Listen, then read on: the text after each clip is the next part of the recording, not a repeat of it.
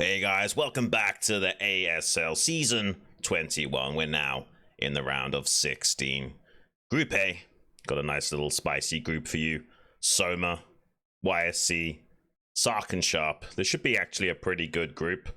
I think Soma's a clear favorite here, but I'm not so sure about the other guys. Ssak is really in shape right now.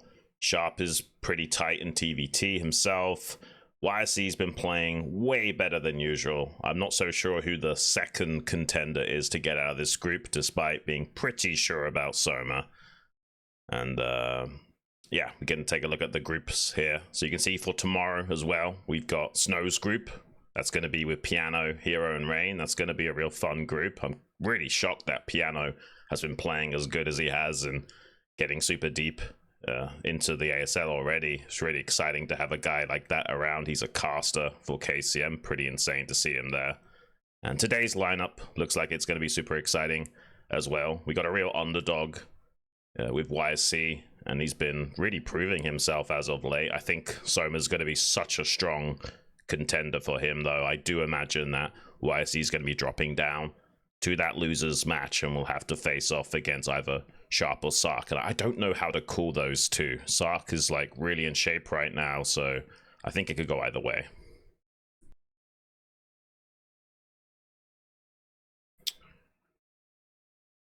I think Saiyan's experiencing a little bit of technical difficulties, so hopefully he'll be joining us soon here on the cast. We've also had some issues with our clean stream as well, guys, so do apologize, but we will be having to borrow the main soup feed for this cast at least, so will be a little bit of background Korean commentator noise. Not much we can do about that. Like we've tried really hard to last minute get the fix and we've been unable to do so. So production quality will take a little bit of a hit, but it's out of our hands. There's not much we can do about that, unfortunately. Today I think will be exciting no matter what. I know there's some of you guys that watch the KCM as well. You guys don't seem to mind hearing a bit of that Korean commentators in the background. I think some of you even like it, you know, hearing their reactions emotionally to things developing on the screen. How are we doing, Saiyan? Have you resolved the issue?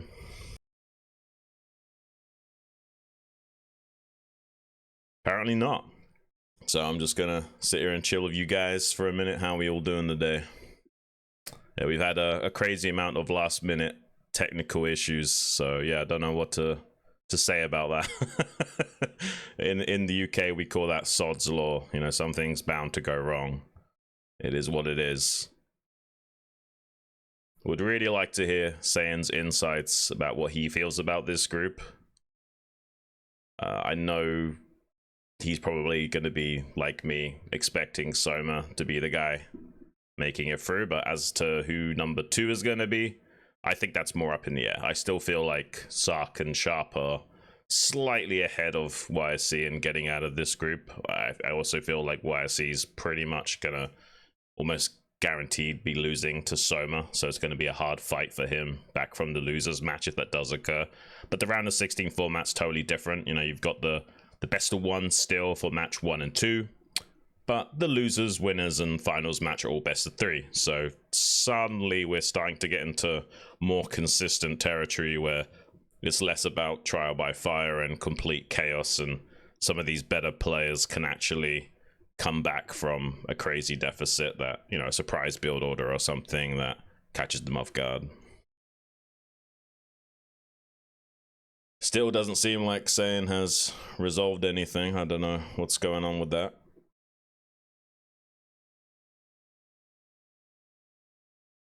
I also don't speak Korean, so I can't exactly tell you guys what's being said on stage or anything.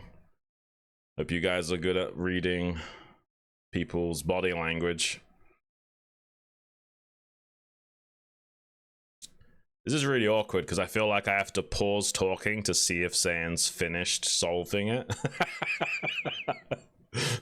I don't just want to ramble about nothing and annoy you guys either. I want to check to see if he's messaged me here.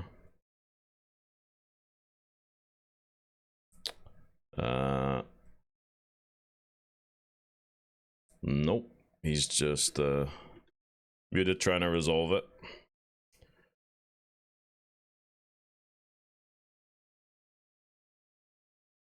How are you guys doing in the chat? Oh wait, you guys don't hear anything? Or do you hear it?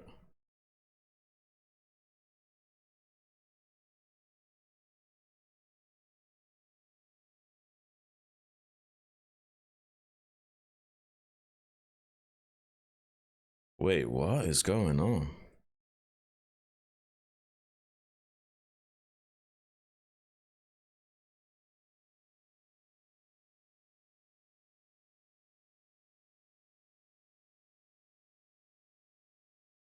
Oh, you do hear us? Okay. Oh, hear me at least.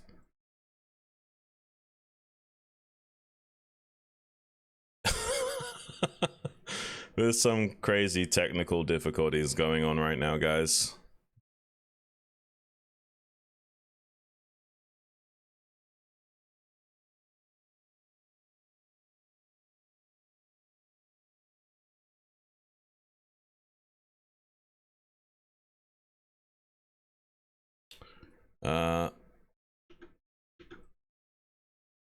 So were you guys hearing for a while, or is it only just now started working?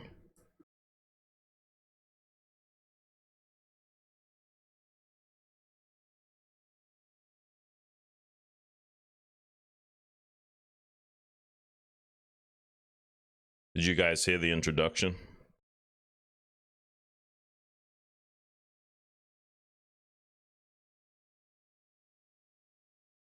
I know there's a bit of a delay, so I gotta wait a few extra seconds for you guys to respond.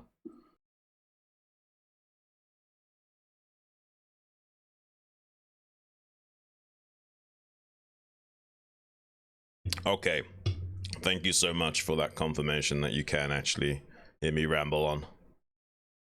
Thank you so much, guys. I appreciate the feedback there. So I'm not sure what's going on with Saiyan. He's had some audio difficulties, and he's currently muted in Discord. So I have no idea how the progress of him resolving his issues are. I can't say. It's possible I'll just be sat here rambling like an idiot for a while, and then we'll get into the games.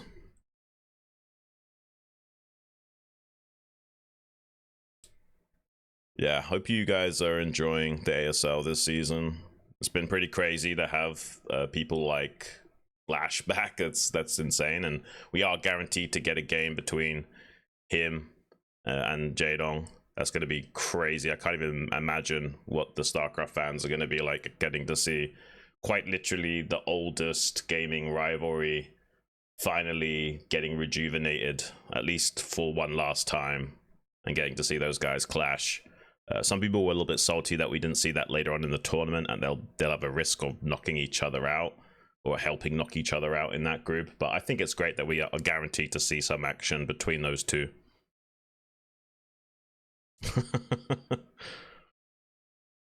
Channel my inner Artosis cast. I'm not a good solo caster. He does a way better job than me. I actually got an opportunity to interview Artosis last night. I was casting the IPSL, and yeah, I got to interview Artie after the games, after he came second in the group, and apparently he listens to my voice a lot. I was not fully aware that he actually listens to a bunch of our KCM casts and I guess BSL casts and other stuff that I've done. I don't know, but yeah, apparently he's very aware of who I was, and actually didn't think about the fact that we hadn't actually properly introduced before. It was kind of funny talking to him after basically knowing who he is for better part of like 2 decades or something. Talk about myself and my life. Yeah, that's not exactly something I like to do too much. I'm a pretty quiet, shy guy. I don't know if you guys are aware. I keep myself to myself. I just like to come here and do some civic duty and bring you the StarCraft action, the game that I love and has been a part of my life for very many years, probably more than 25 now. And yeah, I don't necessarily want too much attention.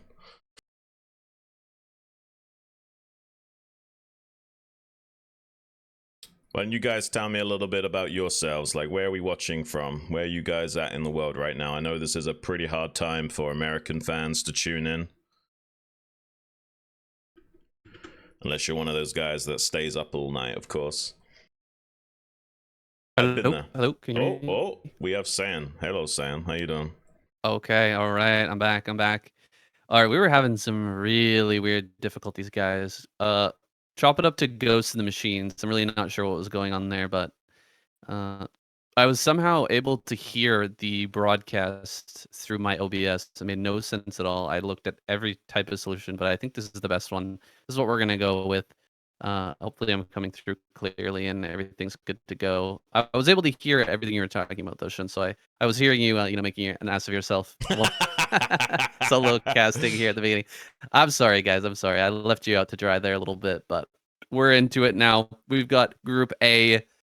It's looking fantastic. Yes, Shun, it is an absolutely insane round of 16 this season. So many of these groups are amazing, but this is the one that Soma picked for himself, and he was actually able to pick 2 players out of this group, being that he is the ASL champion. Yeah, I think this is going to be a pretty spicy group as well. There are obviously the group of death with Group C with Jaedong, Flash, Bisu, and Ample. Poor Ample, man. I don't know how he's going to get through that group, but looks like both players are taking to the stage, getting set up on their computers now, getting a little look at Soma. You can see he's very comfortable against Protoss in his ASL results. That's pretty much what we expect from him. His other statistics are a bit outdated, though. You have to remember this guy only recently came back and has taken the scene by storm. Like, he was pretty much regarded as the best Zerg with his return since Soulkey basically started playing a lot of League of Legends. And yeah, this is another opportunity for him to shine and maybe put another star on his shirt. Yeah, and people forget he took out Flash a few seasons back. When one of the last seasons that Flash was active in the scene, managed to take him out. He's just an absolute beast. This is the guy he chose. I was kind of wondering who Soma was gonna go for. I was thinking maybe Piano, maybe YSC, maybe Ssak, somebody like that. But he ended up going with YSC. And he switched Sharp into his group. Now, I'm not sure if that's a great call. Sharp is a very strong Terran player, but this is what he's chosen. And so, should be able to get out of this group on paper. He's definitely looking to be the favorite. This guy, though, is a beast. And, we could see an upset here. Best of 1 to start off the groups. And then we're going to go to best of 3 for the winners, losers, and the final match. Yeah, and YSC has been playing seriously good recently, in the qualifiers, especially in this matchup. So it's possible we could see a crazy upset, although I'm sure Soma's really confident that he can get a clean win under his belt. YSC just getting some energy to try and play out of his mind right now, taking a chomp of some green Kit Kat. I'm not sure I've seen a green Kit Kat before. I wonder what flavor that is. Super curious to see how this game develops between these two, but we're going to jump into it right now, guys. The ASL 21 round of 16 Group A, Soma versus YSC, match number 1 on Polestar. Let's get it started.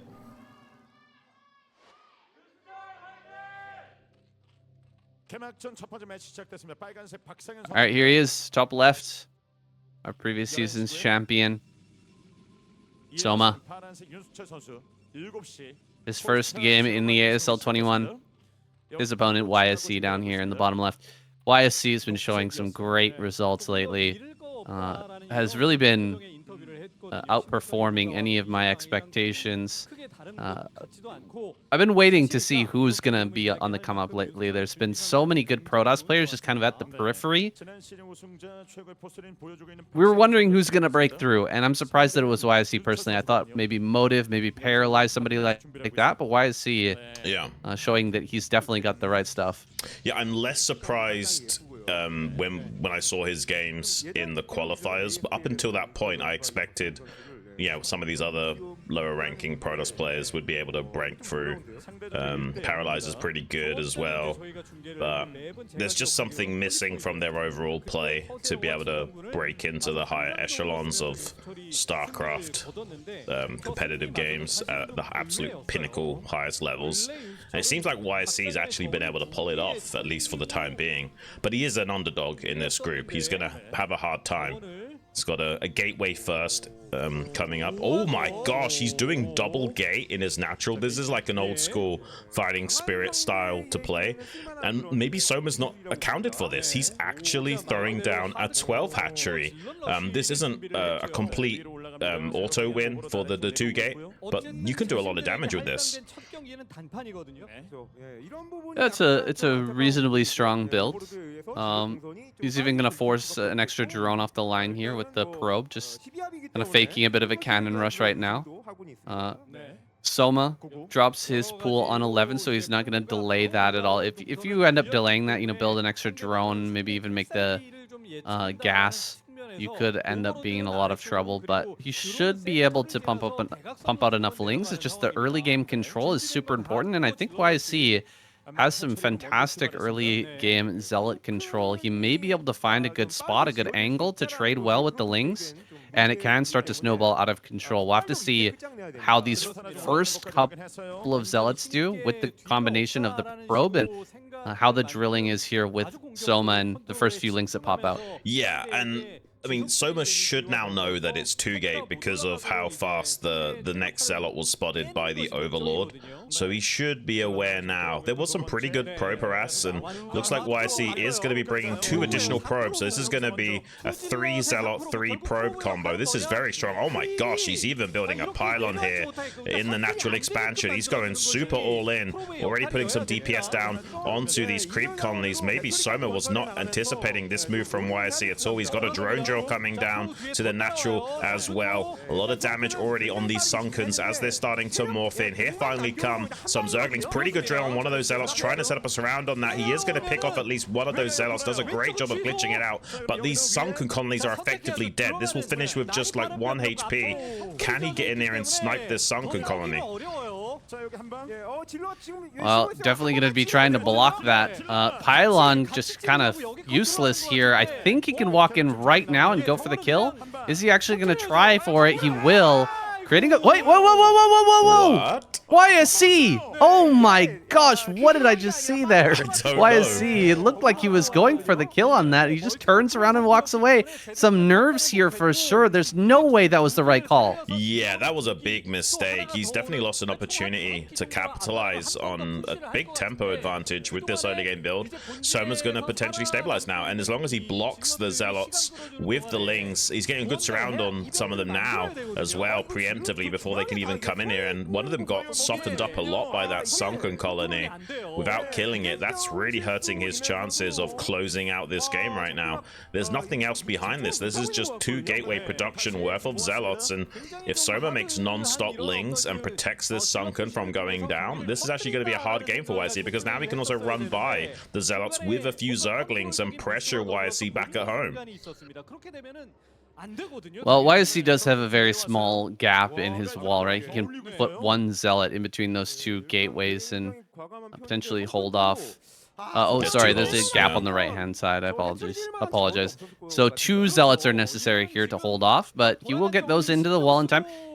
Soma spots that there's no nexus, so he even throws down a second Sunken colony. That's a really smart play, but is it going to be done in time? Just walk forward and attack that thing. Oh my gosh, he's just going to let the Sunken colony live. It's crazy to me, Shin. This Sunken colony is such a problem, and he could have killed it, and he even used the health on the Zealot, tanked all that damage, and then didn't kill the Sunken colony. This is getting worse and worse here for YSC. I mean, I feel like maybe he got a little excited that he actually had a reasonable chance, and then he threw, or let go of that pylon, put down that pylon, and then of course didn't kill the sunken colony. Now there's a lot of lings out here, and he's just gonna have to turn around and go home. Start a nexus, I suppose, but this is an awkward game for YSC. Yeah, this is very awkward. Like, he's just now about to throw down this nexus. It doesn't feel good. I was wondering if maybe his backup plan was to rotate around to the third base of Soma and at least get a kill on that hatchery there, but he didn't even do that. So this is a pretty nightmarish situation for YSC. I think definitely his nerves getting the better of them, and we've seen this happen so many times when a player does unexpectedly well in the round of 24 and they get into the round of 16 and they choke on some level. It's happened to so many players. This is not just, you know, a YSC thing. We've seen it happen time and time again, and unfortunately I don't see a way back into this game that's going to be easy in any sense of the word here for YSC. He's going to be playing catch up, and Soma's going to be feeling pretty comfortable about how well he handled that early game pressure. Cybernetic score just started, and there's a Hydralisk den done here. Why is he going to try to slip a probe around? He's aware that his vision is limited, and he really needs to get some good information, find out what Soma's up to, but Soma's just not going to allow that to happen. Now, it is just slowling, so potentially he could get by, but he's just not finding the angle here, and Soma's going to shut that down. Extra hatchery on the way here. Soma could start pumping out Hydras, but it doesn't look like he has to. He can also just sit back, 4 hatch Hydra, potentially just get up to even 5 hatch Hydra, and he'll definitely have that ready in time to stop the Corsair. Full control of this game right now goes to Soma. Yeah, it's not like this is 100% win rate or anything like that, but it's approaching that level where we're at, like, you know, a 9-1 or maybe even more of a favoriting position to our Zerg. He's going to be feeling so stress-free right now. The one thing going for YSC is that, you know, there is a lot of Zerglings that were made, so the economy of Soma has been slowed down, but relative to the timing of the Nexus that YSC's got, it's actually not that bad. He'll be feeling pretty comfortable. Everything just kind of gets reset by a couple of minutes or so, and it will eventually look like a traditional Protoss versus Zerg, just with a pretty significant advantage for Soma going forward. YSC is basically doing everything that he would usually be doing. He's got that Stargate on the way to get a Corsair, to scout, get some information, but there's no real stress for Soma. Like, he can kind of just sit back and macro, or he could get aggressive and deny the third base when YSC tries to take that as well. There's not really a lot that Soma needs to do to better his position. He just needs to consolidate his lead. Yeah, he's going to come across the map now and put on a little pressure. If he kills these 2 gateways, it's just going to be so bad for YSC. Losing his production right now is brutal. He's going to have to build a bunch of cannons here just to live, and behind this, Soma can make a lot more drones. He runs forward here, going to kill 1 cannon just to make sure that he can eventually kill this wall. He's pushing forward, utilizing the links. Might as well get some value out of them here right now. Let them just kind of filter in against the cannons and zealots. He pushes the zealots back and gets another cannon. He'll take the win right now if he can get it, but it's not necessary to dive in too deeply and try to win right here, right now. Soma just getting what damage he can done, and in fact, he's just going to win the game straight up. YSC choking here in the round of 16. Like you said, we've seen it before. Players like Speed have shown so much promise and then fallen apart at this round. A lot of pressure on these guys, and YSC just couldn't keep it together. Yeah, that's a shame. Definitely that is what happened. Nerves were definitely showing in that game, and like I said before, we've seen it happen to so many players. YSC's really struggled historically in the ASL, and I'm sure it was a big deal for him to be here today, and against a player of Soma's caliber, that's even more nerve-wracking than usual. So it's a bit unfortunate.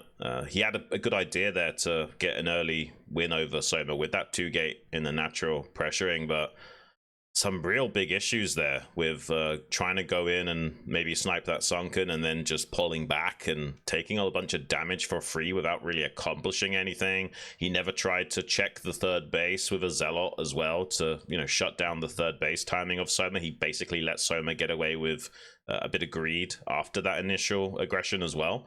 So yeah, nothing really went well for him. The next game coming up, we've got Sharp versus Ssak. It's going to be a TVT. That's going to be super interesting because I don't know how to call that one. Sark's really in shape right now, but don't go anywhere, guys. We're going to go to a little bit of a commercial break, run to the bathroom, grab some water, grab some fruit, whatever you got to do, and come and join us for this match number 2 in just a few minutes. Thanks, guys.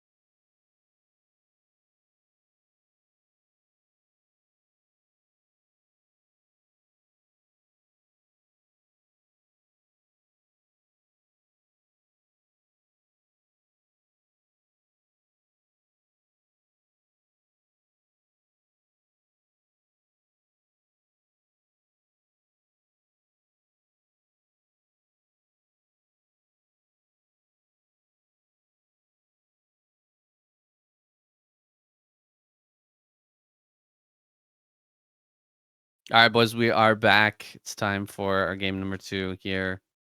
A little TVT of the night.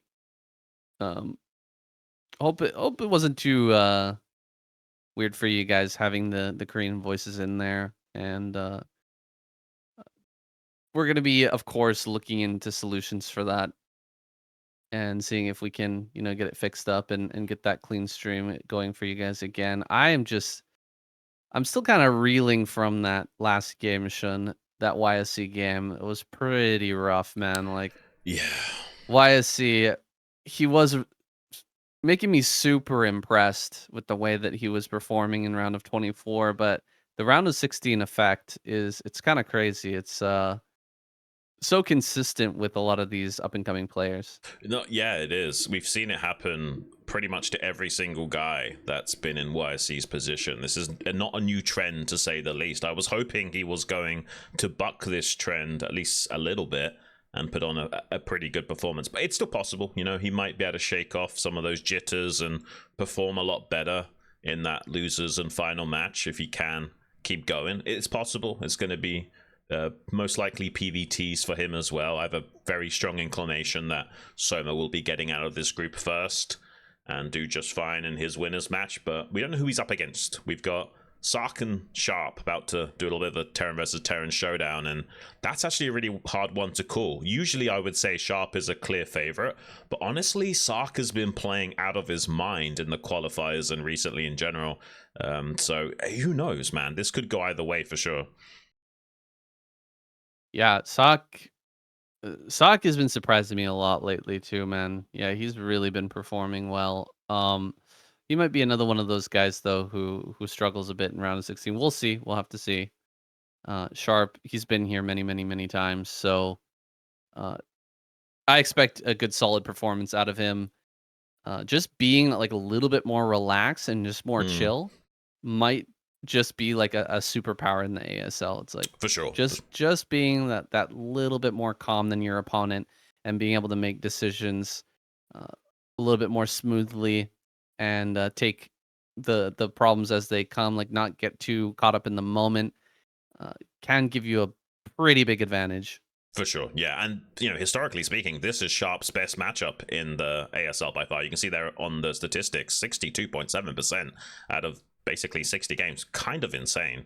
Like, you don't see a lot of Terrans that are that solid in the mirror matchup, and usually it takes the best Terrans on the planet to pull that off. And Sharp has been absolutely firing in all cylinders in that matchup, and historically, Ssak's got a much smaller sample pool here. You can see only 19 games in the mirror matchup, but a pretty reasonable win record as well. He has struggled a lot in these other matchups, but he's been doing pretty good in TVT in ASL, adjusting his armrests and trying to get himself as comfortable as possible. He has been really in shape lately, so I do feel like this is a real tough game to call between these two competitors. I have no idea who's going to take this, especially in the best of one. Yeah, I don't think that those stats for Ssak anyway fully represent his current power level. He's been practicing a lot, working a lot on his game and improving by leaps and bounds. Let's see what he can do here versus Sharp. You're about to find out. The ASL Season 21 Group A. Match number 2, Sharp versus Ssak on Polestar. Let's get it.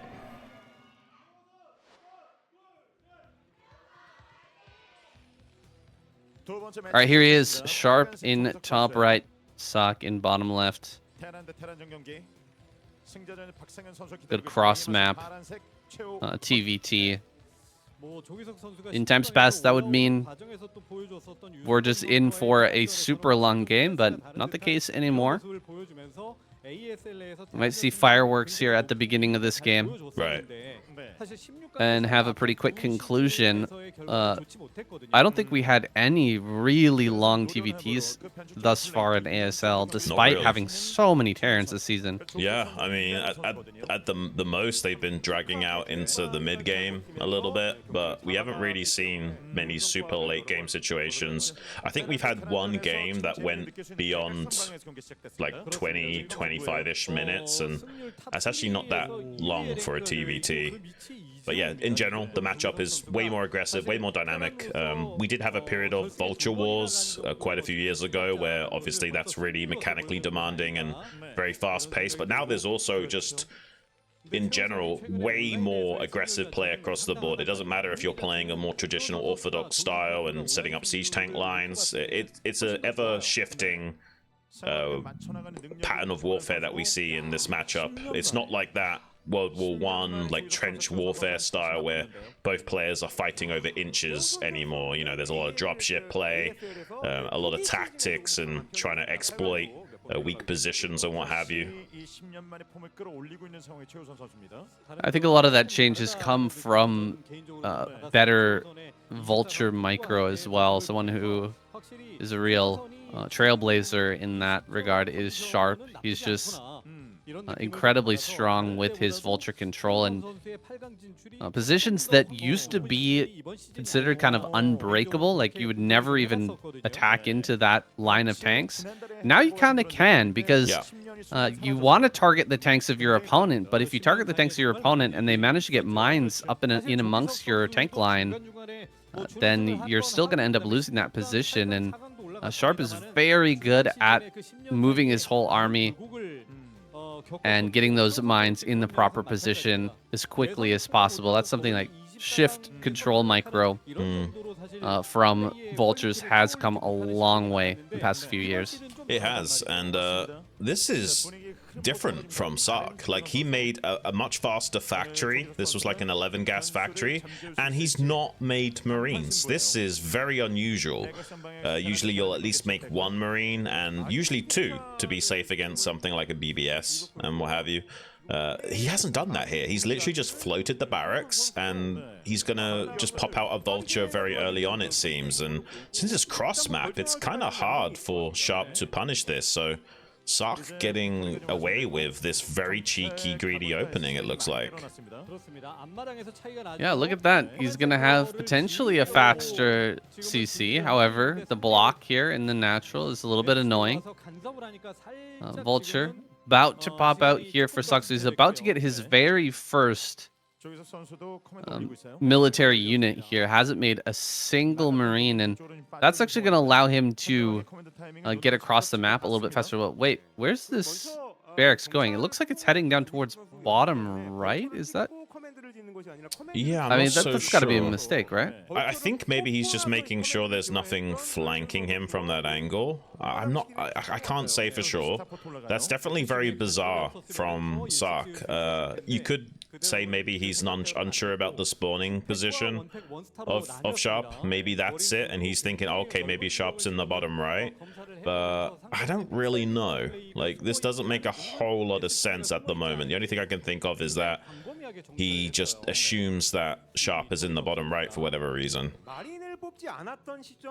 Yeah, I think he did, man. I think he got tricked by the Marines that were sent out on the map. The positioning of the Marines kind of threw him off, because this is this barracks is going the completely wrong way. And you know, with making 0 Marines here, Ssak should have his barracks in the base of Sharp way faster than Sharp has his barracks in Sakk's base, but that's not going to be the case. In fact, this is going to be super late to get in there and scout. However, Ssak does have a starport, so he will have a Wraith out here to go and get information. Should be able to send that directly across the map and scout Sharp out. But yeah, unfortunate that he sent that all the way down. He's actually sending it up the map now. So yeah, it seems like Ssak was just a bit deceived here. Yeah, definitely looks like that. And he's gone for a 1-1-1 build. He's got some Wraiths on the way. He's also plugging up his natural with a supply depot in case there was a 3-factory Vulture play from Sharp that he needs to contend with, and he's got a tank to kind of hold the line in that wall in. Wraith flying in now, see if it can get some damage done, but this build is pretty good from Sharp. He's got an armory that's gonna finish up, and that means he's not gonna get a lot of SCV kills for his troubles. And with it being cross map as well, there's a bit of extra rush distance. 2 Marines putting quite a lot of DPS onto that Wraith already. Might even only get 1 single SCV kill in total here. I don't see him getting anything else for his trouble. The only thing that he has gleamed is the you know, having scouting information, seeing that this isn't a free factory play from Sharp. He sees that it's a bit more tech-centric. I think the third factory just went down now, so Sharp's not being as aggressive as he could be. And Ssak's not going to get punished for this, going for just one factory play. Sharp choosing to just take map control with these mines. And in fact, he's going to come across the map with the Goliaths now. Can he actually save this barracks? I don't think so. No. Barracks is going to end up falling. And so Sharp, I think he might just turn around with that. Whoa. This is crazy. 3 tanks out on the map. This is really wild because he has no idea exactly where the mines are at. And if he happens to walk into a couple of mines stacked on top of each other, he could lose a lot here. But he's managed to just avoid them by sheer luck, going all the way on the outside of the map. Where are these tanks going to end up with no support at all? I think he's going to try and set up a contain. This is a real wild play, man. He's got balls made out of lead. This is real crazy stuff. You don't usually see Terrans get this ambitious, but mines are being laid in the wake of those tanks, and that will shut down him being able to get too close. But now there's some vultures of Ssak as well, but they will be chased down by the vultures of Sharp. So this is a real wild game because these tanks are now more or less stranded besides having some Wraith support, and he does scan to clear out those mines, but looks like he's going to be retreating those tanks for the time being. He can't afford to lose them at this stage in the game. Maybe trying to go for a bit of a gambit and realizing it's not going to pay off. And he actually is, I think, walking towards some mines right now with those tanks. I mean, this is some very unorthodox TVT play, man. Like, I'm still confused about whether this is going to actually do anything or not. Oh, a mine finally connects.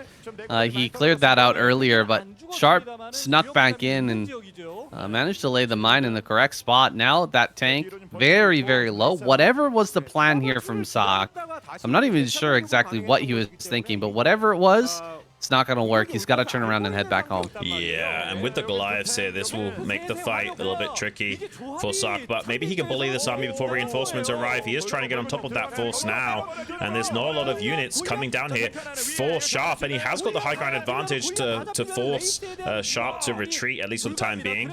But this isn't really going to add up to too much here for Ssak. I feel like Sharp doing a pretty good job of keeping this back, and now he's going to start setting up some siege lines to protect the lanes to and from his natural third gas expansion. He's starting to build that now, and there's a mine blocking where Ssak needs to expand. That gets dealt with, but the expansion timing is better for Sharp. But there's a vulture run by into the natural. This could kill a lot of SCVs. This is not a bad play from Ssak, and he is actually ahead in supply, and this damage is going to make that lead just a little bit better. Meanwhile, Sharp has a starpot of his own, going to be trying to get some Wraiths maybe himself. I don't see any more Wraith production from Ssak meanwhile, and yeah, this is a very bizarre TVT with these strange tactics from Ssak. Yeah, really risky play out of him. Couple of mine connections can absolutely end your game. Like we saw that, in fact, Speed versus Splash earlier this season, right? Where Speed was moving out of his natural and he ate 2 mine connections and lost 2 tanks, and just the game was just over. Flash was able to bully him down, and you're taking that big risk. I'm not sure if the payoff was really worth it here for Ssak to take a risk like that, but at least he's still alive in this game. He hasn't been completely punished or had anything blow up for free. So he is going to be able to fall back on this third base, and we're going to have a more normal TVT from here, it seems like. Yeah, there is a slight advantage for Sharp because he got this third base up so quickly. There was some damage done by Ssak. He's actually still trying to accomplish some goals in the front line of Sharp, trying to get on top of this tank with some mines. Doesn't actually find those connections, so Sharp playing a great game of defense presently. Meanwhile, Ssak trying to see if he can get up here towards his 12 o'clock position with some tanks and maybe shut down access to that 4th base at the 12 o'clock and force Sharp to expand vertically. There's a lot of tanks for Sharp in the center, though. I feel like he's going to easily overrun this position. Suddenly, a lot of map control going to Sharp, and Ssak could find himself caught between a rock and a hard place. He's got quite a few units committed to this northern hemisphere, and the center is completely wide open. Yeah, Sharp did a good job of just flanking around this army and immediately starting to clear up some straggler tanks. Ssak now stuck on a little bit of an island once again. These 3 tanks on the left-hand side might just get gobbled up, and here comes the Wraiths now. So, in fact, these will die for free. 3 Wraiths in the air and nowhere to retreat to. Ssak is going to try to maybe move around the right-hand side with some reinforcements and maybe meet up with that army, but honestly, I feel like Sharp is outplaying a little bit, and Ssak is trying to get a bit too fancy. Yeah, I feel like that as well, saying Ssak has taken a 4th base at 9 o'clock, which is something going for him, but he had basically no anti-air. He's made a few cloak wraiths now to try and see some air superiority yet again, but there is a scan coming out here from Sharp to at least trade off one of those wraiths. Meanwhile, Sharp making his way downtown in the center, getting more entrenched towards that 6 o'clock location. If he gets up onto the high ground and starts to encroach on this rally point of Ssak, it would be very problematic. There is a chance, though, that maybe somehow Ssak can find himself in a better and better position, since he's got this SCV train already making its way to that 9 o'clock now to get 4 bases going, whereas Sharp is only just about to take his own CC. There's a +1 upgrade advantage for Sharp, so he is most likely going to be getting that +2 finished up first as well. And this is a nice play from Ssak. He can come up here and snipe this SCV building the CC, but most likely will be losing a lot of vultures for his effort. Being 1 base ahead is a big deal, but it's not quite as big of a deal in TVT as it is in some other matchups. Right. As long as Sharp gets this base online in a timely manner here from now, he should be okay. Just keep his production rolling, and that upgrade advantage is going to be a very big swing here. If he gets to +2, well ahead of Ssak, he might be able to make something happen with that. He's keeping up in supply despite being a base behind. Ssak continuing to expand, though, being very aggressive with that expansion timing, but Sharp a little bit more slow and steady, and I think his overall moves have been a little bit more powerful. You know, I actually think Ssak is going to get his +2 faster. He was lagging behind in the +1, but he just now got it, and he's already got a science facility, whereas I don't think Sharp does. I think Sharp is only just now building that science facility. There's a strong possibility that Ssak not only out-expands Sharp, but also gets that +2 faster. That's going to be real wild if that transpires, saying he's being very active with these vultures as well, trying to shut down SCVs that would be setting up bases. But the CC will eventually now go online at that 12 o'clock position. Sharp playing catch-up in terms of economy, but overall the trades have been going slightly towards Sharp. He's played a great defensive game, but the ambitions of Ssak have gone relatively unchecked for this entire game. He is getting an SCV transfer up to that top left pocket, and he's being super active and annoying with a few vultures here and there to distract Sharp, and keeps on a little bit of pressure while he continues to grow. That's interesting. I feel like the roles are a bit reversed here. It's Ssak that's getting all the damage with vulture run-bys, and Sharp, who's been on the defensive most of the time, but now there's a big push coming through in the middle of the map. Ssak looking to seize control here in the center, and Sharp doesn't really have much of an answer for it just yet. He's bringing some reinforcements over to this side, but he gets the later siege, and it looks like Ssak gonna at least get this kill. We'll be able to finish off that tank there, getting a little splash damage on the rest of those tanks. Meanwhile, still holding control over the bottom center here, Sharp, but Ssak is already spread all the way into another main.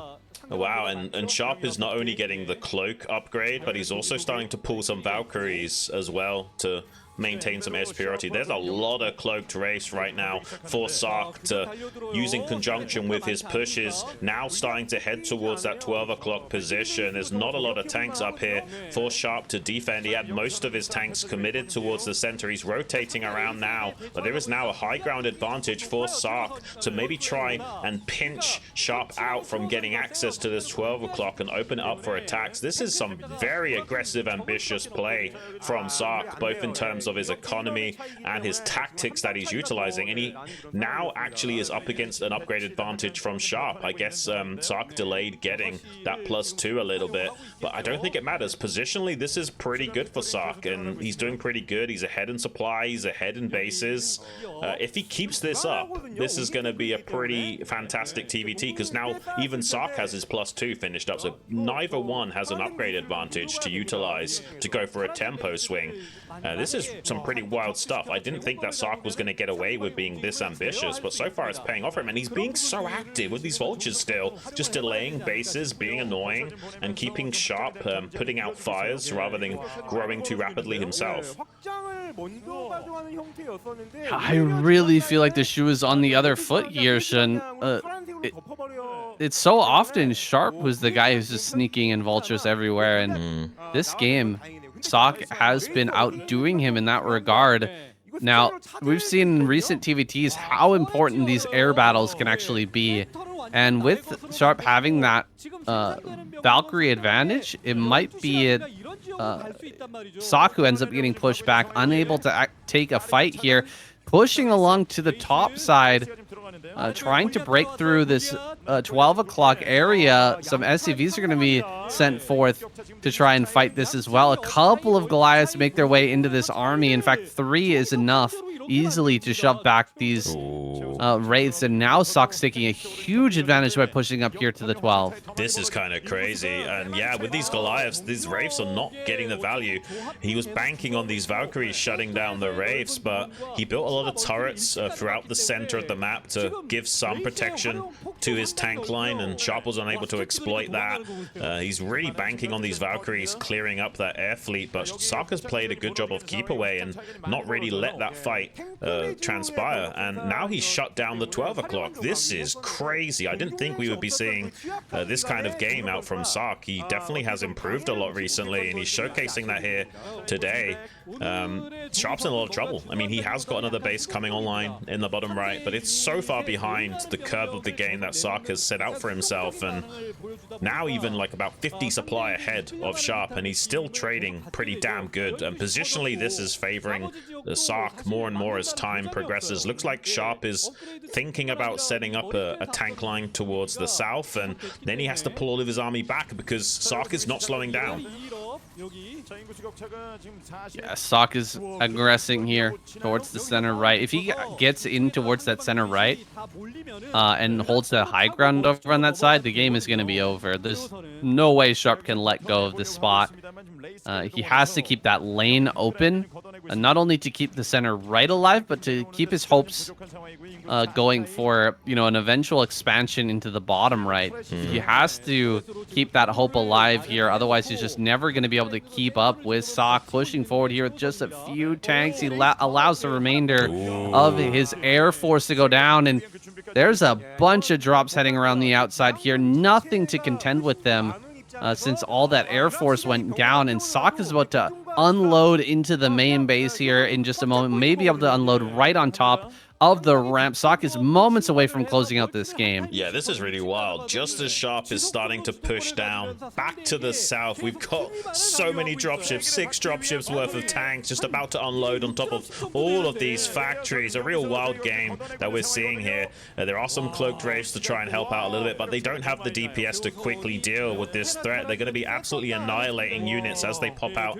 of factories. He's having to contest this from the low ground. Not going to be good enough. GG is called, and Ssak manages to beat down Sharp.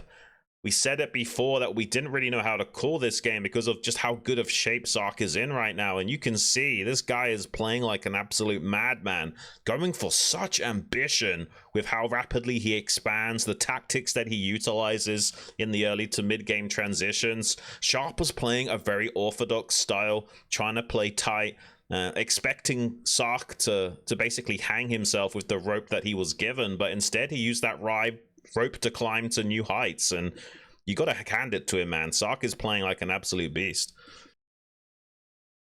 Yes, very bold play from Ssak for sure. It didn't look like he was holding back at all, and that's one of the things I love about Jaedong as a player is that he plays like he can't lose. You know, he plays like there's nothing on the line at all, and he's just going for it with nothing to lose. It's fantastic to see Ssak playing not like YSC at all. No nerves displayed here from Ssak. He just gave it his all, and he got the reward going into the final match versus Soma. Guys, we're going to go to a quick commercial break.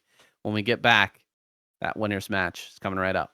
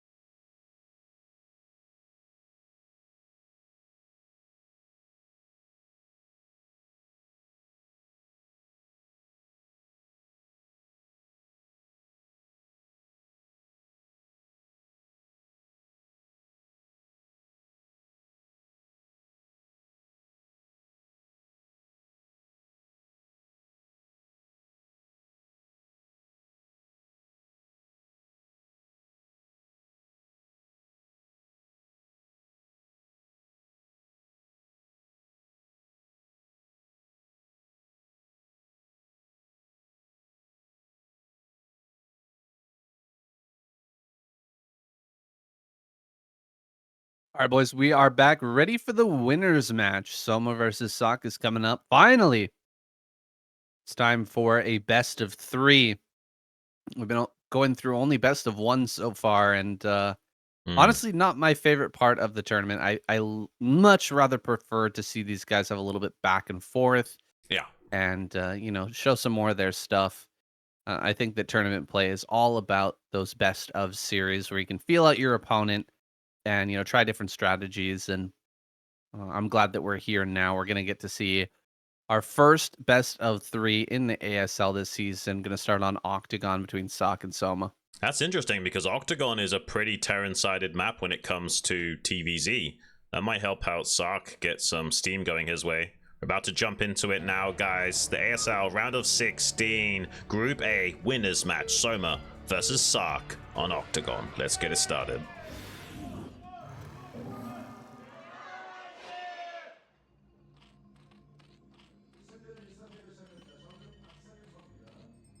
All right, Soma over here in the top left. Ssak vertical spawns bottom left right now. And we'll see if he can stay calm here. Going up now against the previous season champion, ASL 20 champion, Soma. Formidable opponent. Ssak really the only guy that wasn't chosen by Soma to be in this group, right? Everybody else, he moved Sharp into his group. He picked YSC first. But I believe Ssak was chosen by, was it Hero? Hero got moved out of the group, I believe. Yeah, something like that. This is going to be interesting because Ssak actually has some very technical builds in this matchup, and he's starting things out aggressive with a very forward barracks in the center.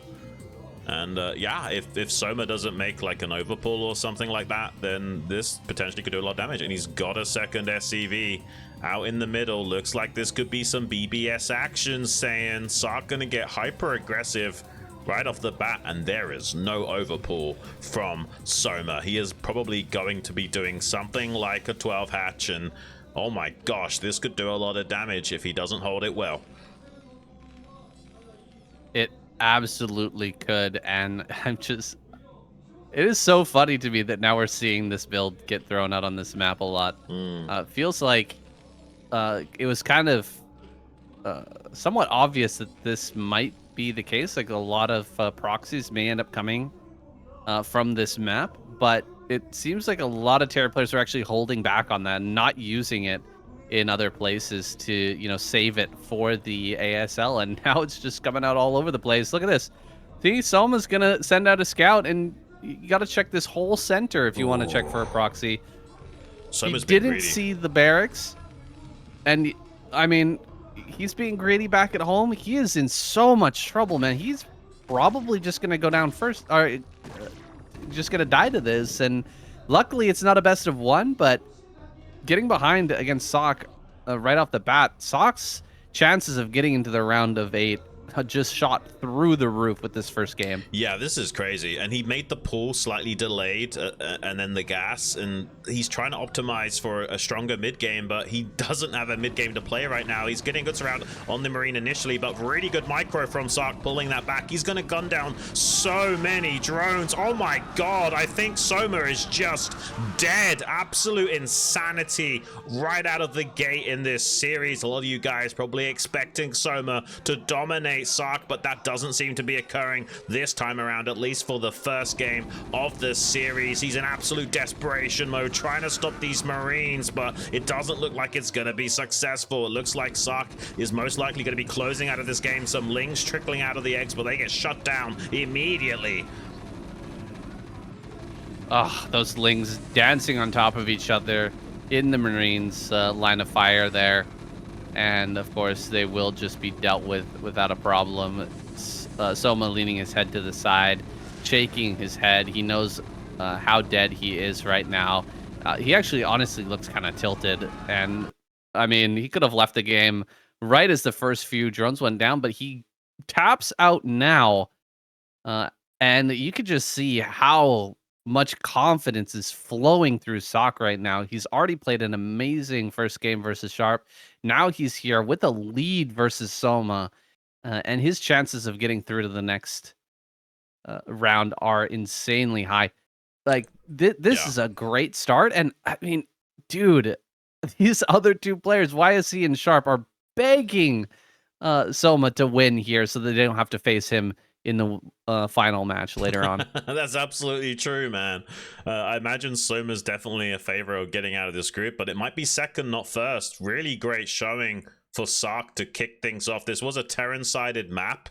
Maybe that's why Soma was playing a little bit greedy there to try and set himself up for that stronger mid-game point, but completely negated any form of early-game defense against that aggressive play out from Ssak. Maybe Ssak reading into that a bit. We've talked a lot about how this map is actually set up quite well for proxies with how wide open that center is, and definitely seeing it do well against Soma here. We're about to jump into our next match of this series, guys. The Group A winners match between Soma and Ssak on match point. Let's get it.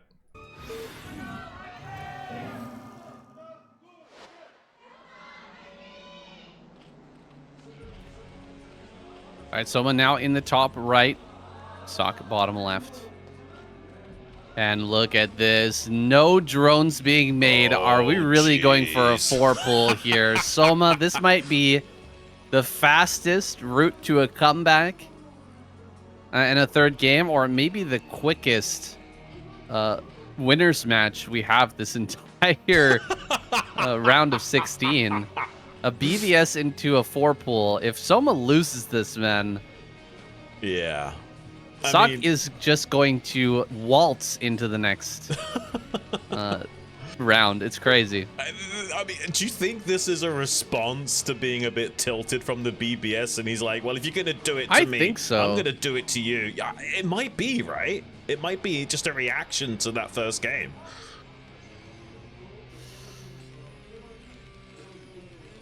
Well, I mean, a lot of players will do something cheesy in the first game, and then they'll immediately try to follow that up with like a really strong macro play, thinking like, okay, now you're going to play safe. So if I get greedy now, you're not going to expect that. But Soma expecting the greed out of Ssak, and I'm not sure, is he... Let's see if he's going to be disappointed here or not. It seems like a barracks is about to be thrown down. It is. Yeah. Wall in at the front. It's not a perfect wall, though. There are going to be gaps, and the Lings are already in the eggs. They're going to be on the way here shortly. And he's got a drone coming right out, so that's going to slow down the barracks a little bit too. That should tip Sark's spidey senses to go tingling, though. He should anticipate a really aggressive follow-up once he sees this very fast scouting drone from Soma. He can still hold this, but a wall in can be a little bit weak to a 4-pull. Long distance to actually get the SCVs to the front here. If you get the Lings on top of the production of that barracks, suddenly the game looks pretty easy for the Zerg to close out. And right now, Ssak hasn't really done much reaction besides keeping an SCV to bodyguard that building worker so that he can actually complete this barracks. But the Lings are en route. They are not far away at all. I don't think he's reading into this that this is going to be a 4-pull. He might be anticipating like a 9-pull or something like that. And now he's in a lot of trouble because the Lings are here.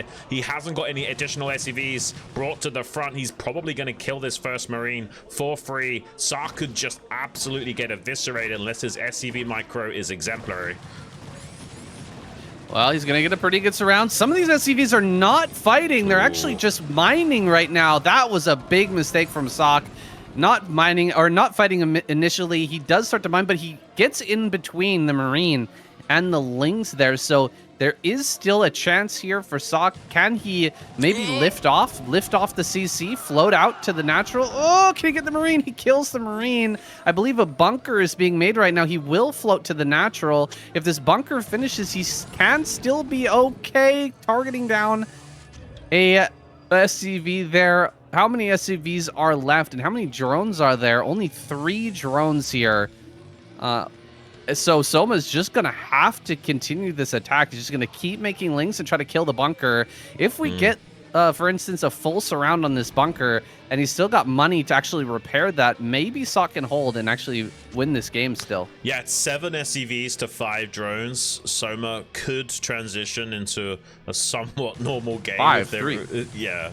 This is no, he's got 5. He's got 5 drones. He made some additional drones. He's got a good surround on this bunker, though. He's not quite finished yet. He is gonna pop that bunker like a zit. Oh my gosh, Ssak taps out.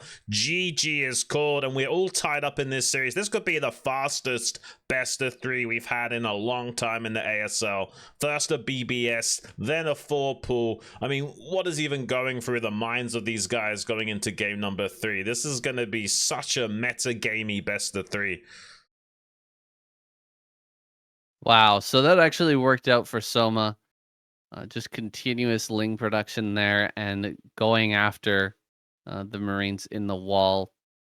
Manages to get that quick win. That was a risky play, though, guys. I can't tell you how much 4 pool has fallen off in recent years. The SCV control has just been getting better and better, and Ling's just there's a limit to what you can do with a 4 pool, right? And if they pull the SCVs properly, you know, they actually get the SCVs to fight and pull back, you know, injured SCVs, get body block properly for the Marine and everything. It can be really hard to pull off, but here we are going directly into set number 3, guys. No breaks whatsoever. Knockout is coming right up. Oh yeah, they're both going to be setting up for that knockout punch. Both players going for really fast, cheesy play. Let's see what they've got cooked up for us now. We could see a much more traditional game going forward, but both players are going to be really hesitant knowing what the possible range of play is now. We're jumping into it though, guys. The decider match between Soma and Ssak in the Group A winners set. Let's get it.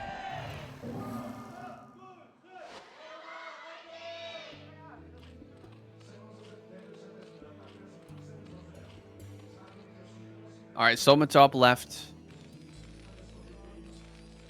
Ssak bottom right. Cross map situation.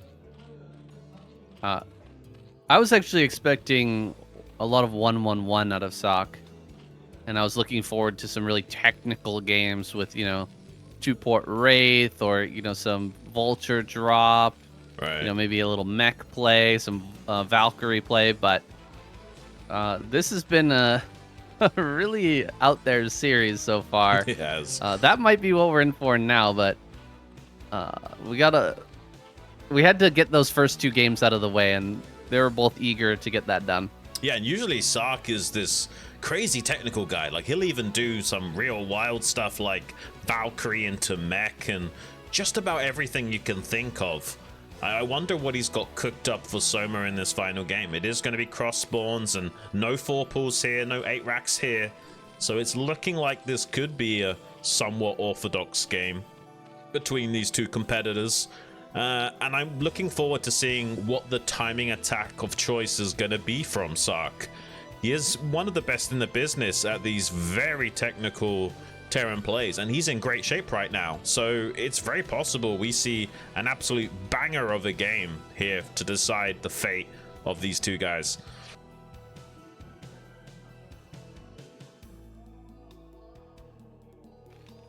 All right. Both players with some confidence that the opponent's not going to be continuing with that cheese. Soma throws down the 12 hatch and then builds an additional drone. Would put him in a bit of a tight spot if there was, for instance, another 2 racks in the middle of the map, but not going to be the case. Ssak going to be going 1 racks fast expand. Not afraid of another 4 pool either, so he instead just going to get a pretty normal opener going, and we'll see what he wants to follow it up with. No gas just yet. We'll be throwing down that CC here pretty soon, but it doesn't mean he can't still go for like a Valkyrie build, something, or like a crazy Terran play, like going straight into to vessels. He's really capable of so many different methods of playing TVZ. And he actually is taking the gas around 18 supply or so. Oh, really? Just before the CC. So he definitely is going to be playing teched out here. Yeah. That's interesting. Interesting. Yeah, this is not a common build at all.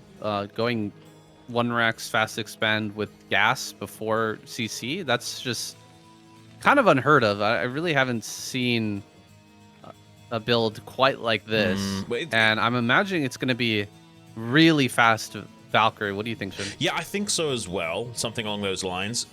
We see a similar build order when Mong plays TVP, right? He kind of does a bunker expand style of play, but he gets the gas just before the CC as well. I guess it's kind of in a similar vein to that.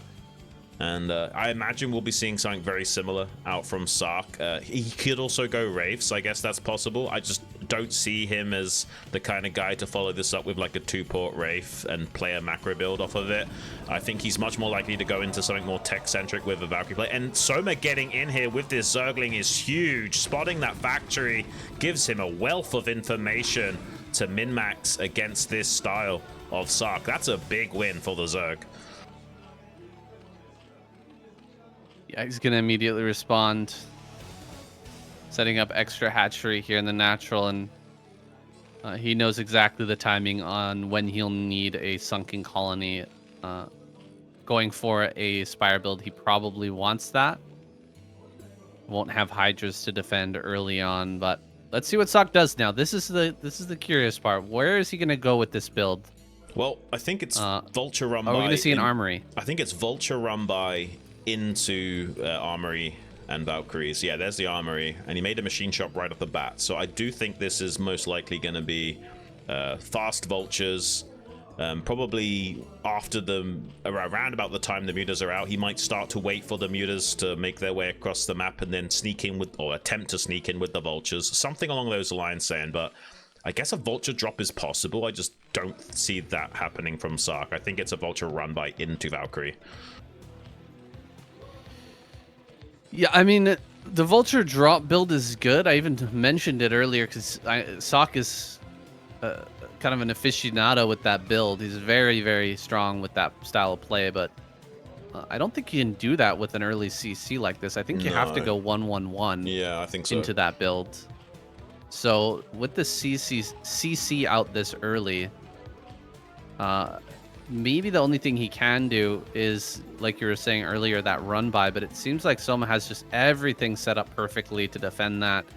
You can see the eggs are really blocking everything up, and the Lings at the bottom side are not going to allow for a run by of any kind here. And I mean, I think that Soma can just have a nice Mutalist timing, come across the map, potentially try to dive this first Valkyrie if Sakk's not fully prepared. Yeah, and a big deal is that Soma's been able to sneak out a third base before the Vultures could shut down the drone from getting it. And you can see that Vulture speed is online, but he is set up to defend any kind of damage back at home. And the fact that he's got this third base already on the way, he's basically playing perfectly. And he's got a pair of Scourge with these first 4 mutas to come in here and snipe the first Valkyrie. He really wants to get on top of that. He knows the Valkyrie's about to pop out. The second Valkyrie, sorry, excuse me. He's got the first one in the natural expansion. He's going to try and camp this starport and wait for that Valkyrie to pop out and get a free snipe on it. Ooh. A little bit of footsies back and forth. There's the Valkyrie, but he misses it. It pulls back into the main base, and he's going to continue to put a little bit of pressure on here, but I doubt he'll be able to actually get the kill. Eventually, we're going to see Ssak move forward. Oh, Ssak lets the Valkyrie attack there. Was trying to hit from both sides, but wasn't able to pull off the micro on both sides. And so he loses one of the Valkyrie. Some damage onto these mutas, but that's absolutely fine for Soma, who's just immediately going to throw down the Queen's Nest after getting that little bit of an early advantage, killing off the first Valkyrie. Yeah, and Ssak gets a scan in the main, so he sees that Queen's Nest timing. Sees that Soma is doing a very orthodox follow-up to this style. You want to throw down your Den and Queen's Nest around about 7 minutes to transition into the Lurker Hive Defiler style. There are some Vultures, though, that are going to get up into this top right base. This is a pretty big deal for Ssak, but Soma, ahead of schedule, builds a creep colony, so he's only going to take 1 drone loss up there. It's not terrible. He's not taking too much damage. Ssak could target down the lava on that hatchery as well to delay how saturated it can get. Meanwhile, Soma being active inside the main base, he's picking off a few SCVs here and there, being as annoying as possible while building a sunk to cover this base up in the top right.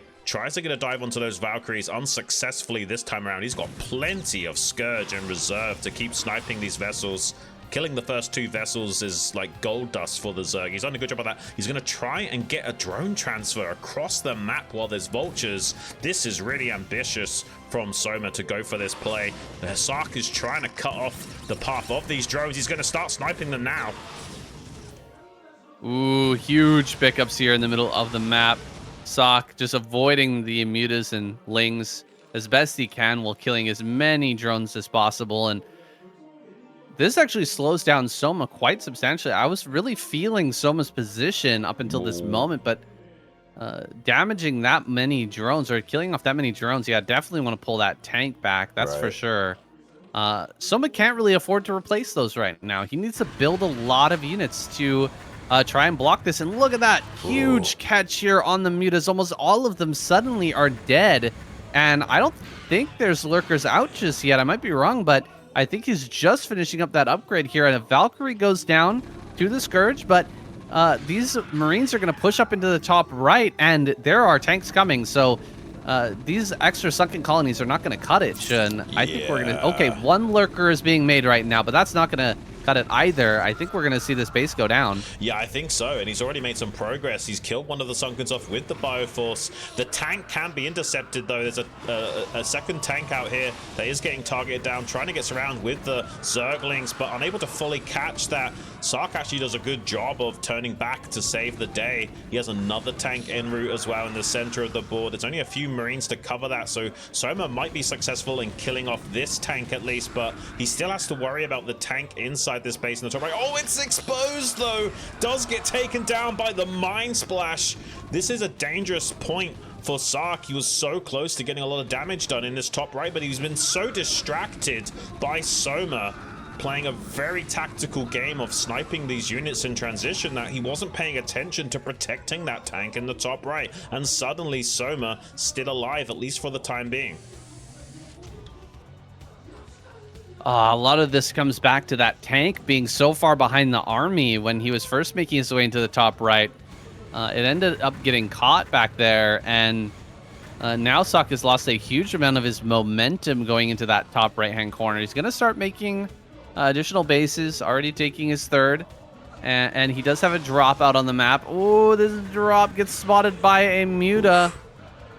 Drop going to go into the main right now, but there's quite a few mutas that could try to chase this down. Marines unload into the main, and there's still a Valkyrie, actually. Valkyrie doing quite a bit of damage, and these Marines are actually going to get a lot of drones, potentially. Army moving over towards this top left. Soma losing a lot here, despite being more or less on top of this, or at least more or less seeing it as it was coming in. Oh, factory transition here from Ssak. Gonna be switching into mech after the fact, so this pressure over into the top left, he actually needs to make sure he doesn't lose these units, because they're going to be necessary to hold on until he gets this transition fully going. Really good spread here, actually.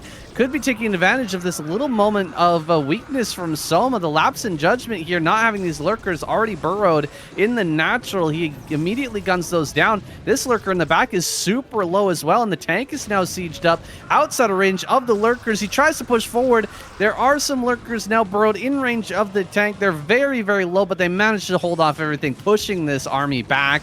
And that was the last army from Ssak before the transition, so this is a little bit dangerous now. This game is wild, saying this is like a micro UMS with how intense the skirmishes have been from both sides. Ssak attempting to shut down some of the mining in the top right with some vultures. Soma responding very well to that. There was a moment of weakness there where Ssak was at risk of just breaking the natural expansion and killing that Nidus, but Soma does stabilize. Very close game, and a dropship in position to elevate some vultures into the main base, trying to stretch the task switching ability of Soma to the absolute limits at the moment. These could be a lot of dead drones. He has got some lings to cycle up here, but it's really tough to clear up vultures with something like lurkers repositioning. So he's going to get at least a few worker kills. Luckily, there's some mutalisks here to help deal with this.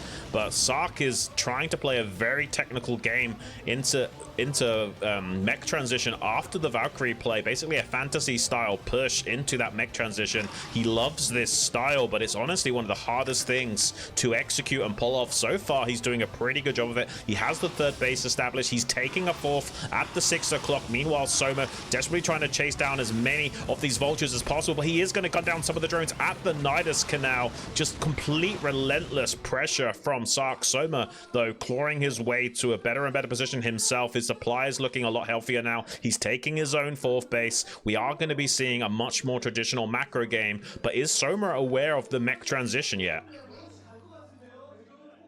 I think seeing that many vultures, he's probably starting to get the message here.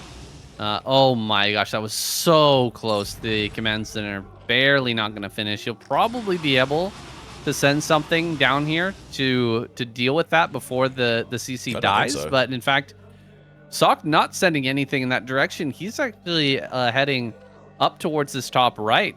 Not even going to worry about saving that. Lets it, or just goes ahead and cancels one tank top right, a bunch of vultures over in the top left. These are some really risky maneuvers from Ssak, but he is, again, playing with some serious cojones, man. He is being very bold, even with these small mech armies. Yeah, and he's actually getting an Ultralisk Cavern is Soma in response to this. And you can play, you know, Ultralisks versus mech. You just have to keep the game scrappy and not let them get a critical mass of tanks in one position. Darkswarm is going to be ready to deal with these tanks causing a bit of a problem in the natural expansion in the top right. He's going to do a run-by with the vultures. Mutalisks come back to defend, but they're running over Goliaths at the moment. He does get inside that main base with some vultures. They should eventually get cleaned up. A really wild back and forth game. Trying to get on top of some of those tanks now to put some DPS onto them is Soma. He might get one tank for his trouble, but the muta count is being dwindled more and more. Irradiate comes out onto the Defiler. He's trying to put Soma on a clock. Soma fighting back, uses a Dark Swarm in a forward position to dislodge that tank contain. Meanwhile, Ssak is going to double expand to the bottom left quadrant of the map. Saying this game is nuts.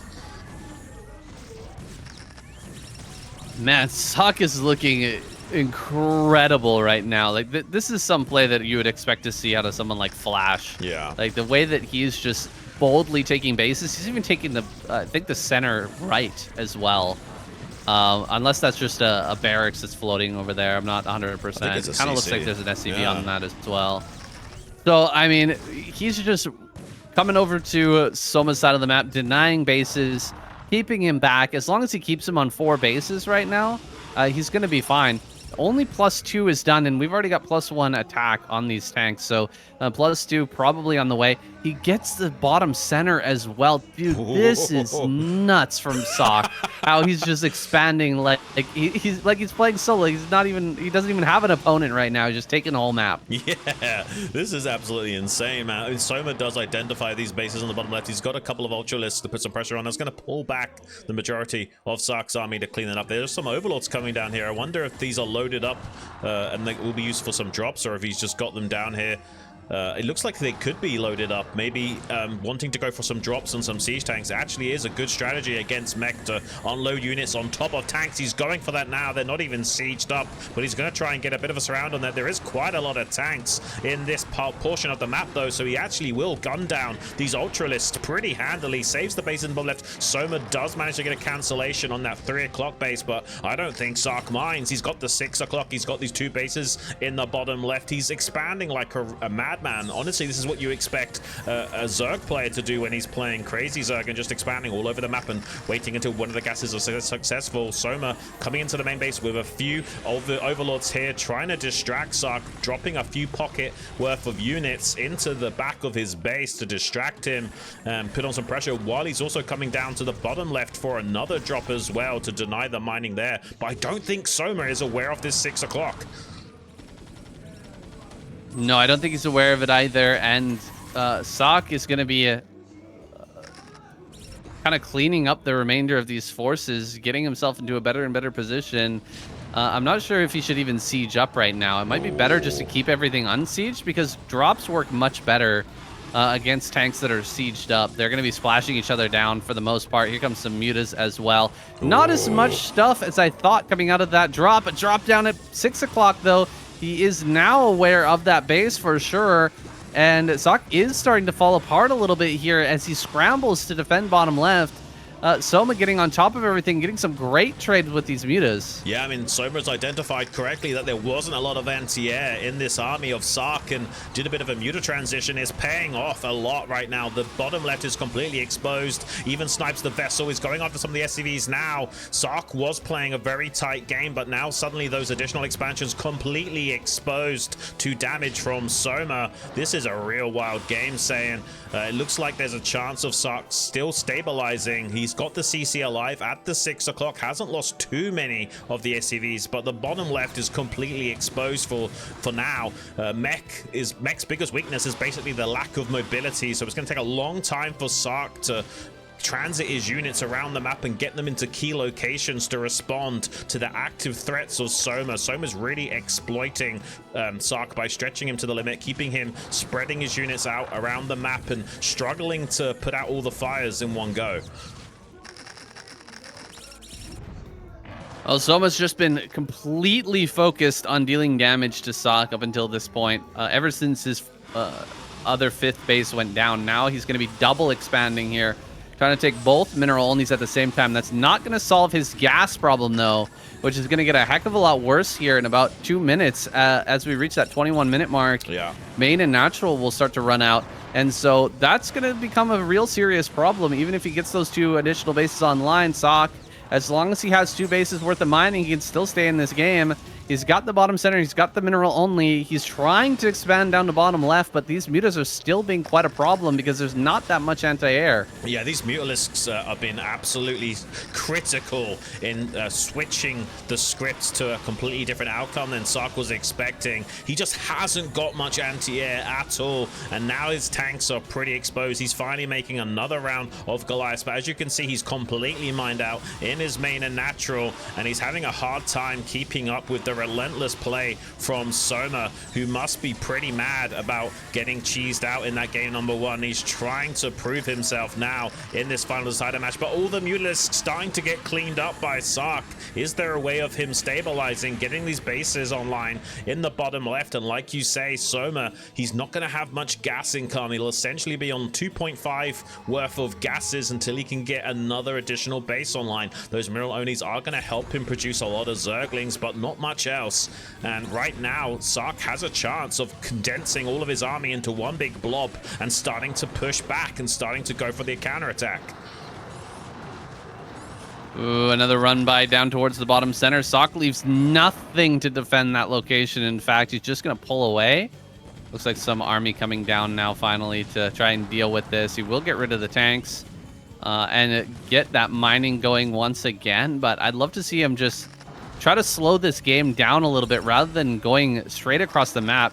He should know that Soma is about to start running low on gases, and just a quick, or I think he's got something over there at the top center to see that there's no additional bases coming up here that have any gas. Double Darkstorm on top of these tanks, but they are getting ripped apart now with the upgrades of Ssak, shredding these ultras. And look at that, even the minerals are running out in the main and natural. Yeah, Soma's starting to operate on fumes for the time being until he does secure that additional gas expansion. I think he's doing that now. He's just now throwing down a hatchery at the 12 o'clock.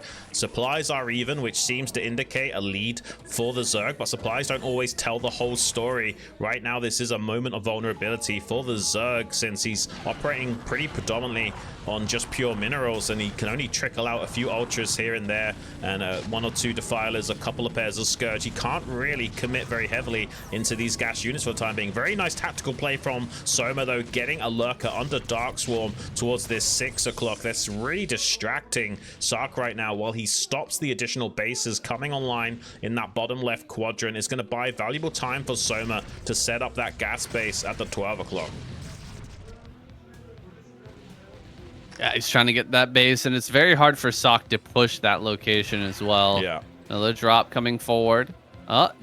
Defiler in the middle of the map gets taken down for free. That's unfortunate for Soma. Every Defiler right now is super important.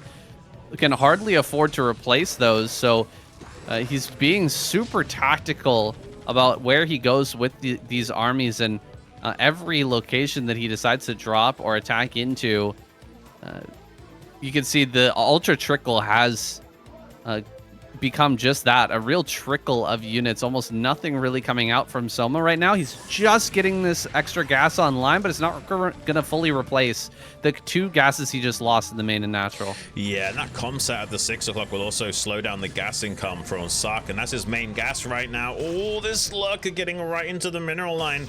There's not a lot to respond to this, unfortunately, so he actually evacuates the SCVs to the mineral only on the left-hand flank. This game is super wild, and Soma now has a massive train of Zerglings streaming across the map to try and get aggressive and jump on top of some of these tank lines that are not that defended, but there are some vultures in the front doing a good job of covering and cleaning up the majority of those. But here comes some Ultralisk under Dark Swarm as well to keep running it down on Ssak, keep the tank count as low as possible. The Terran only gets scary once they get a lot of tanks all clumped up in one big army, and Soma is not letting that occur. He's doing a great job of just bleeding the tanks dry from Ssak, who's also struggling to keep the production going himself since he's not got any additional gas expansions of his own. Soma, as long as he just keeps this tank count low enough, should be able to play a very good game from this point onwards. He's just now going to start mining that gas at 12 o'clock. That's going to supplement his income exponentially. And unless Ssak can get these bases online in the bottom left and get that additional gas coming in, Soma could bleed him dry. Man, it looked like Soma's really making a lot of progress. This mine, oh, massive mine there, getting a ton of kills. Really shutting down a lot of this economy that's just come online at the mineral only. But what I was trying to say there is there's so many tanks. It looked like he was making a lot of progress, and then there were just more and more tanks behind it.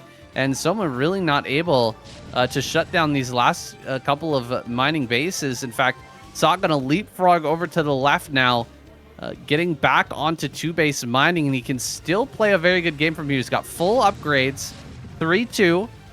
He's got some vessels, although he's had a hard time keeping those alive most of this game. He's got the mines out on the map, and he's got access to the bottom left-hand corner. It's just defending against these drops is going to be a very hard feat. He does kill one of the drops immediately. That could have had potentially 2 Ultralisks inside of it. And he kills the second drop as well, though he isn't able to really deny too much there. Soma got to be super careful with those drops because he is still very low on Ultras. And, you know, we're getting to the point now where he might actually start to run out even on his 3rd base worth of gas. This is going to become a real problem. Defiler killed at this base as well.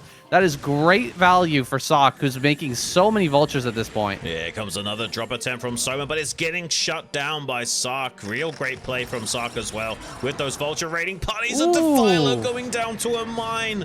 Absolutely devastating for Soma with his hopes of keeping this aggression going and shutting out Ssak from setting up these bases in the bottom left. He's also irradiated the other Defiler that was down here.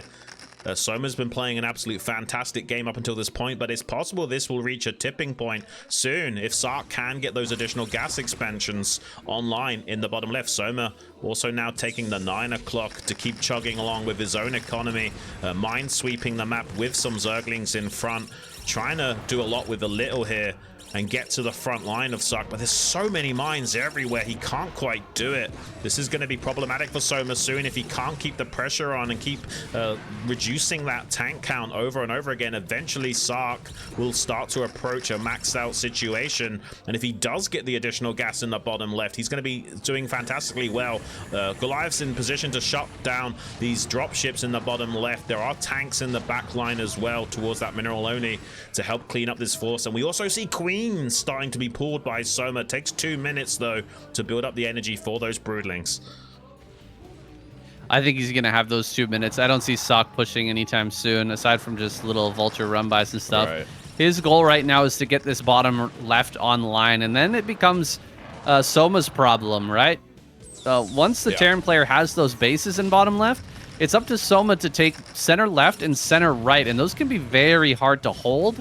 against a determined Terran player with mech trying to push you. It's so close to these other bases, so the rally is really close, and you can just have an incredibly deep tank line. You don't have to go too far away or too far out on the map to actually make that work.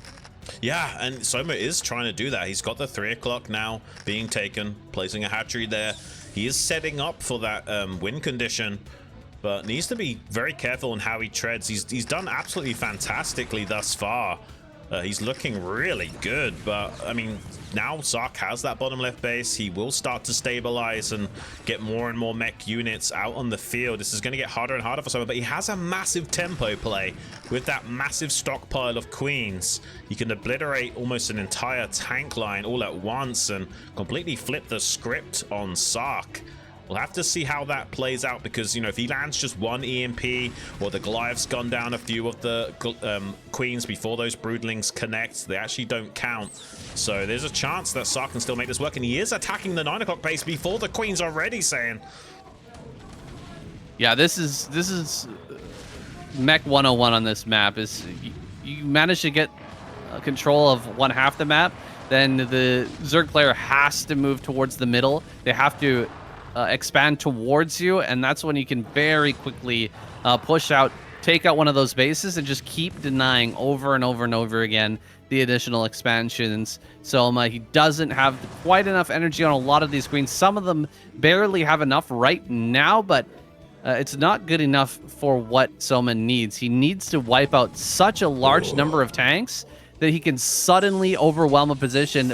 Big scan there reveals all of these overlords moving into position, and Goliaths are on the way. Shun, this could be a massive shutdown. Yeah. He's going to jump right on top of these overlords immediately. There are dark swarms in here, but I don't think there's lurkers, and there's so many tanks actually shoot this all down.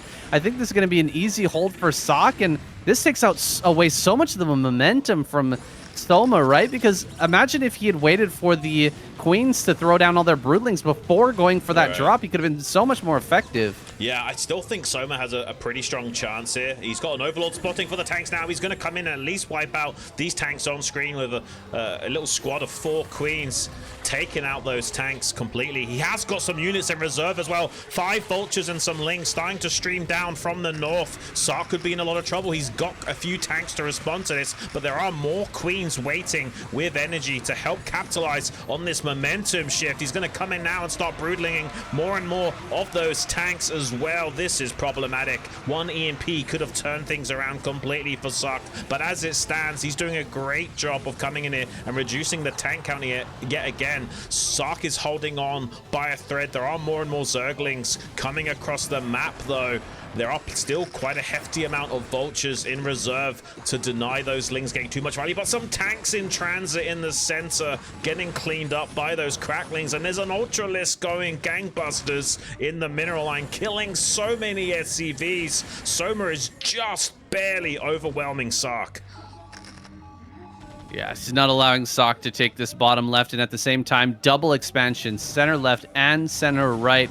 If either of those holds, he's going to be in a really good position. His economy is starting to run out, but he manages to break Ssak right there, then and there with the queen play, and advances to the round of 8. Soma victorious here, and it makes it through first in Group A. Wow. I mean, that wasn't necessarily the cleanest performance with getting taken out with that BBS, but he came back strong.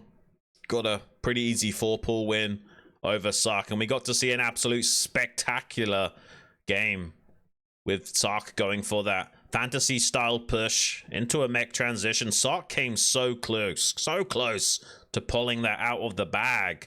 Soma was just a little bit too good for him. The task switching ability, the complete relentless aggression, even flying Defiler style, one of the hardest things to pull off in a ZVT, with utilizing the drop tech for those Defilers to get them around the map quickly and put on some active pressure non-stop here. This was the start of the tipping point where he starts to stretch Ssak thin. The tank count gets a little bit lowered here, but the main players, the queens, coming in and starting to dry up most of those tanks in the follow-up battle. Really, Soma played an absolute fantastic game. Like, I think a lot of Zergs would have gotten absolutely obliterated to Ssak here, because Ssak was playing pretty out of his mind. Ssak was playing a great game, and the mech transition was even better than I thought it was. Like initially, it looked like he'd lost so much of his bio, and he was gonna have a hard time, holding on as he was transitioning. But he managed to not only transition safely, but also deal a lot of damage to Soma at the same time. And this attack was crazy. What a wild series and such a range of play. Crazy first couple of games, both players just going balls to the wall with their cheese, and then Soma and Ssak taking it late game in a TVZ. What a spectacle here today, Xun. What a fantastic series to get us started for our first best of 3 of ASL 21. Yeah, I mean, Soma currently regarded as, one of the best Zergs on the planet. That's just a fact. He himself, though, has said that watching Jaedong's play recently in Pro League, he actually thinks that Jaedong was a little bit better than him. I'm not too sure about that. Maybe that will also transpire that Jaedong actually plays insanely well this tournament as well, but we have seen in the past where, Jaedong kind of fizzles out as the tournament develops. Maybe this time will be different, though, and we might be seeing the likes of Jaedong and Soma maybe even facing off against each other in a ZVZ in these later rounds. But big hats off to this guy. He's quite literally one of the strongest Zergs on the planet by far, and played an absolute amazing ZVT in this final decider match. I really do feel like just about every other Zerg would have gotten crushed against that mech transition. Ssak was really on point with it. The only thing that kept Soma in the game was how distracting he was being. Like when Ssak was first doing that tank push up into the top right with the initial couple of tanks and the Valkyries and the bio, like he was close to being successful at shutting Soma down right then and there, but Soma was just relentless in distracting him with a few lings here and there and Mutalisks, actually picking off a couple of tanks and delaying the timing of that attack quite significantly. Just barely clawed his way back into the game from that point onwards. And honestly, masterful play with the filing defiler technique and just constant drops, obliterating the tank lines whenever he had the opportunity to do so. Kept the game scrappy, which is what you need to do when you are utilizing Ultralisks versus mech.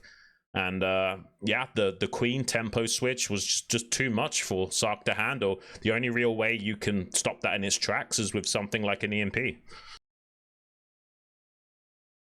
Yeah, I mean, what we just saw from Soma was super impressive. It's hard to explain if you're not a Zerg player, or you haven't tried out like drop play like that. Just how tasking it is, how much multitasking it takes to not only make all of those units, but then load them all up and get them into position. Also, you've got to get the defilers to consume before you end up loading all of those, and then actually get the drops off where they need to be.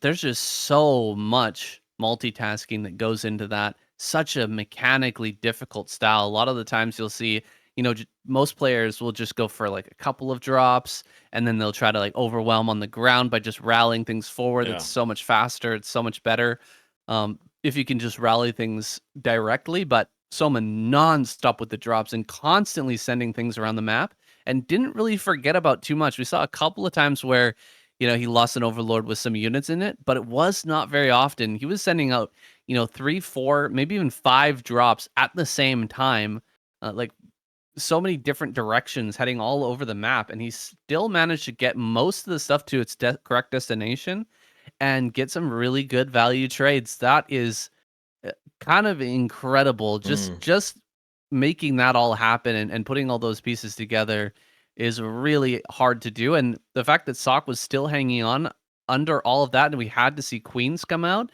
it says it's a big statement for Ssak as well. I think that we may see Ssak go out second in this group, man. He is looking so powerful. He looks very strong, and he did very fantastically in that TVT against Sharp as well. Super impressed with both of these guys. I'm not disappointed at all about how this best of 3 series went. maybe would have been a little bit more exciting if we had some less fast games in the first two. You know, that the 4-pull and the BBS was super quick games, but I'm really happy we got that really long mech transition. Definitely super excited to see more from these guys as the tournament develops. And yeah, it's very possible Ssak could get out second. I just like to point out that when you go for drop play against mech like that, usually you're only just bombing ultras and lings onto tanks. That's about it. You're not really dropping into different locations around the map, and you're certainly usually not taxing yourself so much that you're utilizing a defiler inside those overlords as well. So absolute insanity from Soma, stretching his ability to the absolute limit and showing some pinnacle play. Ssak played such a good game himself, constant vulture raiding parties out on the map as well, like trying to hiccup the gas income at the 12 o'clock and hitting the mineral only, trying to pressure the Nidus Canal network as well. Just really fantastic play from both gamers. I love to see it, Sam. Absolutely. What do we got next? YSC versus Sharp is going to be coming up here in a moment, guys. YSC, hopefully he can shake off the nerves from that first game and just play his best. YSC really did look amazing in the round of 24, guys. We're gonna go to a short break here, just a few minutes. So go and grab yourself a beer and join us here once again for the ASL Group A losers match that's coming right up.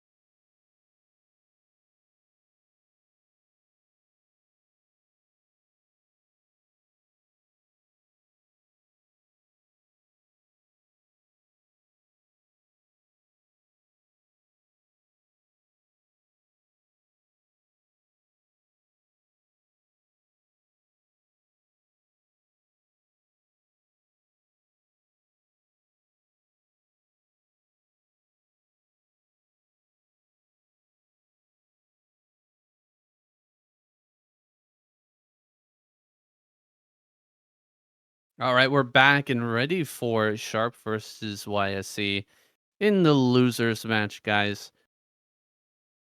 Would have expected Sharp to get into the final match, but here we are.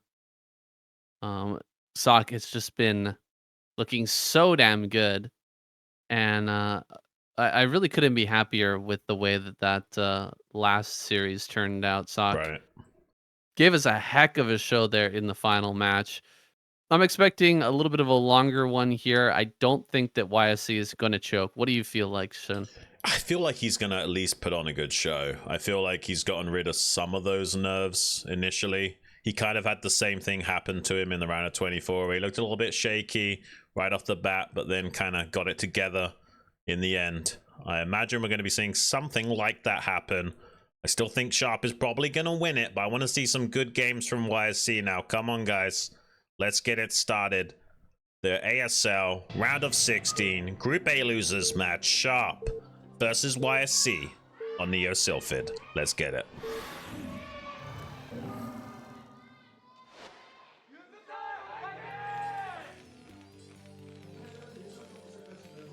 All right, Sharp over here at the top center. We got YSC in the center left. And I don't think we brought it up. We do have the clean stream going now, right, Xun? Yeah, we do. Don't have any of the voices. Yeah. So we did manage to work that out. You know, I was actually making a little bit of like a hype video. I'm going to be releasing that soon. That's a hype video for Group C, just because I'm so damn excited for Group C. And so I was going back and looking at old videos from like Violtac or Violet AK, if you guys remember them. Some of the old videos of Jaedong and Flash from way back in the day.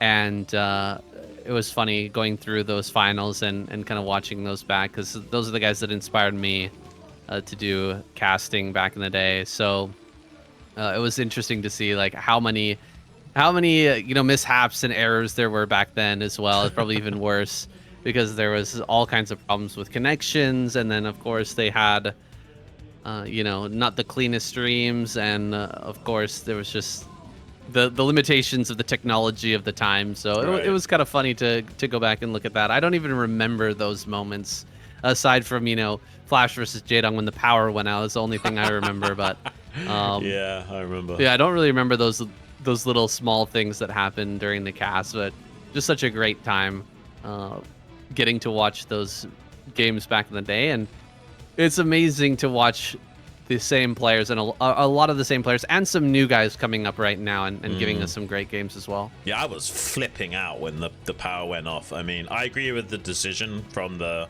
referees that Jaedong was ahead at that stage in the game, but I was super disappointed. I think just then and there, Flash was transferring to a mineral only, and Jaedong had done a great job with Crazy Zerg that game, but I was still disappointed not to see a more natural conclusion to it. You've had such craziness happen in StarCraft history. I'm happy to be a part of it and hear you guys now bringing you the ASL cast alongside Saiyan. Absolute dream come true. We got a pretty orthodox style from both players. There's a gateway in the natural expansion here from YSC, and nothing crazy from Sharp's side of things. I think that factory was an 11 gas factory. I'm not 100% sure about that. I think he might have gotten that a little bit ahead of schedule. Usually a 12 gas is like 229 starting time, but you can get that all the way down to close to 222 or something if you do take an 11 gas. Can be good to punish something like a Nexus first, but YSC's playing pretty solid and standard with this choice of just opening up with a gateway in the natural, and not going to be too greedy with something like a really quick Nexus. Yeah, there's the range, and of course Sharp will see that. He's got a nice little Sim City here, tempting the Zealot to come in, but that wouldn't be a very good idea. SCV already there to body block, and we're going to see if Sharp deems it necessary to throw down a bunker here. I think it is, but he might get a little greedy, just make an extra Marine and try to push out. No, he's probably going to set up a bunker now. First targeting down onto the Dragoon. Zealot just runs away immediately. Looks like he'll do CC into bunker. Zealot gets on top of the Marine, gets a Marine kill, taking away a lot of the DPS here for Sharp. But enough damage on this Dragoon. Looks like he wins this trade, and with the bunker coming down behind this, Sharp should be just fine. Yeah, he has got a second Dragoon that will arrive shortly, but the bunker should just about finish up right before that hits, so this looks a-okay here for Sharp. You can see that bunker just now finishing as the fresh HP Dragoon arrives. So this has been mapped out pretty perfectly from Sharp. We expect nothing less from the guy. And meanwhile, back at home, YSC taking a slightly delayed Nexus. He's playing very middle of the road against Sharp to start things off. That can sometimes be a bad idea. Like, you kind of want to be either a little bit greedy or a little bit aggressive against some Terrans. If you just let them sit back and get into their macro cycles too cleanly, that can definitely spell disaster for you going forward. We've even got Sharp kind of hiding an SCV here on the left-hand side, that top left pocket expansion with the gas. Maybe to do a delayed scout or to check for something like a quick third Nexus from YSC without needing to utilize mines to check for it. He's got a Vulture out in the center that's currently laying down mines, does find the connection on that Dragoon and picks it off. That's a massive deal for Sharp. A great kill there, but it looks like he'll lose the Vulture as it swings around to try and make its way over towards the third. We saw from YSC that his robo is finished up and he should have an observer out soon, but how soon will he be trying to take his third CC? He's actually added on 2 more gateways, so not going to be taking the third CC anytime soon. Maybe expecting a bit of a push here from Sharp and getting ready with a few of those extra gateways, and indeed Sharp is going to be coming across the map. Bit of a strong FD push here, quite a few Marines in this mix, and I think the low health Dragon was actually taken out, so most of these should be relatively healthy. Right. Let's see if Sharp can actually do anything with this, or if it's just to lay down mines at this third base. Yeah, I think so. I think it's just to escort the Vulture around and guarantee getting down the mines. You're probably not going to get a lot of damage done with this. And YSC is playing pretty much the safest style you can play. 3-gate obs is a cookie cutter build that pretty much shuts down most Terran aggression. Say if Sharp wanted to go for something like a free factory pressure play, this would be great at dealing with that. So stylistically, this favors Sharp. He's going to be able to just power off of 2 factories and be relatively comfortable when he does transition into most likely going for those 5 factories and beyond. You can see just how slow the third Nexus timing is from YSC. When you go for a style like this, you're basically relegated to making like a 7-minute, maybe even a little bit delayed, of a Nexus timing at your third base, and that's going to make Sharp feel comfortable. He doesn't have a Vulture around here to try and stop the probe, but it's about as late as you could hope for anyway. The Nexus coming down after the 7-minute mark. YSC's going to have a pretty powerful Dragoon army, but he can't really do too much with it if Sharp just sits back and powers up, getting his armory and upgrades rolling. And the rate of expansion and growth from YSC is not going to be that scary this game. Sharp going to have opportunities to try and do little run-bys here and there while he sits back at home and just plays safe. It doesn't have siege tanks in the front just yet, but I think that's just about to finish up here and now. There's enough Dragoons to possibly threaten a dive in the natural if he doesn't have siege mode. Seems like he actually doesn't have siege mode. Is he actually going to dive on any of these tanks? He's killing a lot of these Marines, but I'm not seeing him actually targeting down tanks right now. He can start to jump on them as the Marines go down. 1 tank falls. 2 tanks going to go down here at least. 3. SCVs come off the line, though, and will be able to body block. Okay, this isn't bad from YSC, you know, killing 3 tanks, blowing up the bunker, keeping the natural exposed. He's going to try and go for the tanks as a follow-up. He might actually just barely kill this 1 tank. It's not terrible. He will eventually lose all of these Dragoons for his trouble. Oh my god, if he gets that tank. Oh my gosh, that's actually a pretty big deal for YSC, reducing the tank count this significantly. I wonder if this triggers some aggression out from Sharp, knowing that so many Dragoons were committed to that.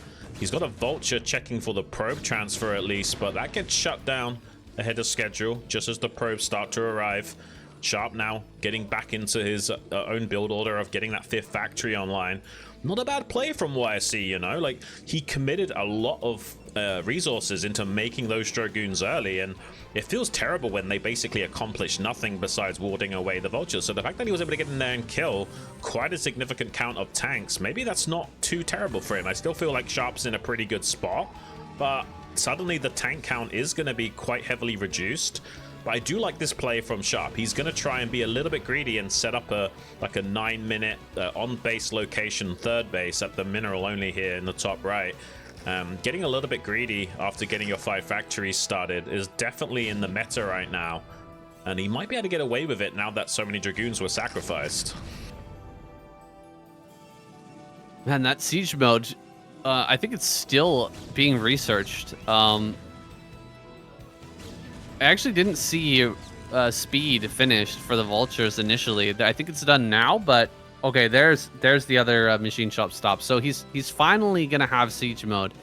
Very late siege from Sharp, waiting until he had, you know, mines out plus the armory and the academy down before getting into that siege, and he really paid the price for it. If he had his siege mode done there, no tanks would have died, but instead he loses so many. He's lost a lot of options and momentum in this game, and there's a drop actually ready to try and dive in here for YSC. He sees the army move out. Is it time to try and aggress here, try to get in there and deal a bit of economic damage? No, YSC going to rotate away from that area. Not sure where he's headed. Maybe just over to the center right to try and prevent a easy CC from being set down by Sharp. Yeah, he's not actually going for that 3rd base timing. He's instead just going to try and go for a push, and really YSC needs the Reavers to slow down this push, but the shuttle is out of position, so Sharp is gaining a lot of ground right now, and there are Goliaths with this army, so it's very difficult to come in here with the shuttle to punish this. He's going to attempt it now, but there are Goliaths targeting down that shuttle. Reaver gets taken out. Big misplay from YSC. Should have been a lot more patient about utilizing that shuttle and Reaver combo. He needed it to shut this push timing down a bit and at least sandbag it a bit, trying to take a 4th base at the false high ground at this present moment.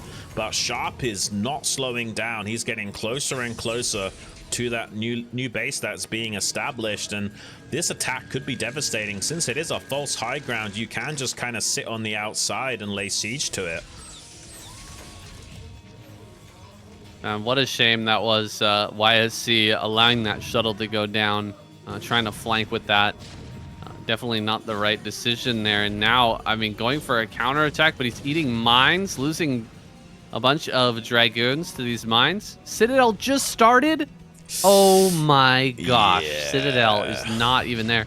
That's got to be a mistake from YSC, missing out on the Citadel, because he needs that Zealot speed to try and break this. Yeah, you're basically dead if you don't have leg enhancements set up for just before that, like roughly 13-minute timing when Terrans are usually trying to run it down. Usually you're waiting and delaying for that leg enhancements to kick in to shut down the push from the Terran. And he's so far away from getting that upgrade finished up here. So Sharp is going to easily dispatch this 4th base from YSC, and he's not going to slow down. I imagine he's going to keep reinforcing this front line. He's finally setting up his own CC inside the main base to float to his own 3rd base soon. Meanwhile, YSC is going to try and see if he can get another 4th base set up elsewhere. He's got a pylon wall down in this bottom left pocket expansion. He's got a shuttle sharking around, but so far this game is going very well for Sharp.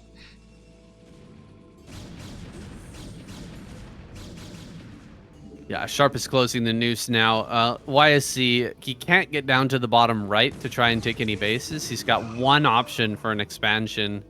He's going to take top left, and Sharp's just going to keep closing in, adding on more mines. He doesn't have to move these tanks even an inch farther forward here. Just keeping these static right now is the best possible move for the moment. Keep reinforcing this line. He's even got tanks in the main getting set up. Hasn't taken the 3rd base for himself yet, but here it comes floating out towards this false high ground. He is going to try to take that. There's the potential for YSC to maybe go around this army a little bit, create some chaos by attacking into that base. No, he's just going to go head on, full bore here against all this army. just now got the Zealot speed online, and the leg enhancements will allow him to break through this base. Reaver went down immediately there, though. And actually, at the end of this fight, pretty decent supplies still left for YSC. Can he take what remains of this army and continue to push forward here? Maybe make something happen while Sharp's getting this third base online. Well, he can rotate all the way around to check the mineral only and maybe threaten the rally point. Doesn't seem like he wants to challenge the false high ground of Sharp, at least for the time being. He's trying to probe transfer at the wrong time, though. There's vultures in position to shut that down. He has to pull the probes back. That's going to delay the economy getting online for YSC. It was a great fight that he just now took, but he needs everything else to go right for him too. And if he can't get probes up here to these expansions, he will find himself caught between a rock and a high place. He's got both the top left pocket expansion of Sharps, and he's starting to take the bottom left pocket as well, but he can't get any probes there for the time being. He's going to have to start utilizing shuttles to ferry over some workers maybe, and Sharp now has a little bit of moment of respite to start rotating up units to that pocket expansion in the top left and start to threaten it. Yeah, this is a really easy push for Sharp, moving over towards this top right. So little distance to cover, drops on top of some of these tanks, but none of them end up going down, just a little bit softened up here after this initial fight. But Dragoons have to pull back as the Zealots disappear. Sharp supply looking very good as YSC backs away. Base has been taken down towards that bottom left. YSC somehow managed to get that online, just a probe sneaking its way down to that base. And now there's going to be some additional mining coming online for YSC to make up for the top left, but Sharp is still looking fantastic, and we don't yet have storms here with that very late Citadel. He's just waiting on some splash damage here, while Sharp is just getting into a better and better position. Yeah, he just recently finished that Templar Archives. Also, a second robo has been made to lean into this Gateway Man style. Eventually, he will have the tools to combat Sharp head on, but it's going to take a little bit of time before he gets there. Meanwhile, Sharp gaining ground towards threatening this expansion. The top left, why is he going to respond? He's got some Zealot Goon on the ground to try and challenge these tanks. He's also wrapping around behind the lines of Sharp, trying to hit this mineral only expansion that just got set up. So he will be probably killing this CC. That's at least something for YSC. He's keeping this expansion alive, and he's shutting down this base from Sharp. This is not terrible for YSC. If he can just buy a little bit of time, get some additional shuttles out, start to make some high Templars and get that splash damage online, he certainly could navigate this to a more and more favorable game state. He's forcing Sharp to spend a lot of units, try to take over top left. He just keeps on coming in there, clearing out any tanks that are in range, and then resetting over and over again. And actually, Sharp finally gets onto that high ground, but he's already bled so much. Probes are just going to be allowed to die here because YSC is busy elsewhere. Finally, High Templar are out. Storms are going to be online here shortly. And Sharp, I mean, he's got his tanks pretty well spread so far, but YSC does start to seize a little bit of momentum and control away. Yeah, and Sharp's style is kind of heavily reliant on doing a lot with a ton of units, and he's had a lot of those units bled off. This is a nice Vulture raid, though, on the false high ground expansion. YSC does have 4 bases behind this, so this would be his 5th. He's doing a pretty good job of staying ahead of curve, especially after shutting down that mineral-only expansion from Sharp. So he still definitely has a lot to play for in this game. And with the late upgrades from Terran, this could go pear-shaped for Sharp real quick if he's not careful. He's spread a little bit thin right now, and he is bleeding off Vultures with this pressure play. So he won't have a lot of tools to utilize to keep securing additional expansions, and he will be spreading himself across the map more and more as time progresses, opening himself up to counterplay. We've got a lot of shuttles being loaded up. He has 2 robos worth of production. He can make a lot of those transporting units. Has got plenty of tanks at this false high ground position, so it doesn't look like YSC will want to challenge that just yet, at least. And I'd be getting a little nervous if I was Sharp right now. The bases are running out of minerals. The main and natural are running out, and false high ground actually has a reduced amount of minerals and gas, so it runs out pretty darn quick. You have to maintain at least 2 base mining as a Terran player to stay viable. So he's not only going to have to get another base online here real quick, he's also going to have to take another base on top of that to replace his false high ground base here sooner rather than later. So Sharp is in a bit of a pickle. Let's see how his defenses are set up. Not the greatest defense here right now. Storms are going to get thrown down. Quite a few SCVs end up falling. Tank's coming up on the high ground. Does he have any more storm for this? Another storm would be great. One more storm in the middle here. Still +1 from Sharp. So the trades are looking pretty reasonable still. A lot more high templars coming up behind this. He's got like 3 or 4 more storms to kind of blanket on top of these units in this very tight choke.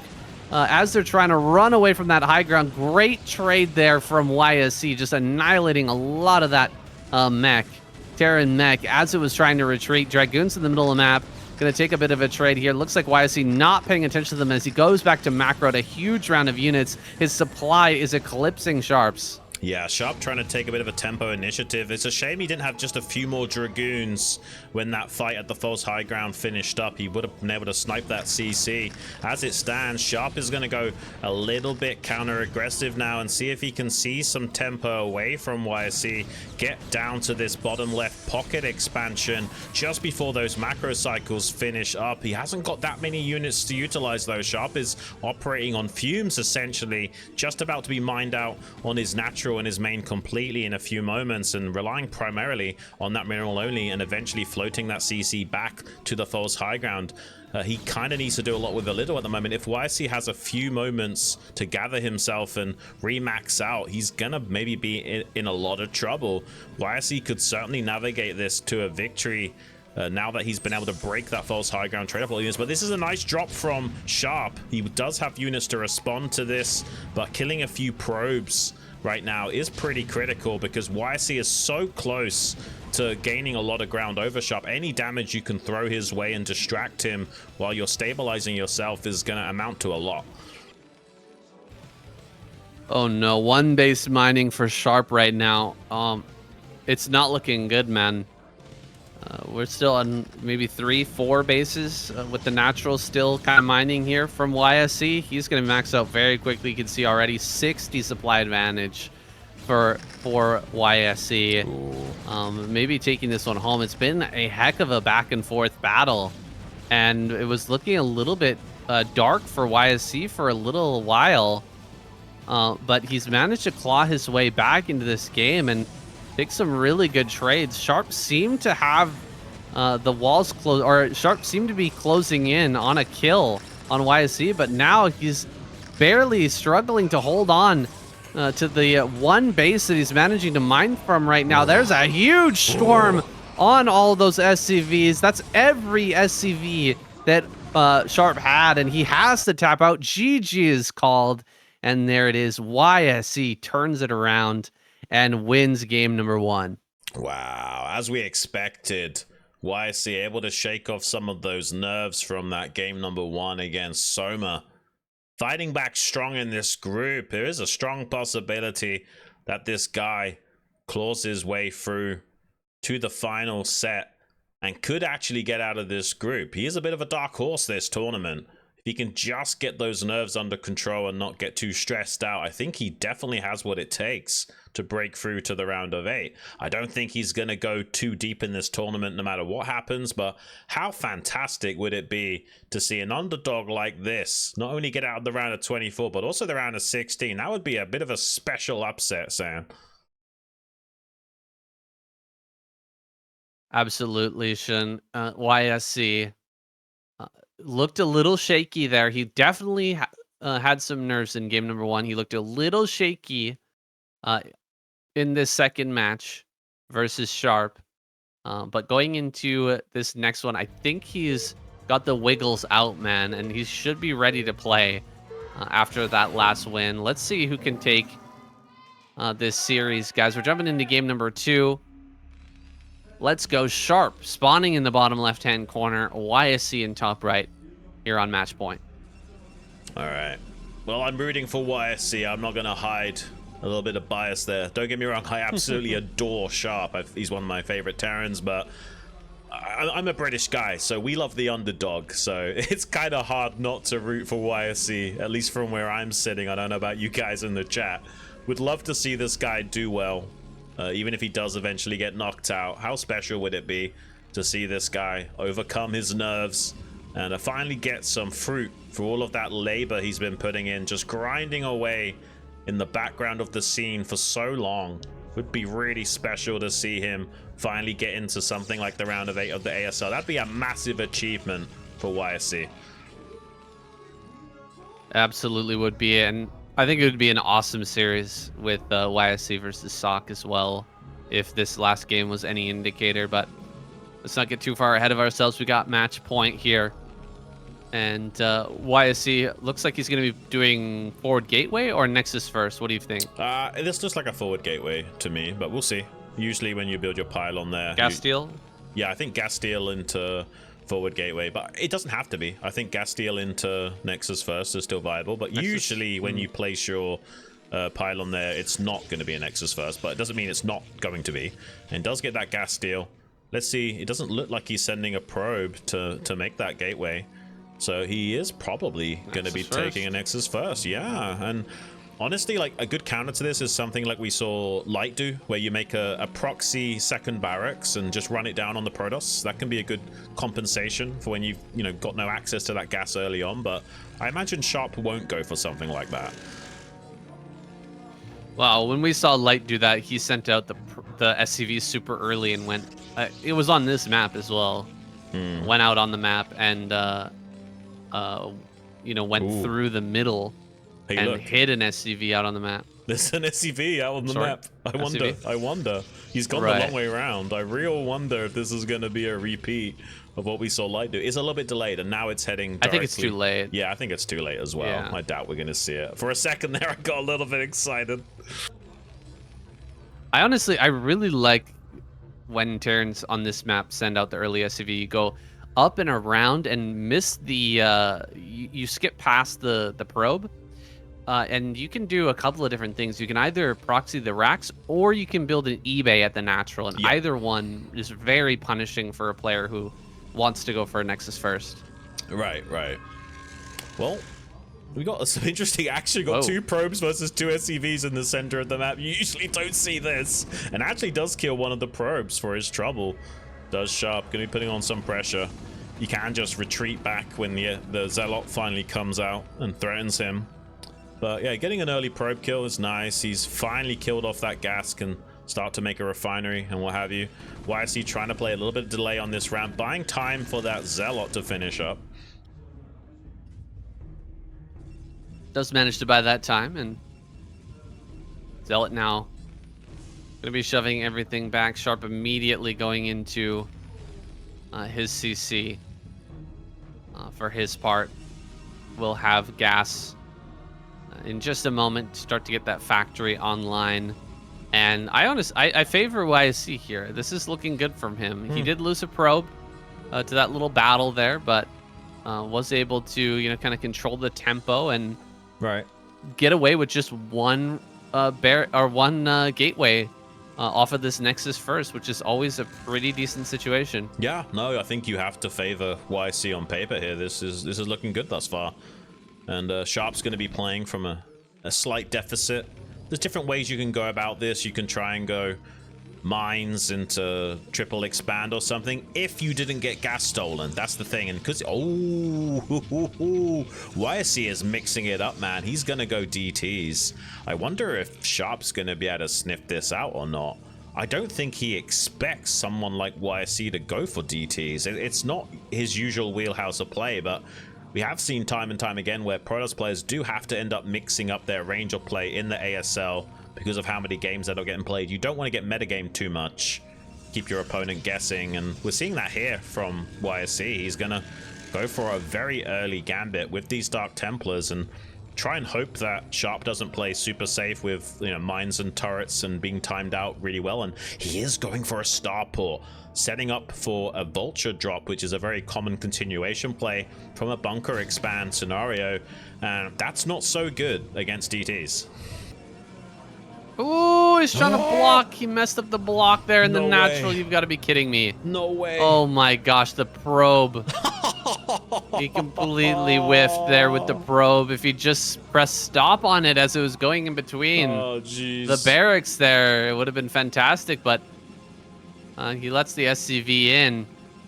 Not like and this, Sam. Really can't even deal with this. Pulled off so many probes just to block that, but it completely scouts everything. And what's YSC going to do from here? I mean, I was thinking maybe he could go into Arbiter, like 2-base Arbiter. It's really not that popular, but it's pretty good on a map like Match Point. Yeah, it's okay. 2-base Arbiter. Really, you want to go DTs into expansion, into Arbiter, if you are going to do that play. But now that he's been scouted out, he's got, you know, less favorability to pull something like that off. Sharp is going to be very well set up back at home to defend with this timing. And there's not a lot that can be said about that beyond. So, yeah, unfortunately for YSC, his strategy has basically been completely figured out by Sharp. It's probably not going to be anywhere near as successful as it could be. I'm not sure if he's doing a DT drop right now. He might have a DT or two loaded up into this shuttle and was thinking about sending it into the main base, but I think Sharp's going to be prepared for that no matter what. Yeah, I think he'll definitely be prepared for that. A couple of Zealots here, a couple of Dragoons ready to take this fight. Mine gets a pretty decent connection, but High Templar popping out at the very worst possible time. He does manage to pull one of those back out of target. The mine isn't able to do so. Could end up taking some serious damage. No. Keeps the Dragoons alive and manages to hold back everything. So rather than making DTs, he decides to make a couple of High Templar, maybe trying to, you know, gather up a bunch of energy, maybe go for like an early High Templar drop, something like that. But maybe. Sharp's now dropping into the main base, going after a lot of probes, and there's hardly any Dragoons to actually block this. As soon as he pulls the Dragoons back from the natural and blocks this attack, I think we're going to see a run by in the natural as well. And Sharp maybe just ripping YSC apart here a little bit too well. Ooh, nice pylon. Blocking that out. Doesn't take absolute maximum damage, but this is still very painful. Yeah, this is still now turning into a bit of an advantage for Sharp, has to be said. Also, getting a third CC down on location at that mineral only. This has gone horribly wrong for YSC in game number 2. It's going to be tough for him to get a 2-0 victory over Sharp from here, who's not slowing down. He's loading up another dropship to go for round 2 in the main base. At least there's a couple of Dragoons here this time around to shut down too much damage from occurring in the main base, but still will take some probe losses. This is a non-zero attack pretty much no matter what, and he even kills a Dragoon with the mines, and he's still losing quite a lot of probes. This attack is not being dealt with cleanly from YSC. He is falling apart a little bit. Had a cannon finishing up just a bit behind schedule, unfortunately for him. Everything is kind of going wrong, and Sharp is just doing swimmingly. Yeah, this just gets worse from here. Okay, keeps the High Templar alive at least. Given that High Templar is a little something going right for YSC right now, but overall, Sharp is looking primed to win this. Still no third Bayesian. We're talking about 7 minutes last game. 9 minutes has passed here, and we still don't see that third Nexus popping out for YSC. His economy is just going to be so far behind. It's starting to look like a numbers game to me, and Sharp should have the higher number here. Well, when this push eventually comes out. The one hope for YSC is some counter damage on the ground if there's not too many tanks to, defend this third base or what have you. And if he can get a storm drop on the SCV line, who knows, maybe there's enough damage to make up the difference, but it's a long shot. I still feel like YSC in a lot of trouble here. He might try and get these SCVs killed off from the an attack here from the low ground. He's going to see if he can max range it. You can see the attempts there, but Sharp responding well. He's going to do the same over here at the natural third base of Sharp, but not really killing a lot. Sharp responding well to that and pulls the SCVs away, only losing a few of them. This is not the damage that YSC needs to make this game comfortable. This third base is seriously late, and he was banking on doing a lot of technical damage leading up until this point, with initially a DT play that got scouted, and the storm drops are definitely coming up short. Yeah, I mean, he's getting a little damage here and there, a couple SCVs. But you're right, it's not a comfortable game by any stretch. And it's likely to get a lot more uncomfortable here for YSC as Sharp gets all these factories online and really starts to get his production going. I think we're going to see a pretty powerful, maybe, 10 factory push, 8 to 10 factory push coming out here pretty soon. No real need to take a 4th base just yet. He's going to continue with drop play and just keep cranking out units. These are some pretty decent storms from YSC, but he's still yet to start mining off of this 3rd base. The economy is just not there for him. Yeah, and there's another vulture drop that's probably going to come into the main base in just a few moments. Pretty much everything's going wrong. There is a cannon, though, in the main base mineral line, so that will help make up some difference. But there could be a tank in here. I think there's a tank in this dropship, actually. Oh, geez. This is getting a little bit spicy. He's going to pull back what few forces that YSC can muster, which means he can't also reinforce that attack at the natural 3rd. This is buying a lot of time for Sharp to get into his macro stride. Even if this doesn't kill a lot, which it actually still is. He's still killing quite a hefty amount of probes. Denying mining on this gas is really huge as well. Everything going right for Sharp pretty much. And oh my gosh, even catching the probe transfer to the 4th base as well. Can YSC catch a break? It seems like the answer is just no at this point. Yeah, he's already taken more damage, I think, than he was able to dish out with the storms. At least he kept the High Templar alive, though, right? Oh, oof. My God. Oh! Xun. Oh, my God. Dude. He's just stepping on rakes left and right. This is like killing off his own probes. Yeah, this is like Sideshow Bob, just constantly hitting on the rakes non-stop, man. Oh my gosh, what can you even say about this? Oh no, these High Templars. It's not his game. Yeah, he's got 3 shuttles loaded up. Maybe he can make. Oh my God, please! Oh, not like this. Oh my God. It's just so brutal, man. Well, Sharp, 20 supply advantage, making his way over to the high ground. If he manages to hold the high ground on YSC's side of the map, I think it'll be quickly followed by a tap out. He's managed to finally get a few probes down to bottom right. Actually, Sharp not going to head towards that location. Instead, going to move towards this low ground. Oh, pretty decent drops here with Zealots on top of most of this stuff. Where are the storms? Okay, that's a great storm. Pretty good storms here. Zealots are actually not moving, though, and the Dragoons are all dead. So I think that even though this fight goes pretty reasonably well, there's just going to be way too many units following this up. Yeah. There's going to be way too many rallies coming across the map for Sharp, and YSC can't really replace this just yet. Yeah, he's got like a special forces type army, hardly any units to utilize. With some good storms, maybe this could make up the difference, but as long as Sharp storm dodges a little bit here, there's not a whole lot YSC can do to turn this around, unfortunately. And he is getting into a position to start laying siege to the natural expansion of YSC, desperately trying to utilize. So that was actually a pretty good storm. Almost pixel perfect to kill 2 tanks that were so spread apart. A few good moves from YSC, but he's already so far behind the curve of the game. He needs a lot more than this to come back. He actually needs Sharp to make a lot of mistakes to make this viable, and so far Sharp is just not giving him any space to breathe, and playing pretty phenomenally well is Sharp as well. Like, I just don't see YSC coming back in this game. This looks almost insurmountable.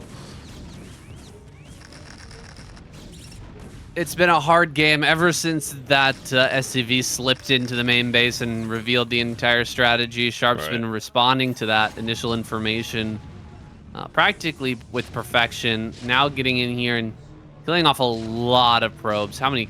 What's the kill count on that tank, man? That was absolutely massacring the probes there. 20 supply advantage for Sharp, slowly closing in once again on YSC. We saw the comeback from YSC, but this would be more than a comeback. This would be a miracle if he managed to bring this one somehow to a victory over Sharp now, and I don't think that's going to happen. I think we're going to see a game number 3. YSC just falling back in his chair. He's probably going to GG out here as soon as this drop comes off, because it's probably not going to do any damage. Unfortunately, yeah, and Sharp is taking out an insurance policy, getting a 4th base online in the top left, just in case the game drags on a bit longer. Doing a good job of trying to encroach on these Dragoons with a bit of a minefield. YSC does respond well to that, doesn't take crazy amounts of losses to the potential of those mines. There is a bit of a counterplay here from YSC. You can shut down this CC that's being built in the top left and then go for Reaver Storm drop here at the natural 3rd location. I'm not sure this is going to do enough to pull him back into the game, but I guess it's something. It just looks like too arduous of a task. He even loses the shuttle to the turret on the exit. Oh, jeez, just nothing going right for our boy LIC this game, man. I think it's very likely we'll be seeing that game 3 at this rate. Sharp is just playing almost perfectly, and YSC is having one of the worst games of his life transpire.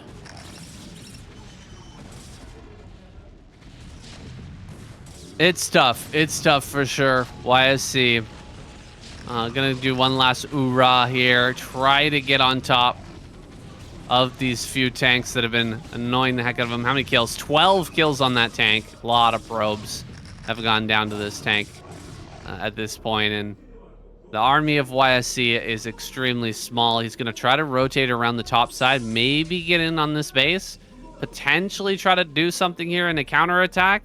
But these are desperate straits. YSC, no splash of damage with this army. He needs to bring another shuttle along with some more High Templar if he wants to have any shot of breaking this position. In fact, he's not even going to try. Maybe head over towards the mineral only. It's a little bit less defended. There might be an opportunity there. Yeah, possible. A lot of the tanks were rotated to the top left to shut down the initial advance. Maybe he can get something done as a backup plan at that mineral only, but it doesn't look like it. Sharp is just macroing like a madman, and I don't think he can overcome these odds at the moment. He's throwing down a bunch of robos, trying to increase his odds by getting out a lot of shuttles and maybe a few reavers here and there.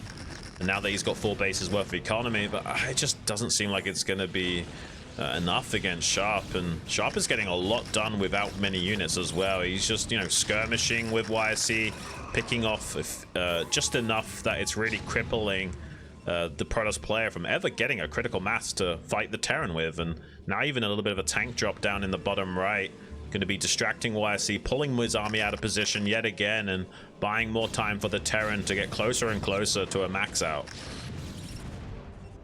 Yeah, this is where Sharp really excels. When he's doing these little drops and running around with vultures, just engaging over and over and over again with the Protoss player, keeping the multitasking level high. He's been able to get little victories here and there all over the map, and it's starting to really add up on top of the already enormous deficit that YSC has to try and overcome. Yeah, I mean, it's a valiant effort from YSC to try and claw his way back in this game. Yes, it's pretty one-sided, but honestly, he is fighting back reasonably strong considering how bad the situation is. Like, you can't really expect a whole lot from someone that's had this bad of luck happen all at once. Not only just getting scouted, but stepping on rakes constantly with walking into mines and what have you.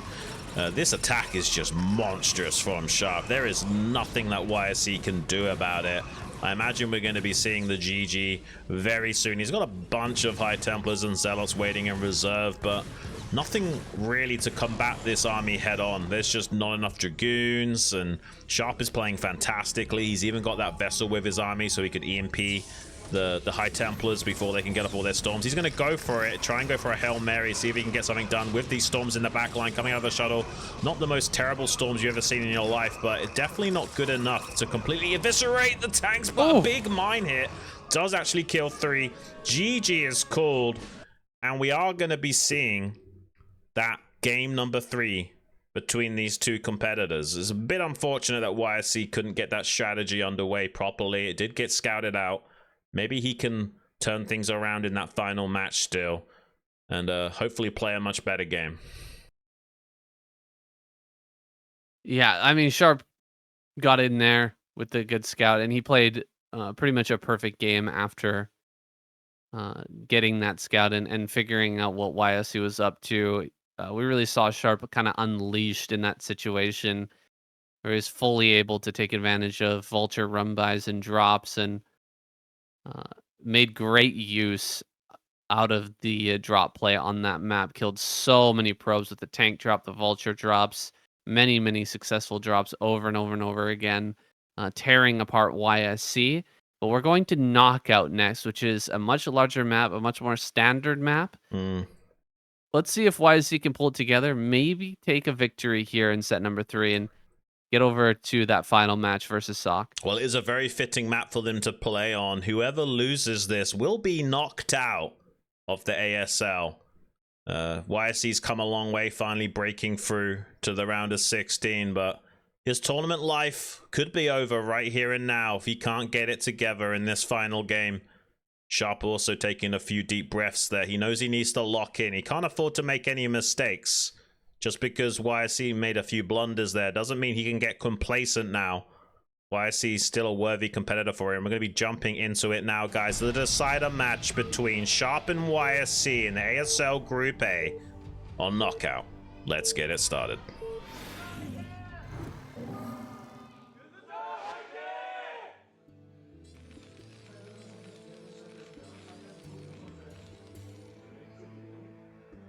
All right, here we go. Sharp down in the bottom left. YSC in the bottom right. Bit of a hard round of 16 for him, but at least he managed to get a win off of Sharp and bring us some pretty decent games. Can't say the same for a lot of players who make it to the round of 16. A lot of guys just kind of fall apart. Yeah. In the round of 16. It's very common, but I think YSC's got what it takes to possibly get through and at least get it into the winner's match. Just the fact that he managed to hang on as long as he did gives me a lot of confidence. Yeah. Going into this final game. It shows that his mindset is in a reasonably good place, right? Like, if he fell apart completely and just gave up, that would make me worried for him. But the fact that he had that fighting spirit, kept going despite how crazy bad the odds were for him, yeah, that's a good sign. That's a good sign. And would love to see this guy at least show us one more great game, even if he does get knocked out here. Would love to see more from him. Pretty much everything went wrong. Like, he was doing okay initially with getting away with the Nexus first off of one gateway, but as soon as he got scouted going for those DTs, pretty much everything was about as downhill as it gets. So let's see if he can turn those things around. He's going for another Nexus first here, but it is close spawns on the south side of this map Knockout in horizontal position. So if Sharp does scout him early enough, could pull the boys or something to punish this. And Sharp is also sometimes prone to getting a very quick factory out, which allows you to get the Vulture in there before the Dragoons are able to come down the ramp and defend. So there's definitely a lot of counterplay options, but Sharp is going to scout him quite delayed. Yeah, same thing goes with YSC, getting the very late scout in here. Will he go for one gateway again? One gateway after Nexus is the most greediest style of Nexus first. And indeed, it kind of looks like that's going to be the case. Gas is already on the way, and there'll be a Cybernetics core coming down here pretty soon. No Marines being made right now. Only made the one. So I don't think that Sharp can try to pull the boys here. He sees the Nexus first now. Are we going to see him pull the SCVs or not? I think he's just going to go ahead and make a CC, in fact. He steals the mineral patches on the ramp, making it more likely that he'll be able to slip by with a Vulture in a moment. And yeah, he has halted Marine production completely, and he's not pulling the boys. So gonna come in, try to force a couple of probes off the line, and then see if he can't get in there with a Vulture here in a minute. Oh my gosh, this probe with 1 HP manages to survive, just barely getting away there. And quite a bit of loss of mining time here, and the vulture's on the way. It's coming. There it is. Oh, he puts down a pylon to block the machine shop. That's an interesting decision from YSC. Yeah, and this was an 11 gas from Sharp, so that's one of the reasons why he didn't want to pull the boys. He knows that he will have pretty quick vultures to get in here and try and punish this just as the Dragoons are popping out. Could come into the natural, and you can see ahead of schedule YSC evacuating the natural, knowing that there's this vulture timing to worry about, and that will buy time for the Dragoon to pop out, get to the ramp. As we can see, the minerals have been mined out, so there is a chance of that run by from coming down, but doesn't get it, and we'll be able to go back to mining the natural now. Pretty good optimizations from YSC, it has to be said. He has mapped this out pretty good. Yeah, it looks like YSC is going to be fine here. Small advantage to YSC right now with this Nexus first. Hasn't really lost many probes. Managed to beat that back without too much trouble. And I do like the pull of probes from the natural. Just make sure that you don't take any damage because you know that vulture is going to be relatively quick. Yeah. And getting greedy in other ways rather than, trying to get greedy with the probes. Yeah. I think is a strong play from YSC. And, it has a two-order of effects because you're not only pulling the probes from the natural, but you can use them to body block the ramp as well to prevent a run-by. So everything was pretty good there from YSC. A nice little opener from him to kick things off. Second factory coming down from Sharp, and a very quick observatory from YSC as a follow-up. So it's going to be like a 2-gate obs into Reaver play or something of that nature. So that's pretty mid-range, but with the 12 Nexus opening, you can be feeling pretty fantastic about that. And, Sharp's not getting greedy himself. Like, sometimes you'll see a player like Sharp go into mines and try and get a third CC very quickly to respond to the 12 Nexus, but this time around he's not. Maybe feeling very confident in his chances against YSC and actually doesn't want to take any risks. Yeah, we don't see Sharp getting crazy or anything either. A lot of times, I think Sharp is kind of prone to that quick 3 CC style with mines when he goes up against something like this, because the observer is going to be so late. You can completely skip over, siege mode early and making any tanks and just get mines out and try to sneak a very solid economic advantage, just double down on the greed that your opponent opened up with. But he's not done that here. He's going to try to play a straight up game. Why is he about to get the news here? Going to go ahead and scout the main and figure out exactly what Sharp is up to. And I think he's going to be pretty happy with the position right now. Just slowly moving forward, ready to take his third base, his third Nexus here, just pre 7 minutes. Yeah.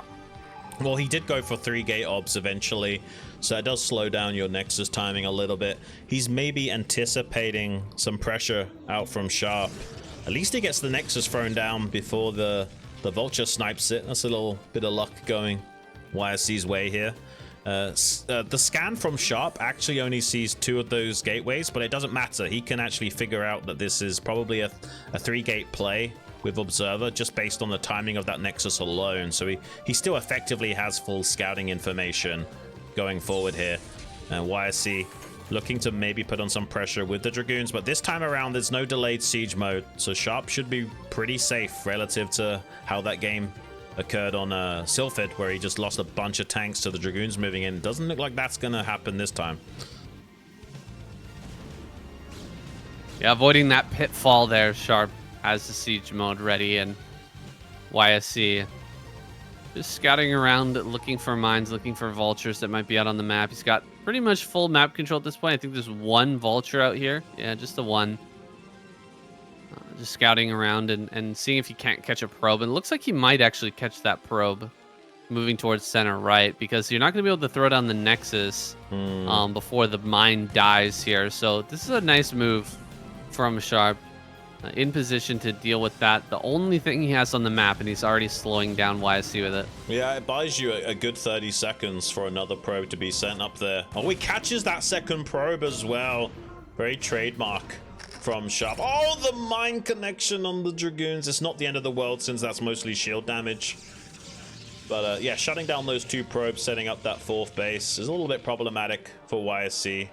It's not going to be quite as optimized, but he does catch the move out, can actually kill one of these tanks, and not the most terrible of trades here for YSC. Sharp kind of overstepping his boundaries a little bit and getting punished for it. So many tanks falling to the Dragoons, say, and he does get a preemptive repair on that bunker to shut down the additional aggression.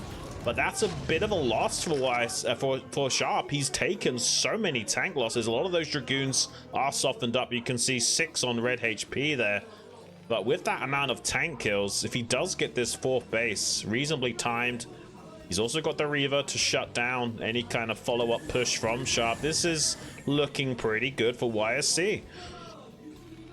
That was a massive swing for YSC, like killing off that many tanks. He can, with full confidence, take the center right, and look, he's just going to send the probe immediately to top right. Definitely agree with that decision. Just start taking nexuses all over the place at this point, because you know that your opponent is not going to be pushing you for a very long time. That's actually an observer heading top right, excuse me. Going to see the mines up there, and I think there's a vulture in that location as well, but he just has so much time here, pushing in with the Reaver. Is this going to be the right choice? He loses the Observer, but this shot from the Reaver kills so many Goliaths, and the tanks are going to go down really quickly. Diving on top of this secondary move out. Now it's getting to be like a critical situation for Sharp. The first block to the first move out is huge, but blocking him a second time, absolutely massive. He's going to come in and flank this army as well. Sharp getting a little bit desperate the way that he's moving out here, and he's going to lose even more now than he needed to. Losing 2 more tanks. It's so brutal. I'm really afraid for Sharp now. He has completely thrown this game with the way he's been moving out. Yeah, he's been trying to do a destination style move out, using the tanks on the periphery of his main base to act in support, but they weren't quite in good enough positions to stop YSC from pouncing on the timing of that move out. He really needs to get this 3rd CC up and mining, and he's had to pay a hefty price for it. So many tanks have gone down. He has got a lot of factories. He can still recover from this position, but this is a great slowdown from YSC, who's also going in to his 5th base now in the top right natural. And yeah, this is about as good of a game as YSC could have hoped for, like, especially after how poorly that game 2 plan went. He's starting to look like he might be able to break through to that finals match. He's not quite out of the woods yet. There's still some counterplay available. Too Sharp to claw his way back in this game. But so far, so good for YSC.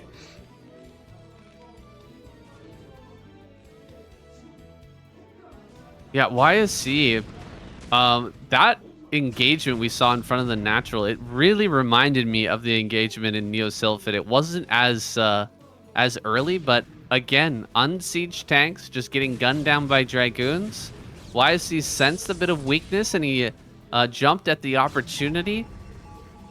Playing with some very good confidence here now, and he should be with the lead that he's accumulated. This extra base in the top right is going to have probes at it very, very soon, and he's shown great ability to crack open Terran positions with his Storm Shuttle Reaver play. It just really goes well for his style. It really suits him, and he's not going to mix it up here. There's the first few High Templars. They're going to be popping out, and they will be loaded up here shortly. Sharp doesn't have any map control, so he's no hope of coming over here and, you know, gunning down early Templar and putting putting that back a few minutes.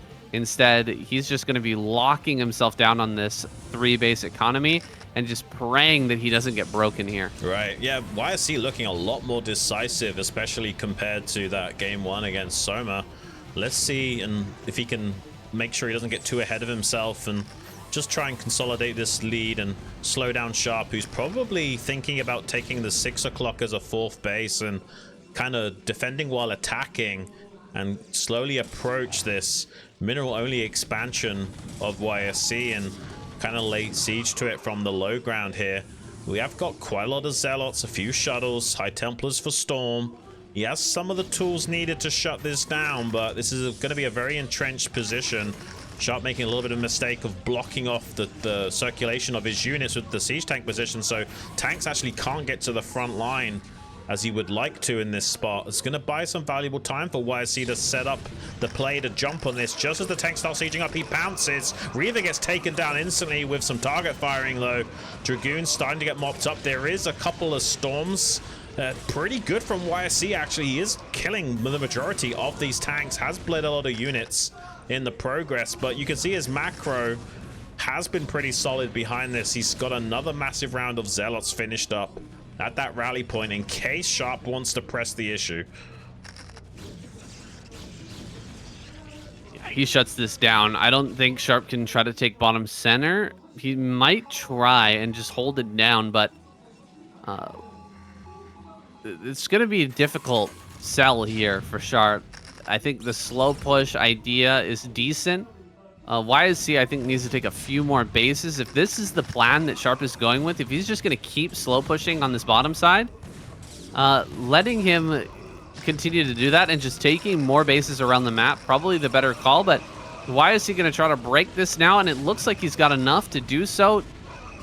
Storms on top of some of these tanks, not enough Zealots here.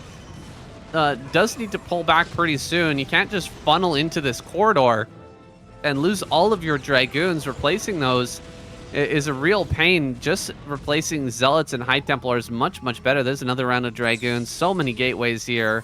But the supplies are getting a little bit dangerous. They're getting a little close, too close for comfort for YSC. Yeah, and he's been so distracted dealing with this push from Sharp that it took him a long time to actually throw down that Nexus in the top right. He's just now done that. Also might want to think about setting up some gateways there with his surplus minerals. He's doing a pretty good job of delaying the timing of this attack being successful at this mineral only. So it's not terrible. You know, he can also transfer these probes up to the top right when that Nexus is close to going down, if Sharp does get into a better and better position, rather than just letting the probes die to the siege tanks. And Sharp is very heavily committed to, you know, trying to get this done with like 1-1 upgrades. The starport's only just now being built, so let's see what YSC can do. He's got 3 shuttles worth of Zealots bombing out on top of these tanks. Can he get a good storm off or two? That Templar there actually doesn't have enough energy, and the one with energy gets targeted down, unfortunately, for YSC, but he might just barely have enough meat on the bone to keep chugging forward and push this whole tank line of Sharp back yet again. Like you say, not a wise idea to push into that tight little corridor with those tanks in the back line, and even making an eBay to choke up that point even more. But this isn't terrible for YSC. He's kept that mineral only mining a little bit, and he's going to get that Nexus finally finished up in the top right. If he can get some gateways also established up there, this looks pretty good for YSC, but Sharp inversely hasn't yet started that CC at the 6 o'clock position, so he will soon be mined out and also be in a bit of a sticky situation because he hasn't been able to get in here and kill this mineral only. The problems are starting to accumulate here for Sharp.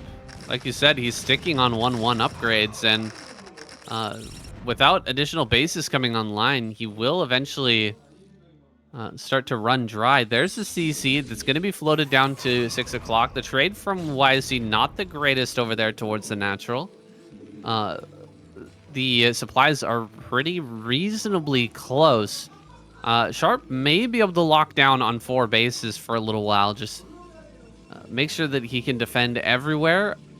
But he hasn't actually moved too much down to bottom center. Only 1 tank there. Not a lot of defenses prepared from Sharp, so this is actually looking like a bust. He should be able to dive right through this, dropping Zealots on top of everything. Mostly a bunch of Vultures here. Storms are going to come down on the reinforcements, and now that corridor is no longer a problem. He's actually gotten past that, and he's on top of this backline, on top of this reinforcement wave from Sharp. Storms on top of some of these tanks, and a 4th base once again denied by YSC. This is a huge moment for him. Oh my gosh, he's even catching a Ninja CC in the top left. That's huge for YSC. He can start to throw down a few gateways gradually in the top right and set up an additional rally base, making that base so much harder to finally kill from Sharp if you can make high Templars on the high ground and what have you. This is getting a little bit out of control from Sharp. If he can't get this base online soon, going to be finding himself in a lot of trouble. He's actually floating another CC, trying to get this 9 o'clock instead as a plan B. Right as YC starts to clear out the mines in the center of the map, we'll be setting up to threaten this left-hand flank. Oh, a bit of a drop here from Sharp, getting a tank up to that top right base, as well as a couple of vultures laying down mines. Not terrible. This is definitely the kind of plays he needs to make to stay somewhat comfortable in this game by shutting down the mining in that base. Ooh, dropship gets picked off. Finally gonna shut down the potential for more drops. Oh, these vultures are getting so many kills though. Not paying attention. Oh my gosh, YSC. This is actually so painful. He lost a ton of probes there in the top corner. He was looking so good, and suddenly he's behind in supply. Yeah, this is not ideal. I still think he has a strong shot in this game, but that's the kind of thing that can tip the balance. Especially now that Sharp is transferring a ton of SCVs that 9 o'clock.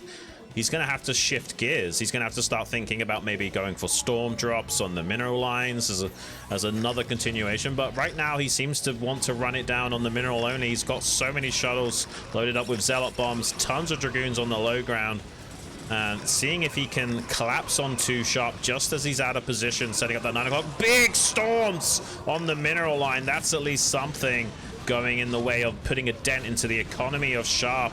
Doing a pretty good job trading off against the tanks as well, especially in conjunction with having this high ground advantage over some of these forces of Sharp. And he has a little bit of storm energy left as well to keep trading off some of those forces. D-Matrix saves the day against too much damage from occurring, but still not too terrible from YSC. The problem is now, you know, Sharp might feel emboldened so that he can start to push back a little bit here, but YSC not slowing down as well. He drops a couple of High Templars to try and seize the initiative back again and shut down some of the forces of Sharp. This is a really back and forth game. It's kind of hard to call. We've got so many SCVs at this 9 o'clock base. If he can just get a storm drop there, maybe that would be a way of closing out this game for YSC. He's taking the mineral only in the top right quadrant as well. Hard to get it closer here against Sharp, who's just so tenacious. Always looking for little probe transfers like this one here. Always looking for opportunities to drop and deal bits and pieces of damage all over the place. He will be trying to expand over there to the top left, but here's that storm drop you were talking about, Xun.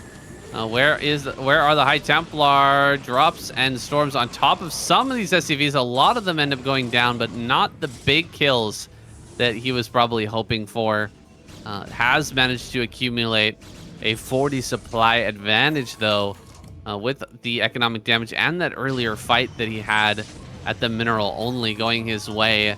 Not quite maxed out and ready to dive on top of this, but maybe he's got enough storms and shuttles to break a smaller position, try to go around this army, look for a flank or an open spot somewhere where the defenses are a little bit thin. Using the High Templar to storm means he's probably going to attack here. Storming the mines means he's trying to open the position as quickly as possible to try and get in there. Dropping on top of some tanks over here as well. This is some great trading for YSC, and he's even going to bring High Templars over to this base, try to get a storm on some of these SCVs. Can he get it? Great dodge from Sharp there, keeping most of that alive. Yeah, the storm dodging from Sharp has been pretty phenomenal. He had a great reaction time in that 9 o'clock base as well. He's even got a science vessel kind of trailing that shuttle, not only keeping vision on it, but also maybe ready to EMP if something were to come out later once the storm energy is regenerated. But he's actually far away from that EMP, and maybe the storm will come down before that can occur. This is not a bad play from Sharp, but he is being ambitious. He's spreading himself thin by trying to take this natural expansion in the top left. There's definitely room for YSC to exploit this. 3-1 upgrades for YSC against the 2-1 of Sharp.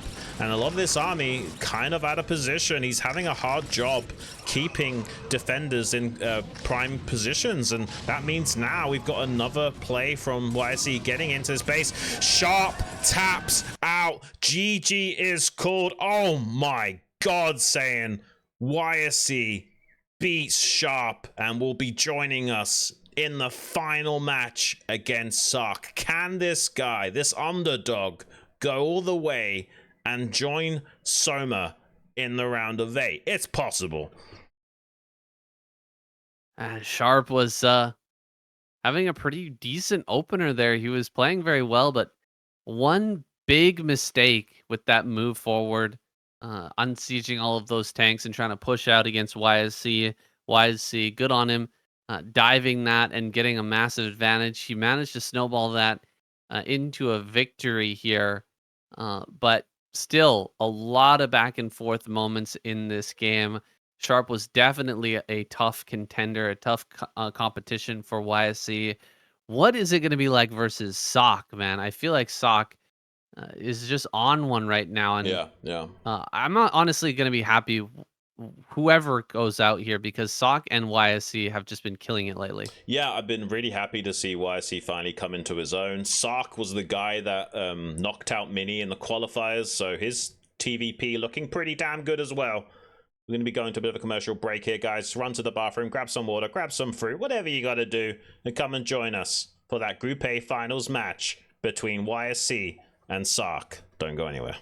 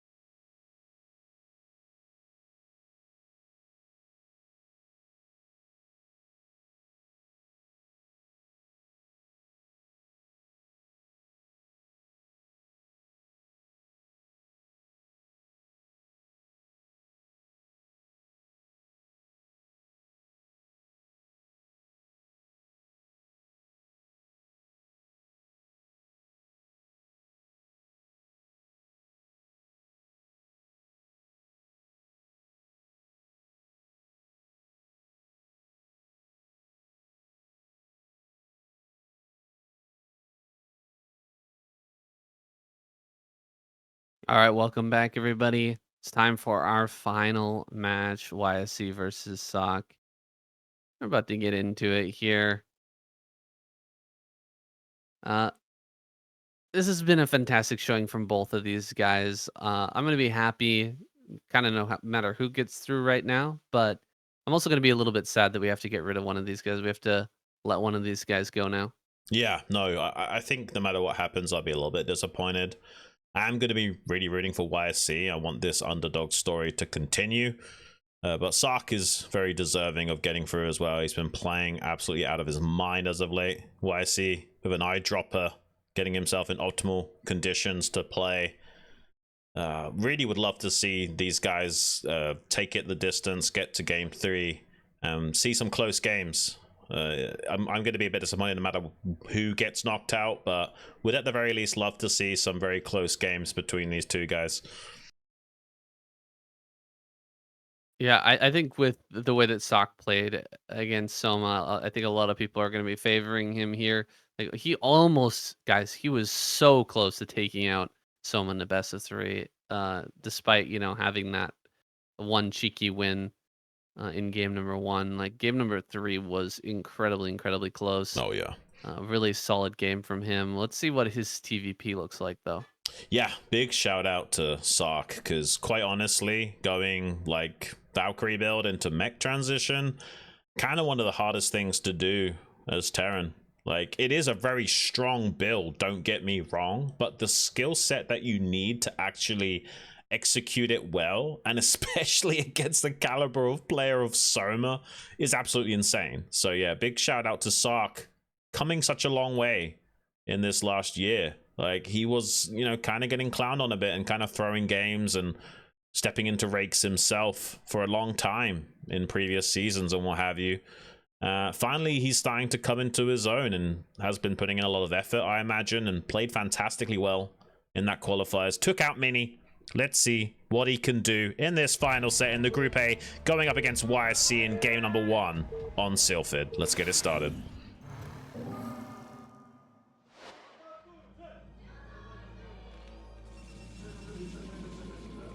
All right, here we are. YSC bottom right. Ssak in bottom left. First game of the final best of 3 series. And I would be remiss if I didn't mention the Patreon supporters out there. Thank you guys so much for continuing to support this season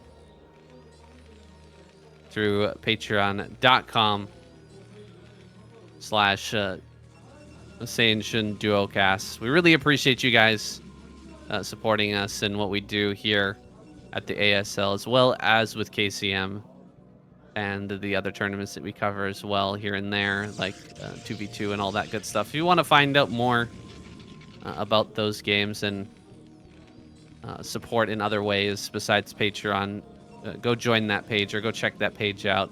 And there's plenty more options for how to support, and you can also support just by subscribing on YouTube to Saiyan KCM channel. Really appreciate that as well.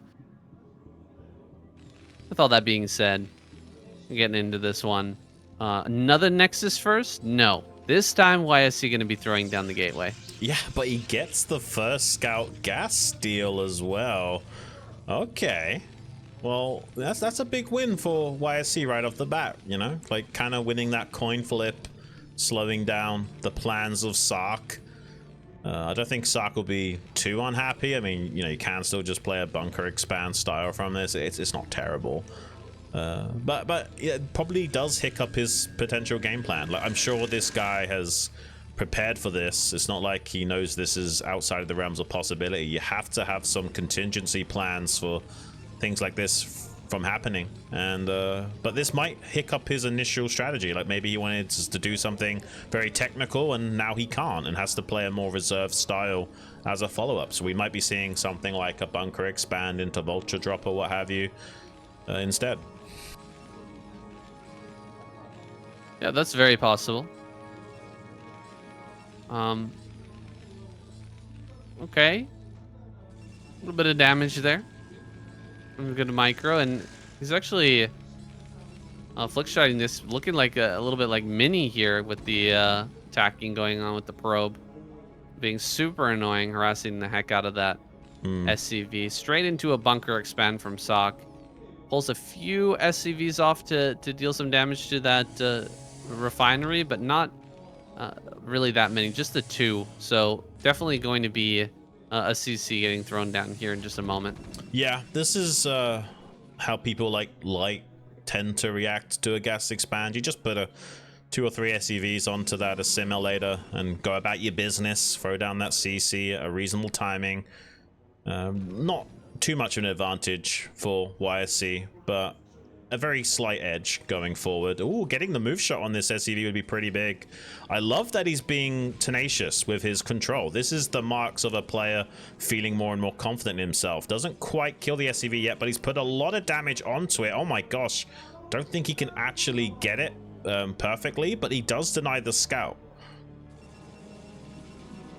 Ooh. Yeah, completely forces this to turn around, and now he's actually got it once again. He's gonna get it. He gets the SCV. That's huge. YSC on one today, and in fact, Ssak just gonna turn around and head back home. He was sending out some Marines to try and save that, but instead just gonna go right up into that bunker and take the loss on the chin there. YSC playing excellently in this first part of game 1. I'm loving that he has seemingly shook off most of those nerves and does seem to be playing with a lot more confidence. This is great from YSC. I said it before, even if he gets knocked out, I just want to see some good games. And so far so good. He's looking pretty fantastic to kick things off against Ssak. Not only with that gas deal, but killing that SCV must be a little bit tilting for Ssak. He can't get any scouting information. And he's lost a worker for free. Doesn't feel good as a Terran player. And YSC's going to need every help that he can get going into this series. Needs to try and seize the tempo. If he can get a win in the first game, it's going to really make it tougher for Ssak to clown on him in the follow-up games. We even got Jane Doe coming up, I think, after this. So I'm glad we get to see a bit of a spicy map as well in this group. I really do love Jane Doe. It's such a weird map, and I'm glad we're going to guarantee to see that being played at least once in this group stage. Is this triple factory? Yeah. Is that another no. factory there? Oh, no, okay, no, eBay. Just eBay. Okay. Just double factory. All right, follow up here from Sakk's going to be pretty normal. Just going into that armory and academy, or armory, wait, academy and eBay? That's a little strange. That's very defensive. Yeah, well, he didn't get the scout, right? Academy and eBay, yeah. Right. No scouts, so maybe he's a bit worried. He's not going to have the armory and to get these upgrades going. Usually you only ever see either eBay armory or academy armory, but eBay academy very, very defensive. It's going to slow down Ssak by a bit, and YSC didn't have anything too crazy lined up. He's just playing a normal game, so this is kind of favoring him a bit. Yeah, I mean, Ssak does have to respect the possibility that this could have been a DT play, like he saw YSC try and do against Sharp on match point, right? You have to consider that. You can't just take risks and assume your opponent's not doing that kind of build order. You need to kind of get confirmation scout despite making assumptions, and that does, you know, hurt the optimizations. Like you say, having to make all 3 of those tech buildings early and also delaying your +1 timing, it doesn't feel great. Like, this is pretty suboptimal for Ssak, not only having the gas deal, losing the scout, and now having to take a bit of a hit to his build order and his optimizations as a result. Let's see if he moves out a little bit more cautiously than Sharp did in his games. He's definitely gonna have made a note about that for sure. The mistake from Sharp put him in a bad spot. Didn't exactly cost him the game, but it really made things hard for him. Now YSC running in towards the front here, gonna start to bomb onto that bunker. Target fire onto the Reaver is pretty good, but a great shot from the Reaver. Scarab in that mineral line, could go for another one, but doesn't. Instead, targeting down some tanks here, loses the Reaver. Yeesh. A little bit sad he didn't go after the SCVs there. There were so many stacked up on that one patch. Yeah, look at that. 7 SCVs right there. Could have been killed off pretty easily. They're all so badly damaged. It is very tempting, but you have to be careful. It sometimes can be a bit of a mistake to go after workers rather than trades, because, you know, if you don't have enough army left over afterwards, they can go for a counter push and just absolutely punish you. So it wasn't the most terrible of ideas to focus down some of those tanks with the Reaver, but losing the Reaver hurts a lot. Now Ssak going to be feeling a lot more comfortable. There's not much harassment to worry about, and makes it harder for YSC to slow down something like a push timing until he gets an additional pair of Reavers out to do so. As you can see, the optimizations from Ssak have taken a hit. Like, this 5th factory is a little bit delayed, but he does have a push timing. Now that we lost the Reaver, suddenly Ssak can get a little bit aggressive. Yeah, Ssak moving forward here. And with the 3 Goliaths, he can really threaten the shuttle quickly. And it's not like he's going to have a bunch of shuttles. He's just had to make some observers, and he lost that initial shuttle. So probably only going to have the one. Ooh, one tank goes around the wrong way. That could be a problem.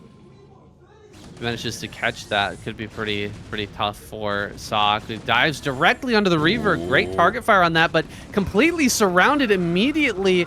Very aggressive play from Ssak, but absolutely punished there.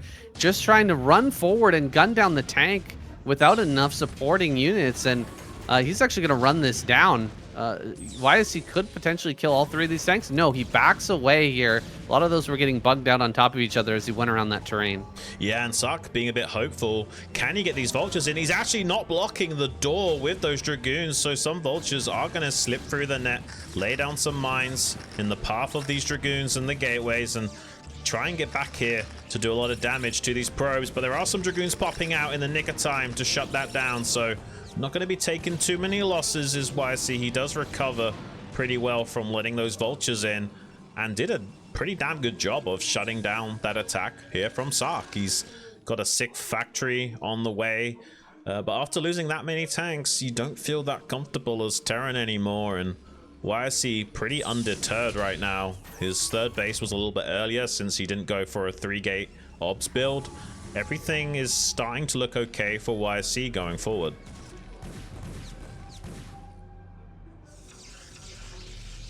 Just gonna get that Nexus on high ground and pylon as well right before the vultures slip in. Ssak gonna be frustrated not to be able to delay that a little bit. Drop going around the bottom side, and I think YSC likely to throw down yet another base down bottom left. He had some time here while the tanks are being remade. We're closing in on 11 minutes and no hint of a 3rd base here just yet from Ssak. Is he just going to try to push again?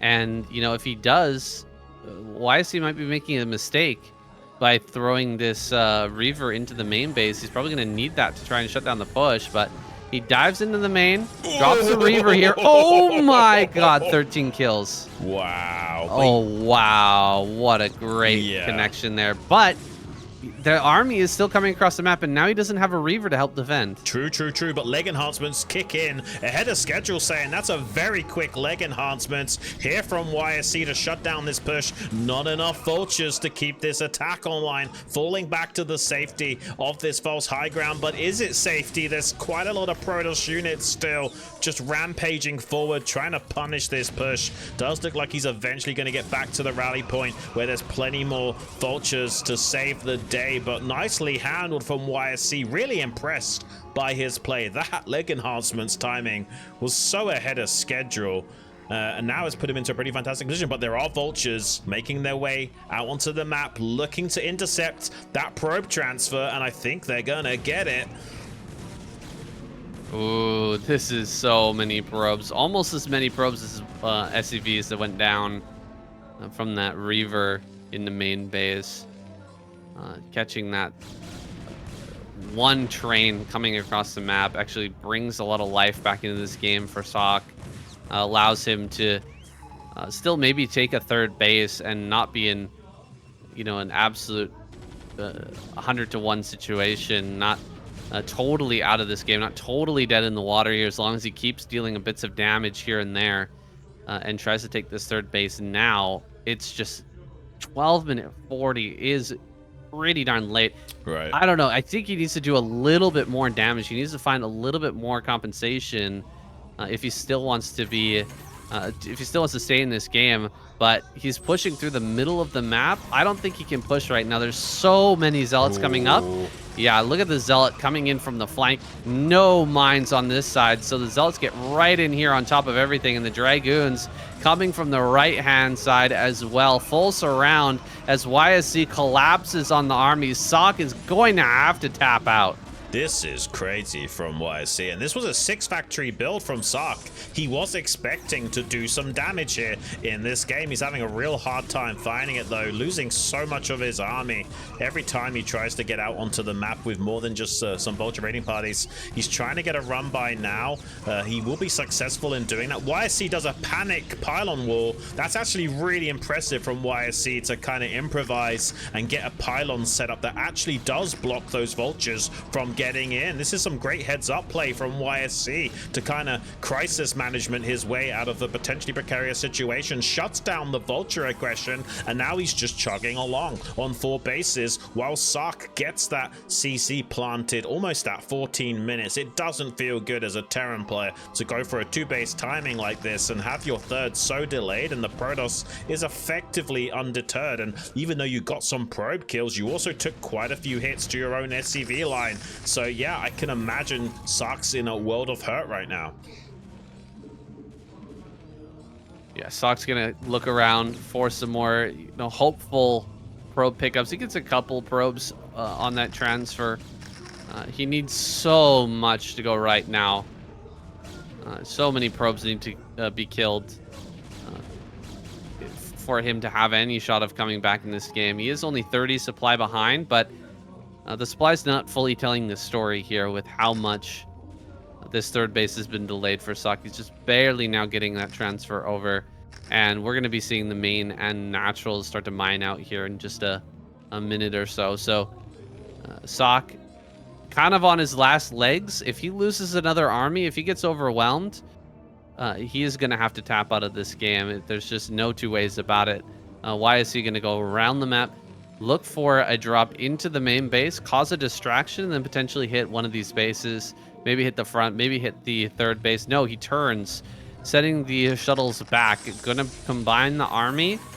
He sees what there is for Ssak, and I think he's looking at that with some hungry eyes, maybe gonna just dive directly through that army. Well, this is one of the situations where I actually don't think you need to storm drop the SCV lines anymore. I think his position is good enough. We just need to expand and get ready to punish the army of Ssak. I feel like something like a storm drop, you run the risk of sacrificing some of your utility for not much gain. Ssak is going to be mined out soon anyway. This doesn't do a whole lot. Maybe it will still help him close out this game, though. He's going for that drop now, trying to get some good storms onto those SCV lines, not really killing a whole bunch. I guess it is distracting for Ssak. It's going to maybe make him pull back his army. This could be a lot more successful in the natural. Does get at least one more decent storm off, and it is distracting Ssak. It is pulling back some of the army. Now YSC can surge forward, trying to encroach on this mineral-only expansion of Ssak. He has a massive round of units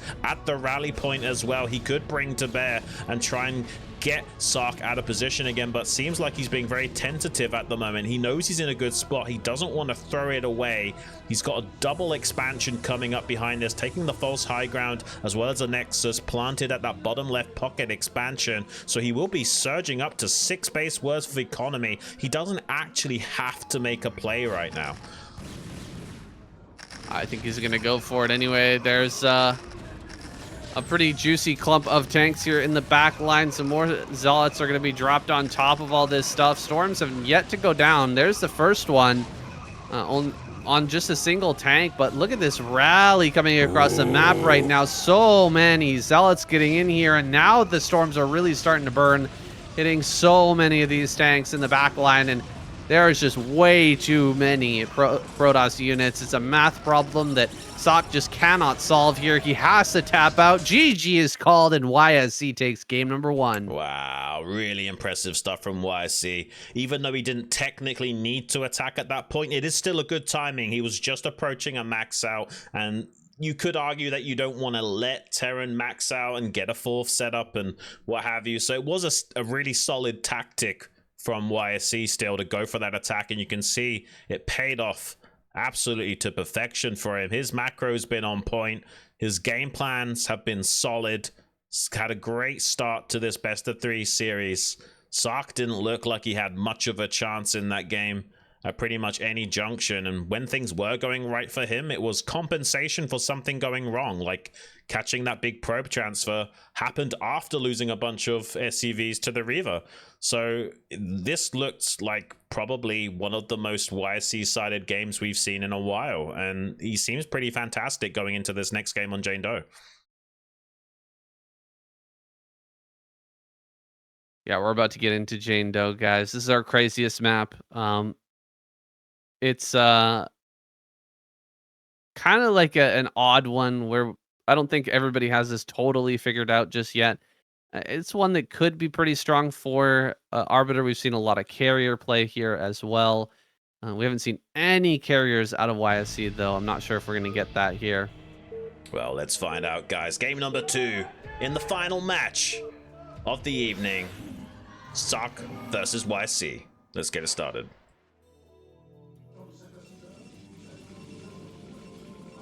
All right, YSC in bottom left. Ssak. Over in top right. Yeah, I don't know if you want to mix it up here as YSC. Just stick with what you know. Stick with what's working. Potentially just going to continue with 3-gate observer. Like, he's not doing anything crazy in these games that he's winning. He's not, tricking his opponent at some, higher level. He's just playing very solid StarCraft, really strong early game probe micro, denying scouting, getting into, a good number of Dragoons with observers and clearing mines efficiently, diving on the Terran when they are weakest and getting a lot of kills in the early and getting rid of tanks and just keeping that tank count low throughout the game. Very solid, high-level StarCraft out of YSC. That's what you like to see. Another great Protoss player to add to the roster. Yeah, it's nice to see him come into his own as of late. Let's hope that trend continues. Pretty early scout coming across the board now for YSC. He knows it's possible. Terran might get a little bit greedy with a CC first. This is a great map to get greedy on, generally speaking, but it is going to be a wall-in with a barracks to start things off, and this map can be a little bit tricky for Protoss just because Terran basically get a guaranteed 3 gas setup right off the bat. Sometimes can feel like you need something like a carrier transition to make a solid game for yourself, but won't always be the case. And doesn't get the gas steal either with that probe. Nicely curved out there from Ssak.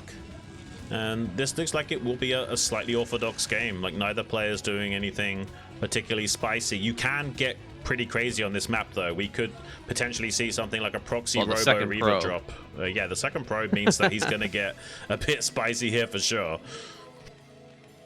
Yeah, that second probe, definitely not orthodox. I think you're right, Xun. This is probably going to be a Proxy Robo.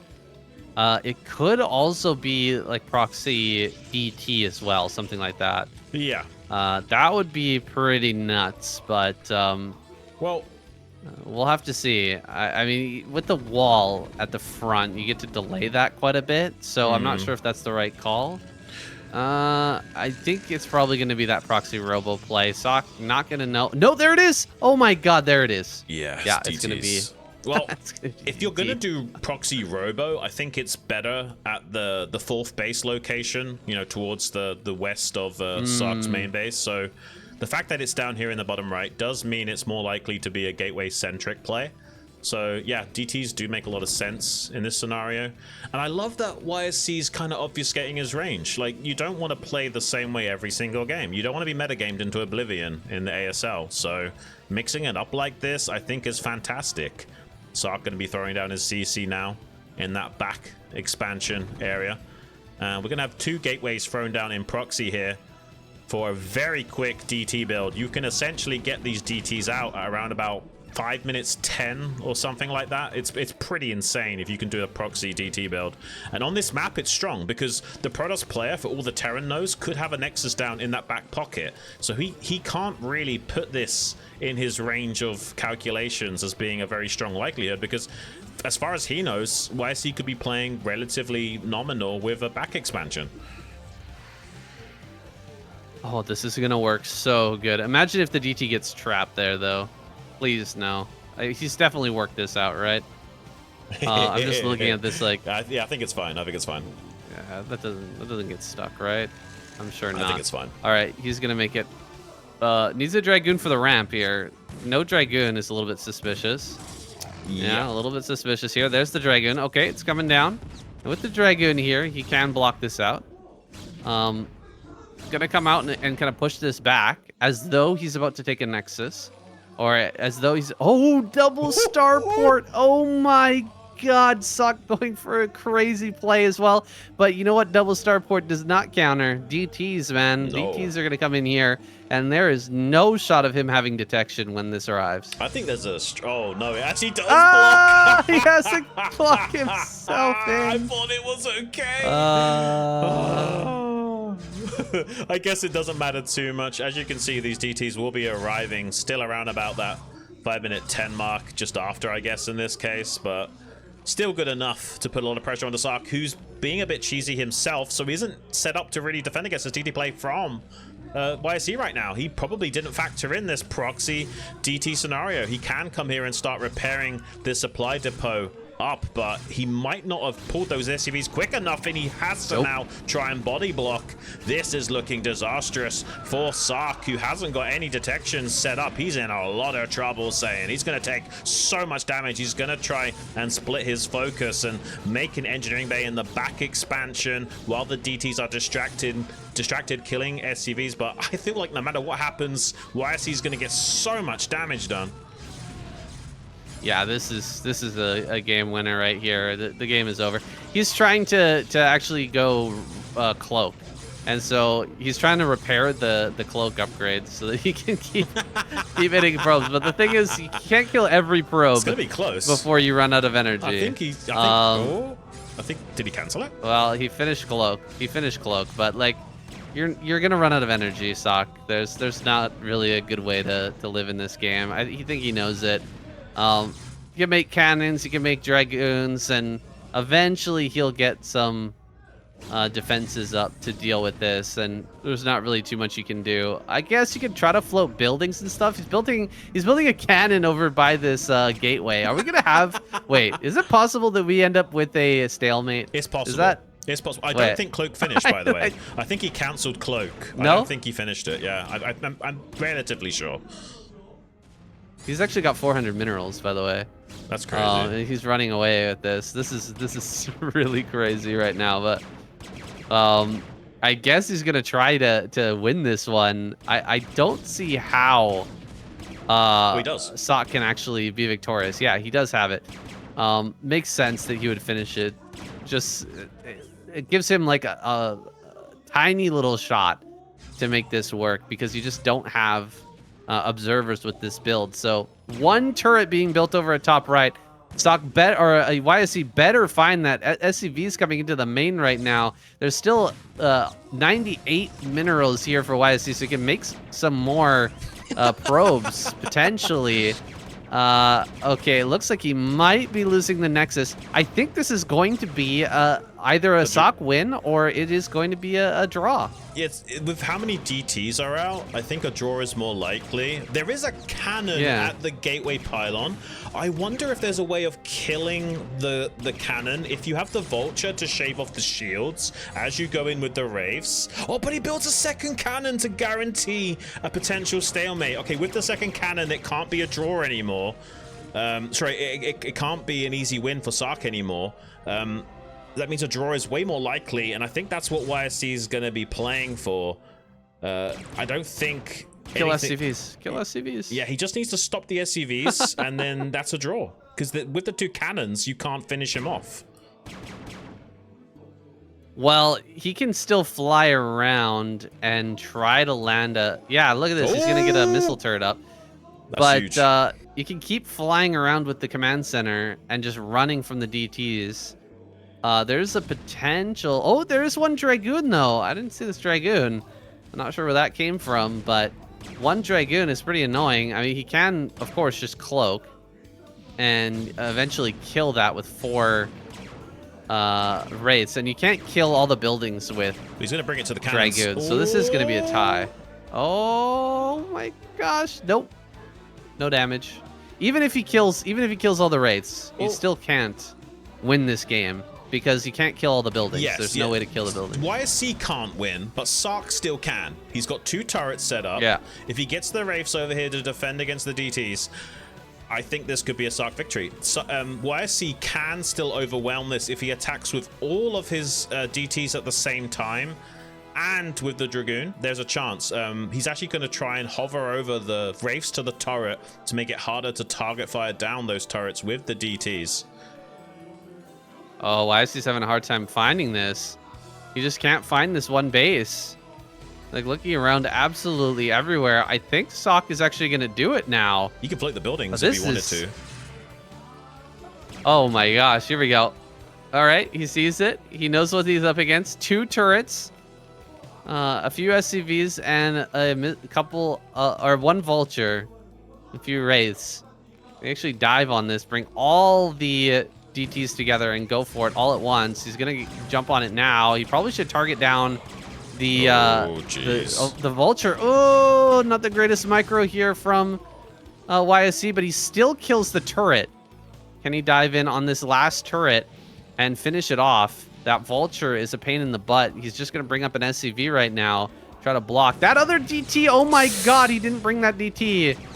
Oh, that's ridiculous. YSC not bringing all his DTs here. Oh, jeez. Oh, there's only like 4 red blobs on the map.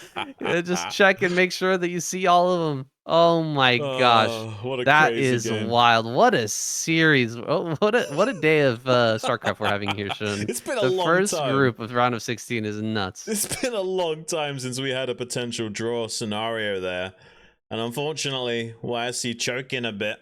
He could have brought all of the DTs up, but had one in the bottom right kind of idling out. And he also made a mistake. Like when he was moving in to kill the turret with the DTs, he was only hitting with 1 DT because the other one was being body blocked. So yeah, the execution there was very subpar from YSC to try and force that draw scenario. Nice crisis management from Ssak to actually pull that out of the bag, keep his tournament life online. Going to be going to that decider match eventually. Yeah, it looks like there's going to be like a little bathroom break or something like that. So we'll just be chilling here for a little bit. And then we're going to go into that final game. Man, what a crazy one. And in addition, right, we had the Gateway. Block with the gateway. Yeah. Oh my gosh. If he had just put the gateway a little bit, placed that a little bit better, he could have slipped by. Those DTs would have gotten in sooner, and maybe he could have blocked the cloak from finishing. That could have been a huge difference maker in that game. Yeah, those cloaks of invisibility, unfortunately, making the DTs slightly wider than even I anticipated. I thought it was okay, and he could actually get through there with his DTs, but apparently not. That's really unfortunate. It wasn't the end of the world. Like, I think he could have still won the game from that position, but it did slow down the timing of that attack by a few precious seconds. That helped Ssak stabilize, build that engineering bay in the background and start to float his CCs around and start to mount a comeback. Let's see what happens here in the final game, in the final set of the evening. YSC versus Ssak on sorry. Knockout. I didn't see the map yet. Knockout, my bad. It's all good. We got YSC in the bottom left. Ssak in the top left. It's been a long day, boys. A lot of Brood War in the round of 16. With that best of 1 into 3 best of 3s. If you guys appreciate what we're doing here, make sure to support it. Links are in the description. Satan Shun Duo Cast on Patreon. We appreciate it. We're getting into this very last game of the night, and I don't want it to end, Shun. This has been a banger of a group, and we're only in Group A. This is not even the group that I was the most excited about, man. Group C is still waiting in the wings, still in the chamber for us going into next week. Gonna be super exciting for that group especially, yeah. I mean, every time ASL comes around, I'm always surprised by how fantastic and how insane it is. I think like every season over these last few seasons have just gotten better and better, especially now that we've got Flash back in the mix and going to be guaranteed to have at least one game against Jaedong. That's insane. I'm so looking forward to that. I can hardly wait. We're going to be having to wait a whole week for that to transpire next Monday. Looking forward to it, though. Let's see what we've got between these two gamers for now, though. Can YSC upset expectations and get through to that next round of 8?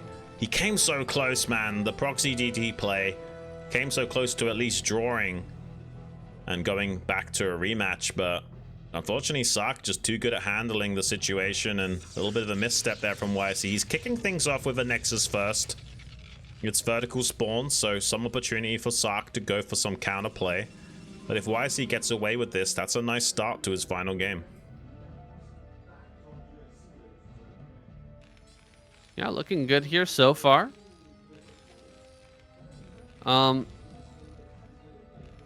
Gonna scout first as well. That's nice.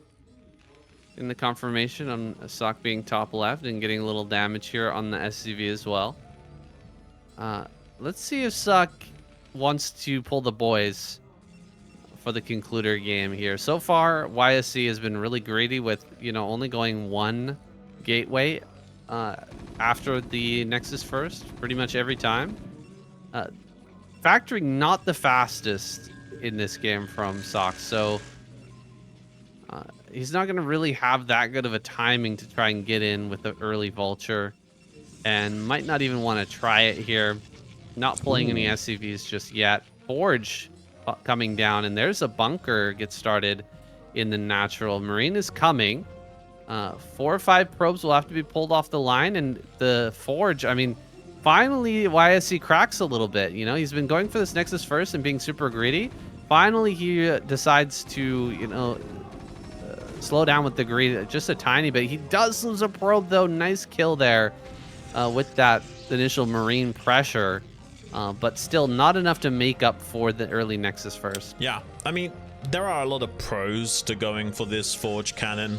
Not only does it shut down the Terran aggression options, but means you can sometimes get a little bit spicy with your build order and delay your observers. As long as you've got vision of your rally point with some detection using that cannon, you could delay observers. Usually you won't, because you want to get in there deep with an observer to see what the follow-up will be from the Terran. But sometimes you can. Sometimes you can get a little bit spicy, a little bit greedy, delay some of that tech and go, like, say, straight into Reavers or what have you, and kind of circumnavigate needing the observers early game. I wonder if YSC will try something spicy like that. He's not the best controller of that Reaver shuttle, though, so might not necessarily want to take advantage of not needing an early observer. We'll see. Yeah, we'll see how he wants to play this out. So far, has been very cautious with his builds. 3-gate Goon Observer has been his go-to for most of these games, and just going to try to get in here for a scout now with this Zealot. Throwing away the initial Zealot to get some information. Not sure if that's the best call here, but he decides to make it and does get some pretty good, solid scouting in that main base. Didn't see the starport, though, so that drop that's going to be coming through here soon could actually be huge. No, look at that. He saw just one factory, so he assumes that there could be a starport. Yeah. And immediately throws down a cannon in the main. This is very solid heads-up play from YSC. And Ssak is going to be, for the most part, shut down when he decides to drop into this main. Yeah, this is not terrible from YSC. And you can see he is actually delaying his tech a little bit. He went 3 gateway until finally throwing down that robo. So he is kind of being a little bit greedy with that fast cannon in the natural. It usually is good to optimize a little bit, taking advantage of the detection of those cannons and not necessarily being too greedy. Too cheeky by also getting an observer out when you don't necessarily need it. And with the SCV scout does compensate. So yeah, this is pretty good optimizations from YSC going forward. You will have a decent amount of units to utilize in cleaning up this drop as well. I imagine he's got that figured out. He's got like Dragoons in position in his main base. He knows in about 20 or so seconds there could be a dropship showing up, and if he stays the course right now and keeps all of these units in position and shuts down this drop cleanly, I feel like that's going to be great for his chances at getting out of this group going forward. Yeah, it really does look like he has everything going for him in shutting down this drop. He's clearing the mines with just Zealots right now.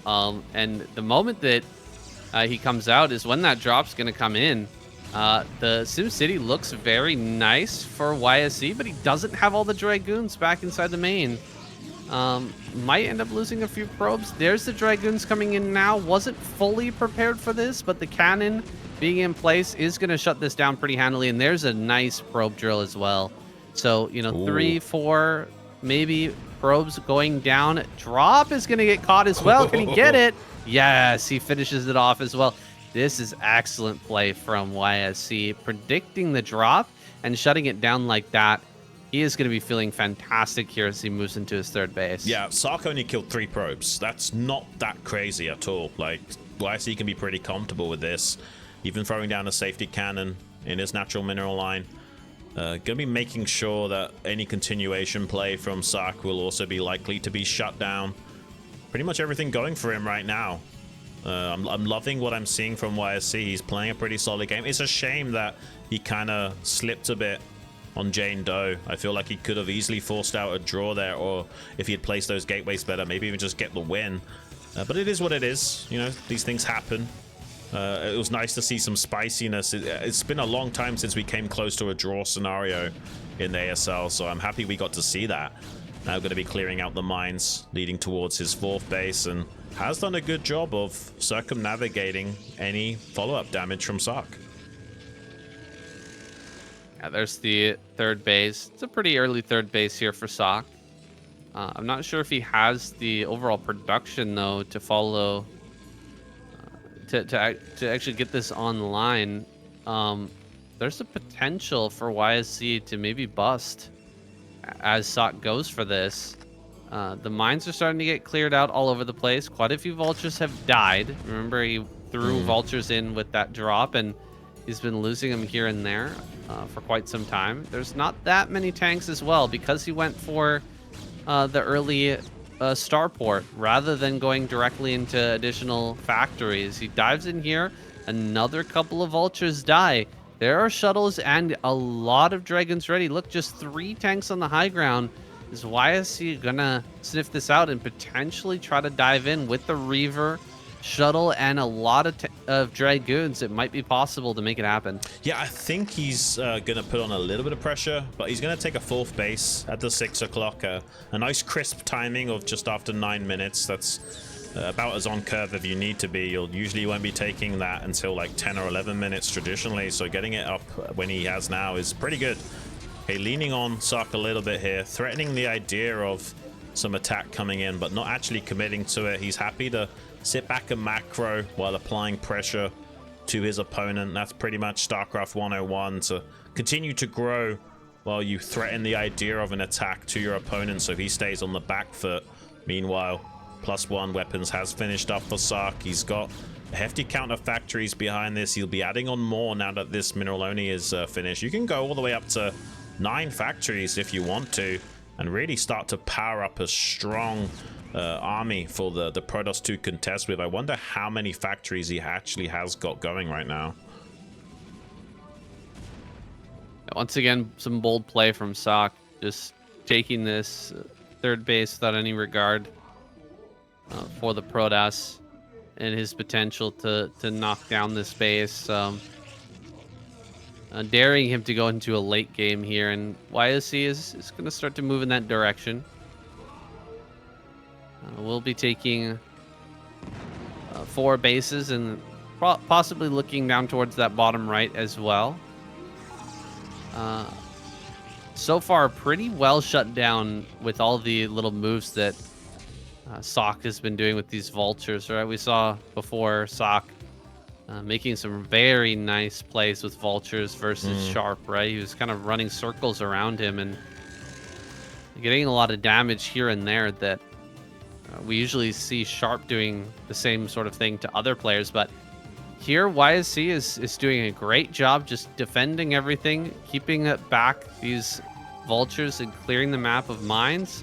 I'm liking his position overall, even though this third base from Ssak is so good. Yeah, this is a so more early. Economically centric play from Ssak. He's going into a 4th CC of 7 factories. Rather than, say, going straight up to 9 factories and trying to max out as quick as possible. Supply-wise, Ssak is looking pretty okay right now. He's still macroing very well off of these 7 factories, and he will be gearing up to take a 4th base in this game. We got 2 shuttles from YSC making their way downtown on the northern hemisphere of the map, maybe looking to come in here and do some damage to Ssak. Ssak also trying to get a little bit deep with some vultures, laying down some mines for YSC to contend with, but Ssak might be so distracted with this that these 2 shuttles could get a lot of work done. Here we go. Drop into the main. There's no turrets to speak of. Zealot's going to get to work here, and Reavers are about to be dropped into this mineral line. How many hits can he get? Some pretty decent connections there from the Reaver Scarabs. Not getting huge kills, but getting some good economic damage going. The double Wraith is actually going to be fantastic for clearing out these shuttles and preventing the Reavers from just being continuously juggled in the main.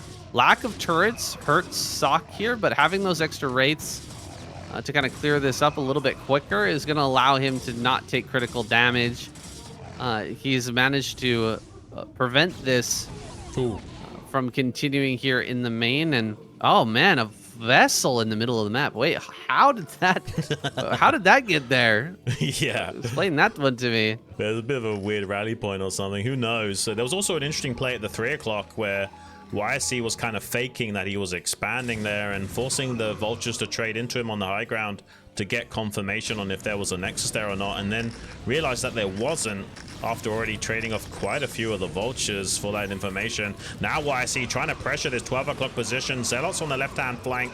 Has got some Psionic Storm as well to blanket on top of those tanks. YSC clearing out a lot of the tanks of Ssak right now, trying to run it down on this 12 o'clock base before it can be fully established. There's a few tanks left, a couple of Wraiths and some vultures, but YSC has made some headway in this 12 o'clock position. He can't quite shut this down. Dragoons are also glitched out from firing since they're trying to target something that's no longer in range. We'll have to pull those units back. YSC should probably be gearing up to take his 5th base as well down here in the bottom right. Could set up another rally point. Did do a pretty good job of shaving off some of those tanks off Ssak. It's not terrible, but there's a vulture run by in the bottom right as well, past the cannons to shut down a probe from setting up a base there.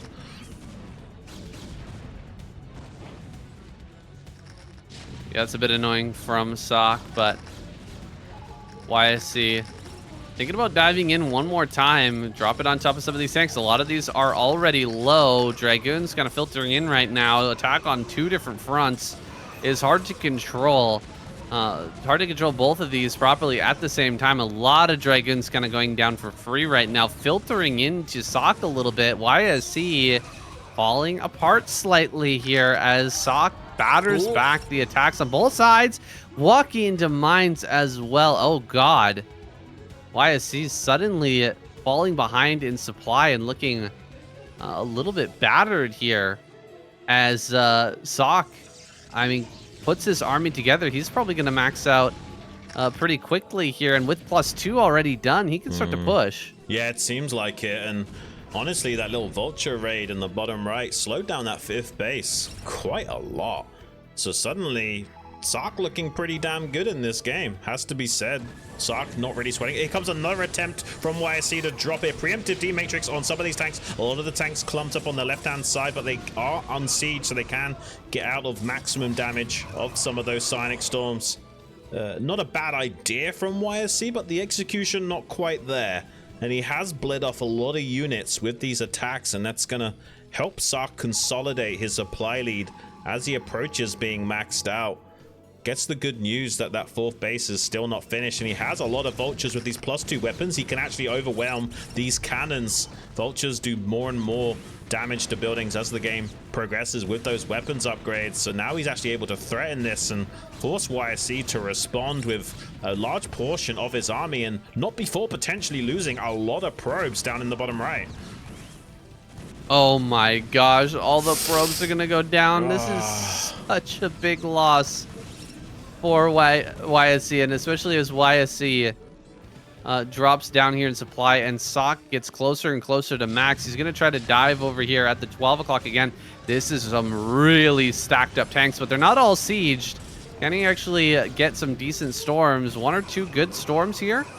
Diving on top of some of the SCVs as well, but the army is so small from YSC, and more forces coming forward for Ssak. He might actually get caught in this corner. No, looks like he can back off, but the writing is on the wall here. Ssak is starting to dominate. Yeah, and the letters are most likely about to fall here for YSC soon. Ssak is just getting the better end of the stick with these trades. Unfortunately for YSC, losing that many probes in the bottom right has really put a big wrench in his own macro engine. He's not even yet tried to even set up some gateways down there at all. He's just in stabilization mode, trying to get his economy back off the ground, and it's really difficult to transfer workers over to that right hand side with the risk of vultures catching the transit. He's now just trying to muster some forces to slow down this Terran advance in the center. He's got some speed shuttles, but this attack from Ssak looking pretty scary. Few Dragoons shutting down a base at the mineral only at the top right quadrant of the map, but this is not a big enough win for YSC. He's at risk of being eliminated right here and now.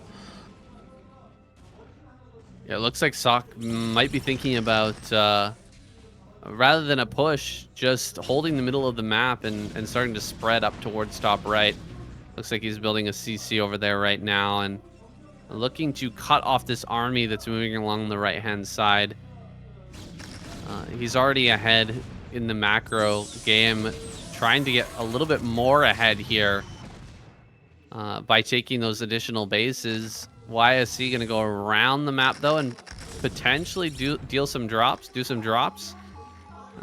Attack into this top center. There's actually nothing here to defend, so if he hits top center right now with a storm drop, it could be highly effective. There's really no turrets at that location, aside from the ones that are being built right now. He has a reasonable standing army, but he does need to play keep away a little bit and kind of tug Ssak to and fro and keep making him scan and try and identify where the Protoss threat is. YSC running it down on this left-hand flank. I think it's a bit of a mistake to commit too heavily into this, though. Ssak is eventually probably going to win this trade, and he's not combining that with a storm drop at 12 o'clock, unfortunately. So he's not getting the benefit of distracting Ssak while doing economic damage. So he bleeds off most of his army and doesn't have damage at the 12 just yet. He's going for it now, but Sark's no longer as distracted as he could be. Does start to run those SCVs out of danger, and this is not enough for YSC to find compensation in this game. I think it was a big mistake to attack in there. I think he should have just threatened the attack while hitting the 12 o'clock and then pulled the army back at the same time. Well, this is looking dangerous, but there's still potential here for YSC. If he manages to get some great storms on the attacking army, we all know how badly an attack like this can go for the Terran player when that splash damage is available. But right now, YSC shutting down some of the last mining bases from Ssak. Only mineral only is the only mining base for the time being, but Ssak starting to break this bottom center. I think pulling the SC or pulling the probes down towards bottom right is probably going to be pretty strong. Ooh, he's killing off SCVs at the mineral only as well. A great block on this ramp, actually shutting down all of these vultures, not allowing a run by into that main base is actually quite huge. And this army is actually very small and kind of cut off.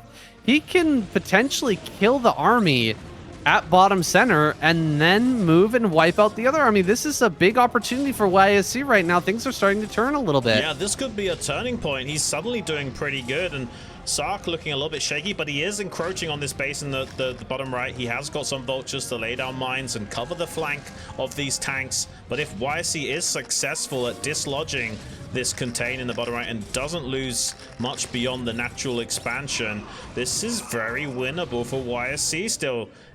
He has got enough forces here to start to overwhelm this position of Ssak. Some beautiful Psionic Storm starting to blanket the retreat path of those tanks as well. Nicely done from YSC, and Ssak hasn't got a lot of mining going on himself. He has shut down some of the mining of YSC, but he didn't kill the Nexus at 6. He can transfer his probes from the natural down to 6 o'clock and keep churning away. And this doesn't look too terrible for YSC anymore. Wow. I mean, that's crazy. YSC was such a long way behind there. Can he actually get the storm? Oh my god, the storm at that base. 8 kills all of a sudden, and there's not much left over in terms of mining for Ssak. Oh my god, so many kills here as well. Getting rid of a ton of this mining, and that's almost all the SCVs that Ssak has left. He's down to 87 supply. Jeez. What are we watching? I thought like Ssak was gonna close out this game. Not necessarily easily, but I didn't expect this. I didn't expect YSC fighting back this strong and making a very playable game out of it. And this is really impressive. He's now got enough breathing room to start clearing out the center of the minefields and put the pressure back onto Ssak. He's got hardly any SCVs. This is insane. His SCV count is so freaking low. He can barely mine on 2 bases. I think he's going to be undersaturated at least one of those bases. So even though he's got technically 2 mining bases, it's still a very slow income from Ssak, and is still lagging behind 100 supply. This is a nearly 80 supply advantage for YSC right now. Diving forward, the shuttle does get killed off very quickly, but this is becoming a numbers game here. There's so many forces coming forward for YSC. A couple of good storms in the back line, and the Zealots are going to dive on top of everything. This is it. He's done it. Oh my goodness.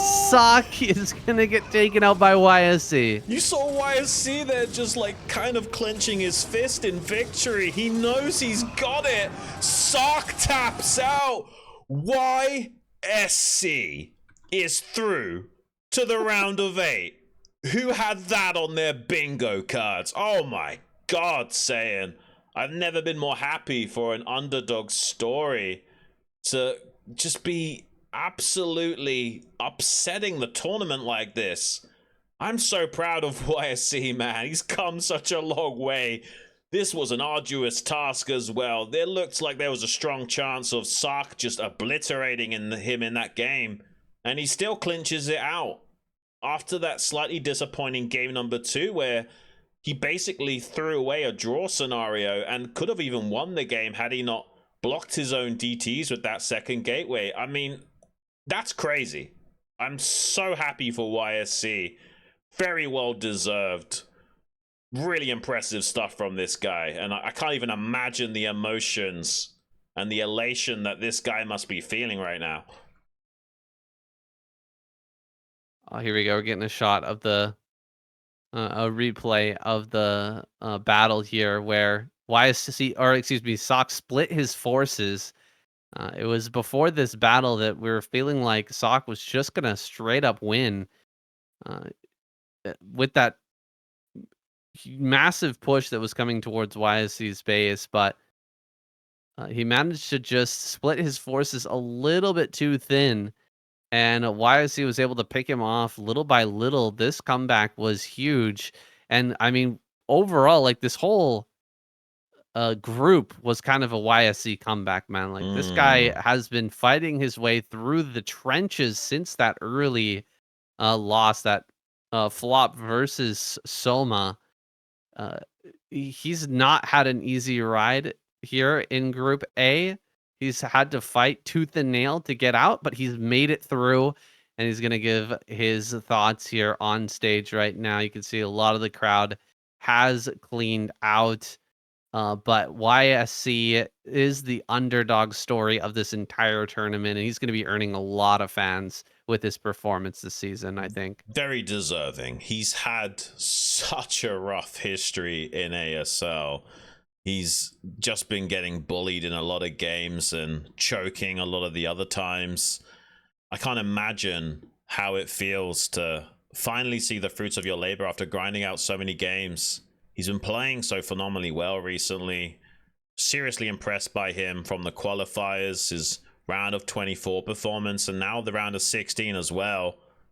I feel like this is so deserving for YSC. Like, he's come such a long way as a player, and it's about time we have another Protoss in the running to join some of those other top guys. I mean, really, there's not a whole lot of top Protoss players that we've got, and there has been a few of these other guys. You know, you've got like YSC, Motive, Paralyze, and what have you, and there's been such a canyon of difference between them and, you know, the current dragons of the Protoss squad, and it's nice to see one of them finally rise from the ashes like a phoenix and start to fly to such new heights.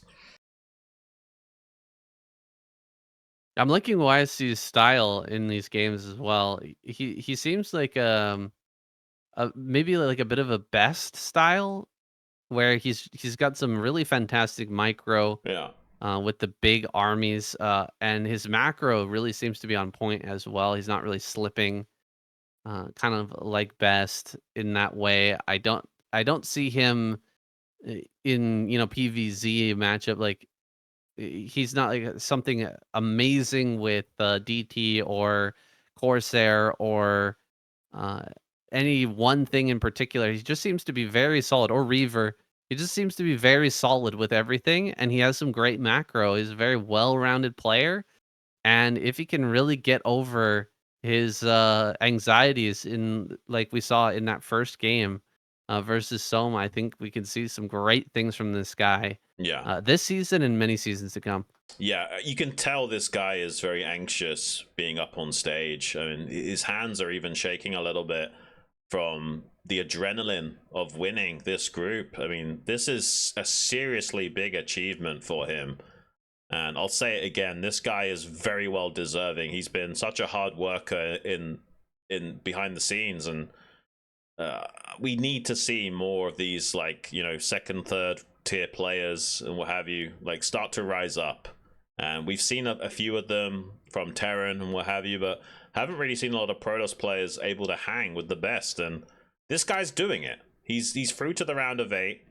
I don't think this guy is going to be in the finals or anything, but just the fact that he got through to the round of 8 is a massive achievement. If you look at his previous ASL record and some of the chokes and throws he's had in the past, this is a totally different man you're seeing on stage here today.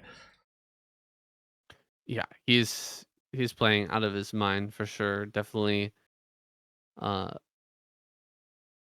pushing the limits of what he can do with the Protoss race and showing us some fantastic games. I hope that he prepares some really unique builds and that he tests them a little bit more than he did that build on Jane Doe.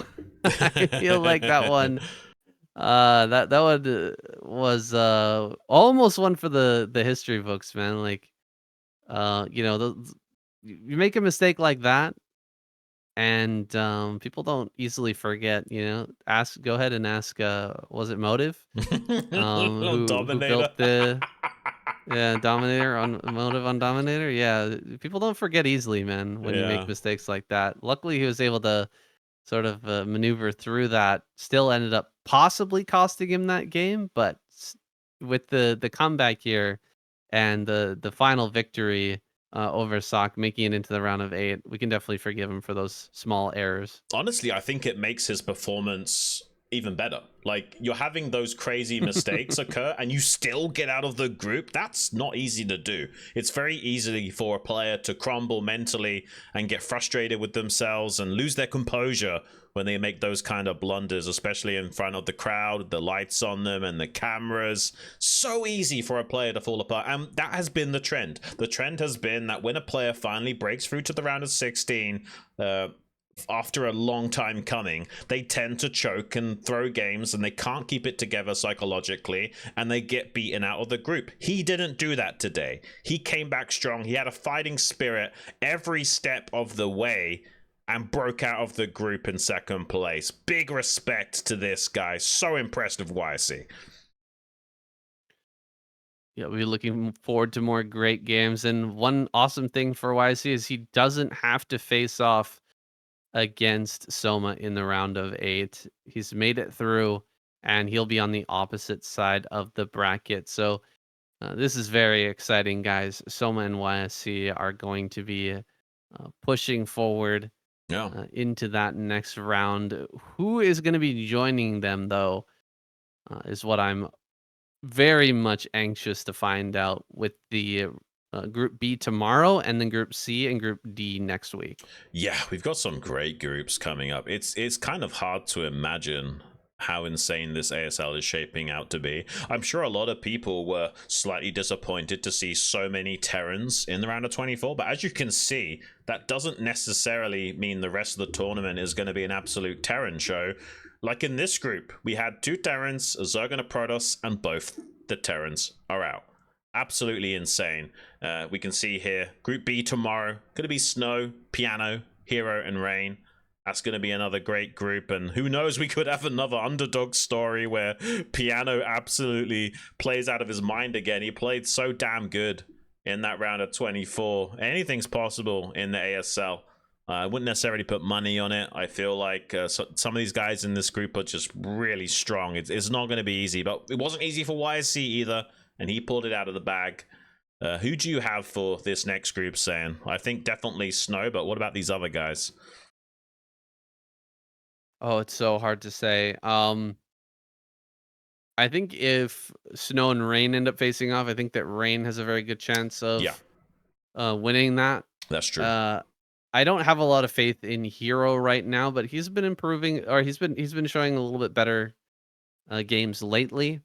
Um, I still think that it's probably going to be Snow and Rain making their way into the next round, but we'll have to see what Piano can do, man. He totally shocked me in the round of 24. Like, I was not expecting that.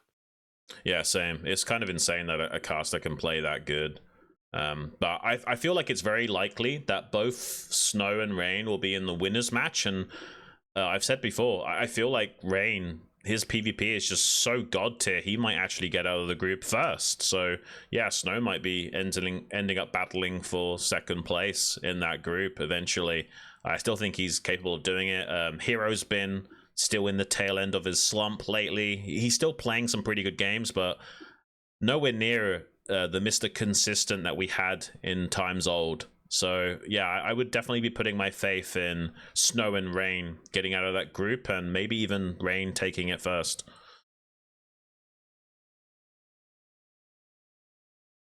Well, let us know, guys, in the comments who you think is going to be advancing in Group B. Thank you guys so much for watching our cast of the ASL. Whether you're watching live on Soup Live, or if you're watching on StarCastTV on YouTube a little bit later on. We really appreciate you guys showing your love and support, liking the video, and subscribing to the channels, following all the links in the description and all that good stuff. Thank you so much, guys. We'll see you tomorrow for Group B. Don't miss it. Yeah, thanks so much, guys. Absolute pleasure to be here alongside Saiyan, bringing you this coverage. Hope you've enjoyed your stay. We'll see you tomorrow. Thanks so much.